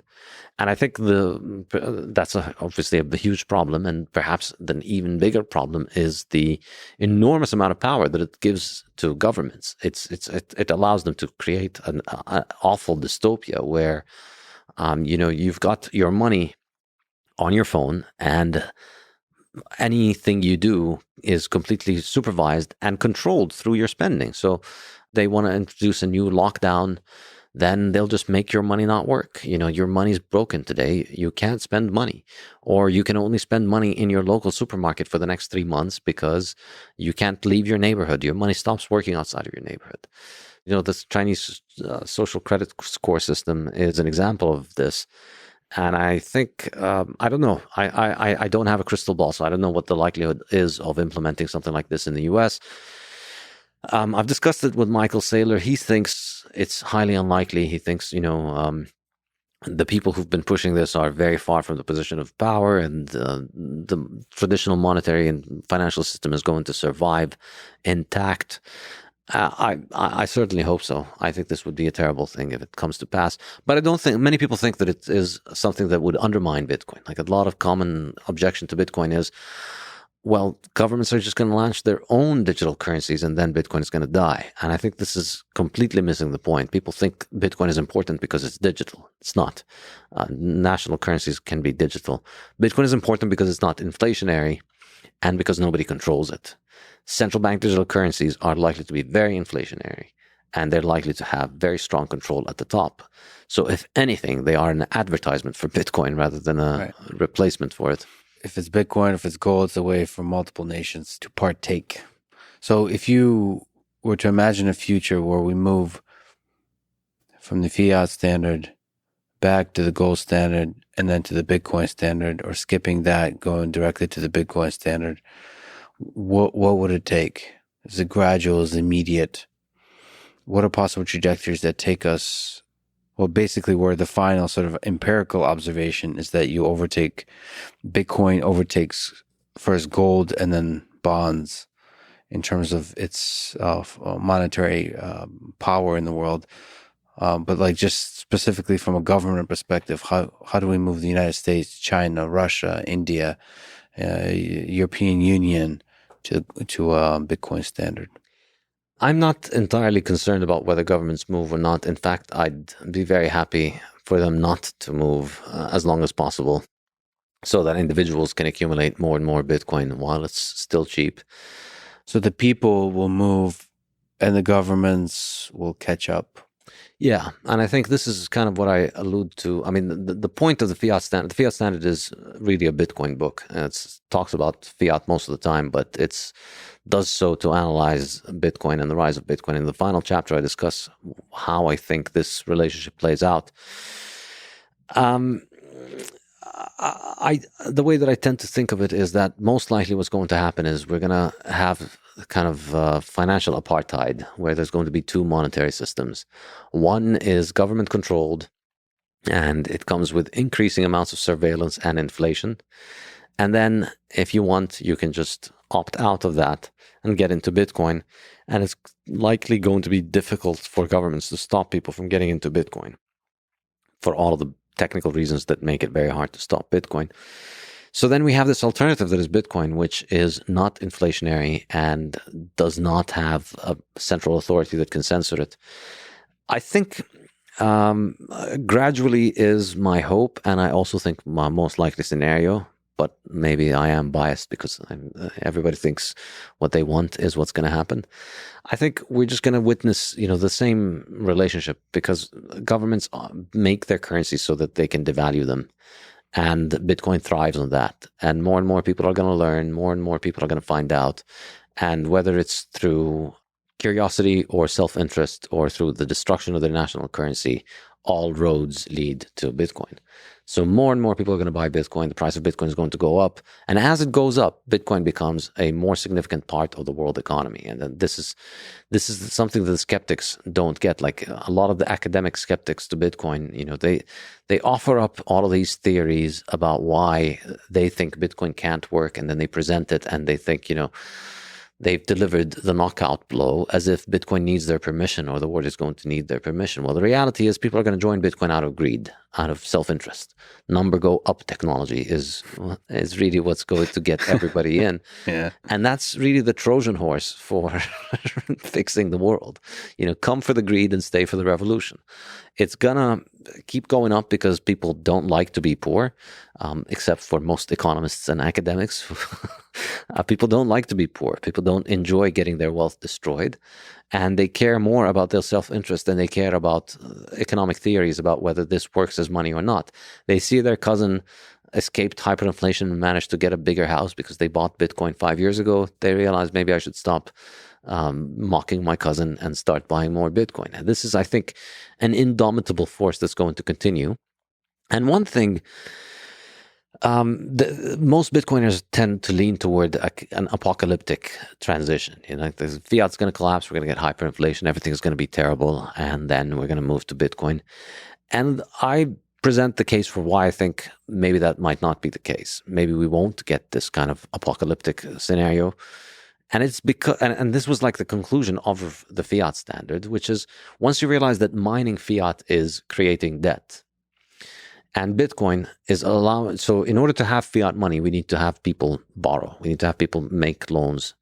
And the problem that fiat money runs into today is that if you want to save money, if you want to hold savings, you have a problem. Where do you put your savings? So you put your savings in debt, in the creation of more bonds. Wherever you take your savings, you create a bubble in those things. And this is why we see a bubble in the stock market, a bubble in the bond market, a bubble in housing. It's because people are looking for savings, looking for a place where they can save. All of those things are crappy saving instruments because they're like they're like copper in that there's nothing to stop the people behind them to make more of them. House builders can build more houses. Governments can issue more bonds. The crappy fraudulent companies can list on the stock market and make more stocks. Well, Bitcoin finally offers us an outlet. We don't need to keep creating more debt. We can invest in this asset that is hard and that is internationally liquid and that nobody can make more of. So there is no bubble in it. There is no mechanism for somebody to increase the supply and bring the price crashing down, like with copper and real estate and bonds. So Bitcoin is the way out. And this is why I think there's a good case to be made for why the fiat authorities might embrace Bitcoin, because they'll see it is their way out of this enormous debt bubble that everybody is stuck in. Particularly the richest and most powerful people in the world and the richest and most powerful governments in the world are the world's biggest borrowers. They're the ones in a lot of debt. So a continuous slow devaluation of the value of that debt as people upgrade and move on to a hard asset that continues to appreciate is the way that is the peaceful way that we wind down the fiat Ponzi, I think. You can see it being like a political part of a political platform for future people that run for president, those kinds of things to address. Obviously, it's not just for the powerful and the rich. The people are bothered by the debt. The people are bothered by everything that you describe with fiat. And if you want to sell yourself in a democracy as a good leader, you might want to make that part of the platform. You mentioned Michael Malice. He just texted me asking me to ask you, what do you like best about Michael Malice? If you can spend 5 to 10 to 20 to an hour talking about the genius of Michael Malice, what do you like? Where does one even start? Well, obviously the haircut first. Yeah, he just gets sexier with age. That's for sure. That's yes. fun. Do you, his ideas, his trolling and humor, have you gotten a chance to interact with him? Yes. I've met Michael maybe 10, 12 years ago in New York. I used to live in New York when he used to live in New York. Met him a couple of times. There was a bunch of anarchists in New York used to throw a happy hour once a month. It was called the High Time Preference Hoppe Hour in honor of Hans Hermann Hoppe. So I met him there a couple of times, and we followed each other on Twitter for a while. Is there interesting that you're aware of philosophical differences in your worldviews? No, I think we pretty much see eye to eye. I think the difference is mainly that he spends a lot of time focusing on American politics and American pop culture, which I don't pay much attention to, I guess. So you look more at the monetary system, the economics of it all, and just the history, and just looking at it, zooming out at the big picture of it all. Although recently he's working on a book called The White Pill, and he's been every time I see him, I mean, he's in some dark aspect of the 20th century. He's just like, I just finished writing about Holodomor. As you might imagine, he's not taking much, I believe, of a monetary perspective on things. His book, his writing, at least for time, his kind of philosophical ideology perspective that's outside of the monetary system. But you argue that those are actually inextricably linked. But yeah, and I don't think he would disagree. But, he wouldn't. But a book has to be, can only be so long, I suppose. It can only focus on so many things. If you can put on your wise sage hat and give some advice to young people, I mean, the past 4 hours have been a kind of advice, but if you can focus, and if somebody in high school or college is thinking about what to do with their career, can have a successful career or to have a life they can be proud of, what would you tell them? I'd say probably the most important advice that I would give is to find a way to give value to other people. And this is really the key thing. You need to wake up every morning and figure out how to serve others. This is This is the key to everything you want in life. Everything that you want is on the other side of you serving others. So figure out how you can serve others in a good way, how you can do it in a way that they value. And you've got an incredible mechanism for figuring that out, which is the market. Go out there and do things for other people. And, the market will tell you. The market will tell you exactly. If you're young, you have the enormous advantage of being able to make mistakes essentially and learn from them. So go out there, do things of value for others, figuring out how you can do something that what is it that you can do that contributes the most value to other people's lives.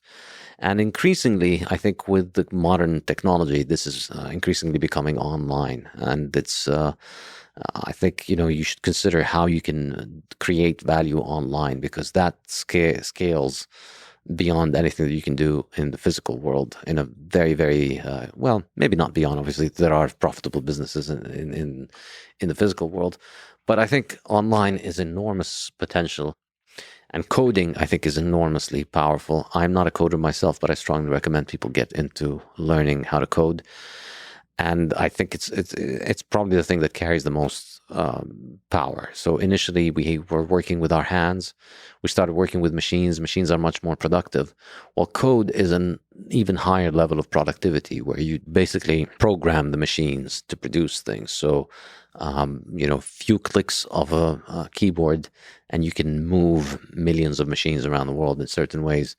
So it carries an enormous amount of value. I think I always tell all young people to learn to code. It's the best thing. I used to tell it to my students when I was at university. I tell them to drop out and go learn to code. It's probably a better use of their time and money. We could probably do both.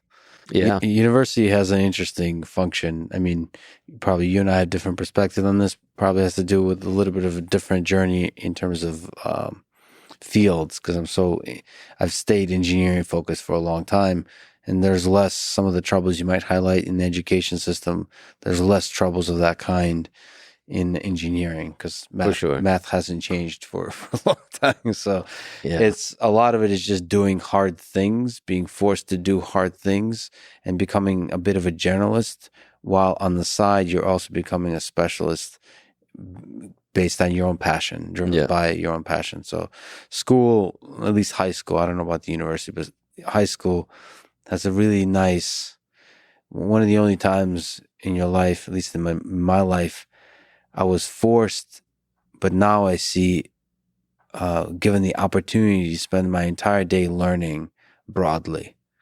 And that's something, I don't know, the way time works, it just runs away from you. You never really get a chance to learn quite that broadly again.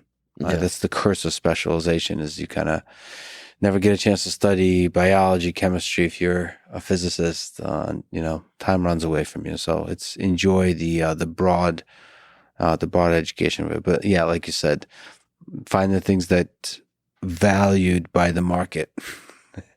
And on the other side of it, you said all the good stuff. So that's also a way to get happiness.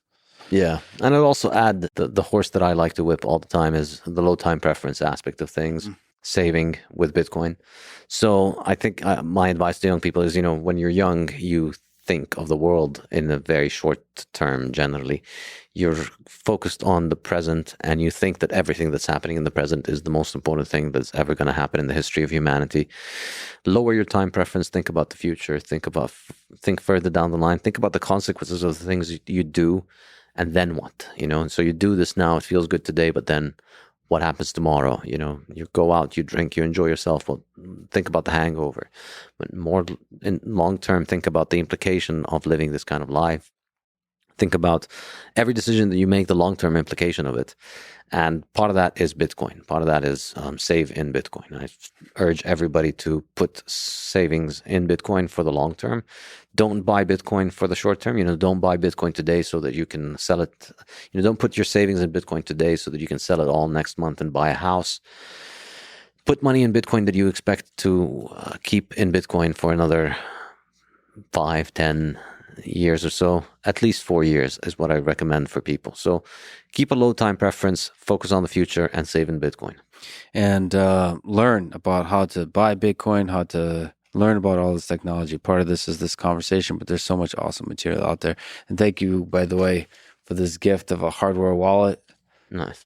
So you should definitely invest in it yourself. And what would you call this? These are Open dimes. Open dimes. Yeah. So this is like USB that you can, like a hardware device that stores Bitcoin. Yeah. So you don't have to worry about knowing the password. It contains the password within it, and it's tamper-proof.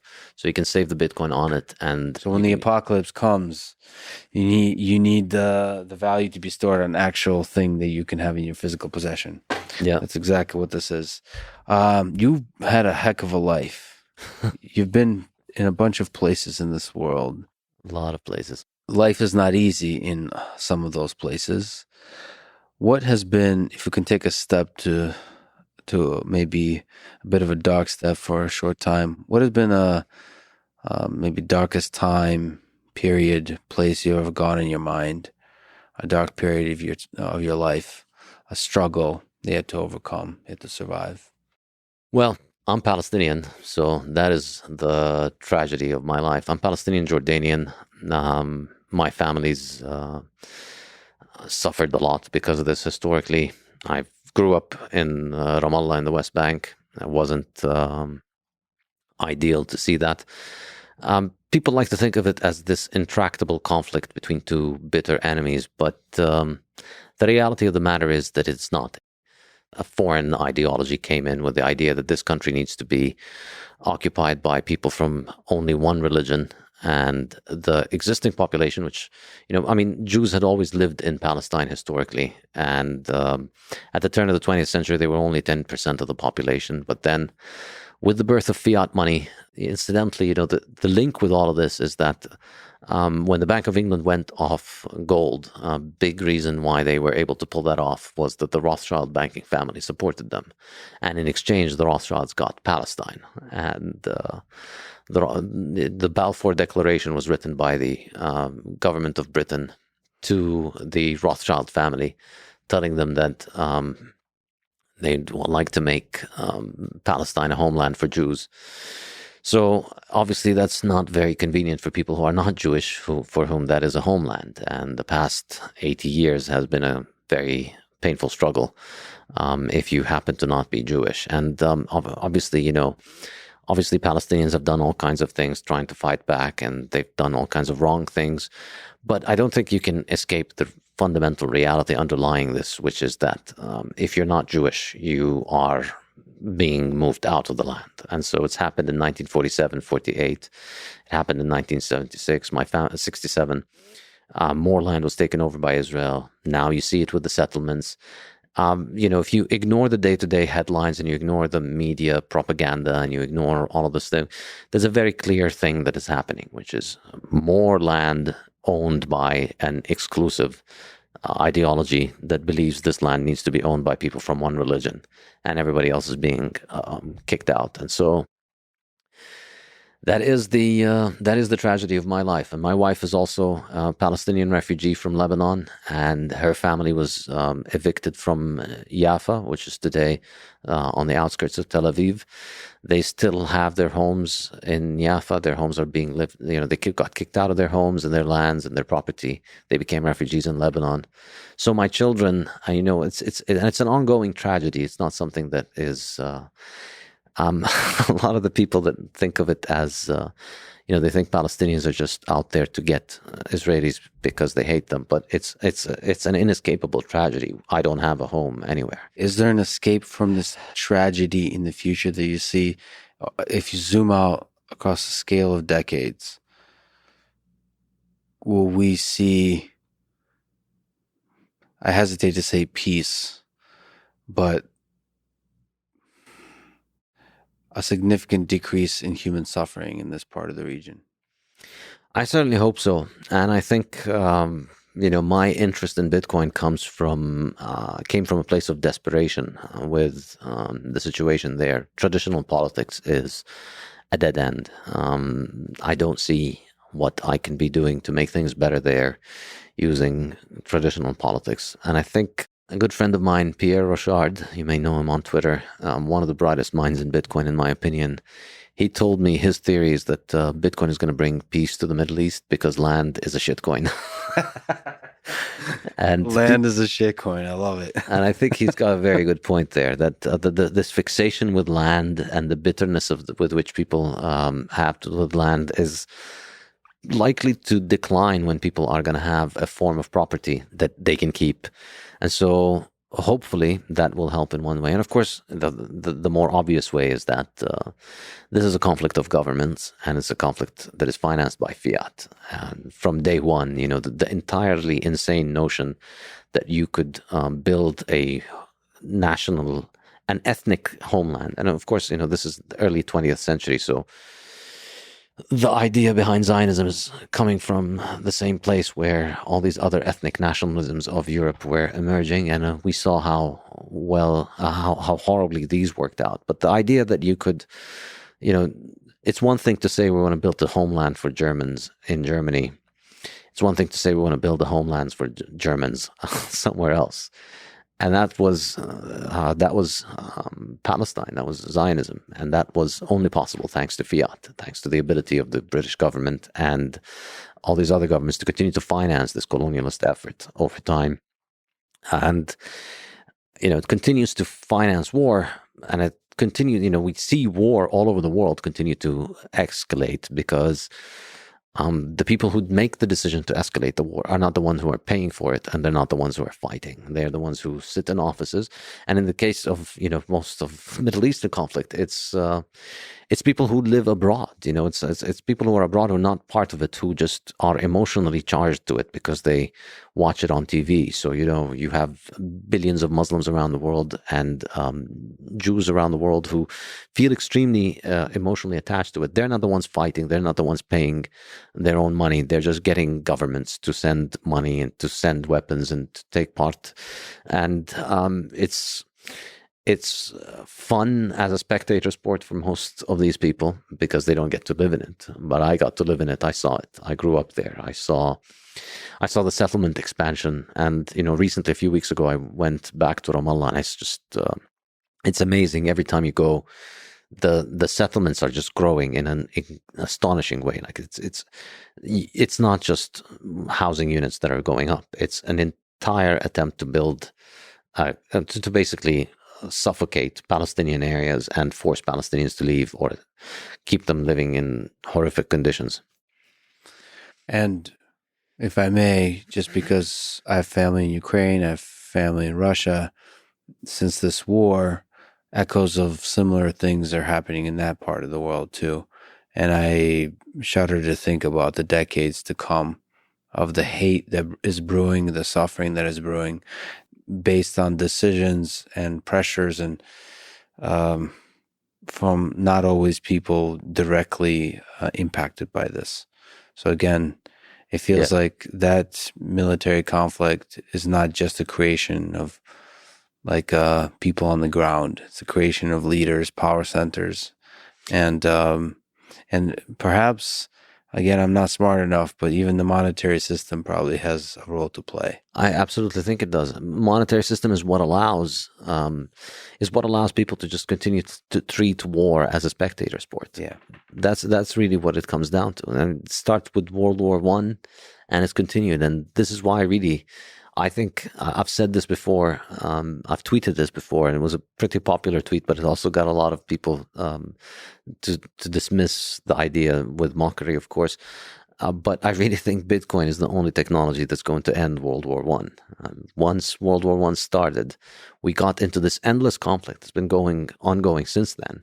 If you look at all the world's conflicts today, pretty much they all trace back to World War I. And it's because when that Pandora's box of government control of money was opened, there was no longer a real restraint on war except complete defeat and complete destruction and complete death. The war had to be total. Before that, under the gold standard, kings would send professional armies to fight each other in battlefields. And as soon as it became clear that one side was establishing an advantage, the fighting would stop, and the kings would settle, would agree to new terms. because it was extremely expensive to build a professional army and you ran out of money. So it was always the smartest thing to do is to just stop fighting whenever you could. And wars would take place, countries would fight each other in the battlefield. But in the cities, life went on as normal. And people within the same cities, within the cities of the two countries, would be trading with one another. Life would go on, but the war would be there. And it was just an independent part of politics that, all right, we have a problem over this piece of land. Let's duke it, let's take it outside. We don't fight in the civilian areas. We go to the battlefield. We fight with professional armies. And in fact, sometimes the conflicts would be, the armies would line up and they would just have a small contingent of the two armies fight with one another. And as soon as one of them establishes an advantage, then, all right, well, you won. Let's move on with it. Governments were far, far, far more careful about their monetary policy and their war policy when they couldn't print their money. And that has changed with fiat. And that has allowed this new emergence of this class of what I like to call chicken hawks, of people who sit in offices, like the entire foreign policy establishment in Washington, D.C., people who have never fought a war, whose children will never fight a war, who will never pay to fight a war, who will never suffer a broken window in their house because of war, sitting there and based on these fucking moronic garbage that they teach at moronic fiat universities about politics and geopolitics, making decisions about, we need to invade that country and we need to send war there. And they can do that because they have this endless money printer and that's why, back under gold, if you were a warrior, you went and actually joined the war. And that, the people who pontificated about war were the people who had experience with war, the people who were sending their own children to war, the people who were fighting with their own money. Now you have all these fat parasitics sitting in Washington, D.C., deciding, and Washington's just an example, but all over the world this exists.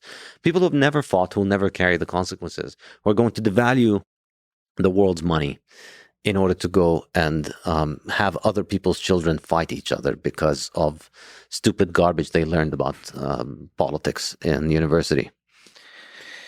You said you value low time preference, but I have news for you that one day you will die.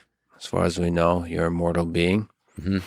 Do you think about your death? Do you think about your mortality? Are you afraid of it? I've spent a lot of time introspecting and thinking about these things, and I value life a lot. I value my time on earth a lot, and you'll see this in my dealings with people. Go back to Twitter. Why am I so brash and straightforward? It really is because life is short. Because I don't want to waste. I think on my, I've said this before. On my tombstone, let it be written, he never let anyone waste his time twice in his life. Life is short. Yeah, you can waste my time once. You can get me to do something, and then I realize that was a waste of time. You will never get me to waste my time twice. And so you show up in my Twitter with something stupid. You're never showing up in my Twitter. So you're a fast learner.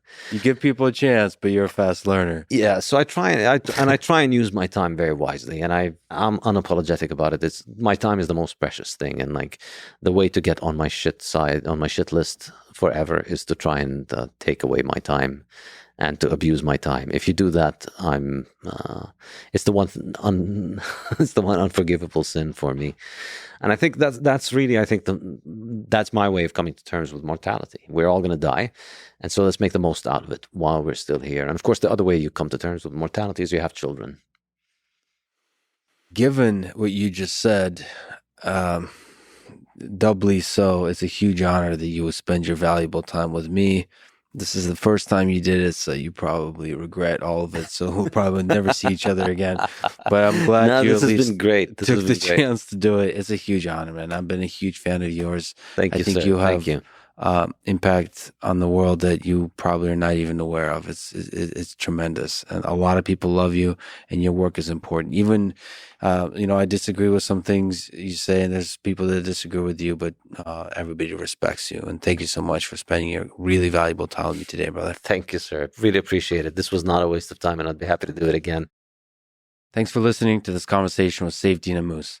To support this podcast, please check out our sponsors in the description. And now, let me leave you with some words from the Austrian economist Friedrich Hayek. Economic control is not merely control of a sector of human life which can be separated from the rest.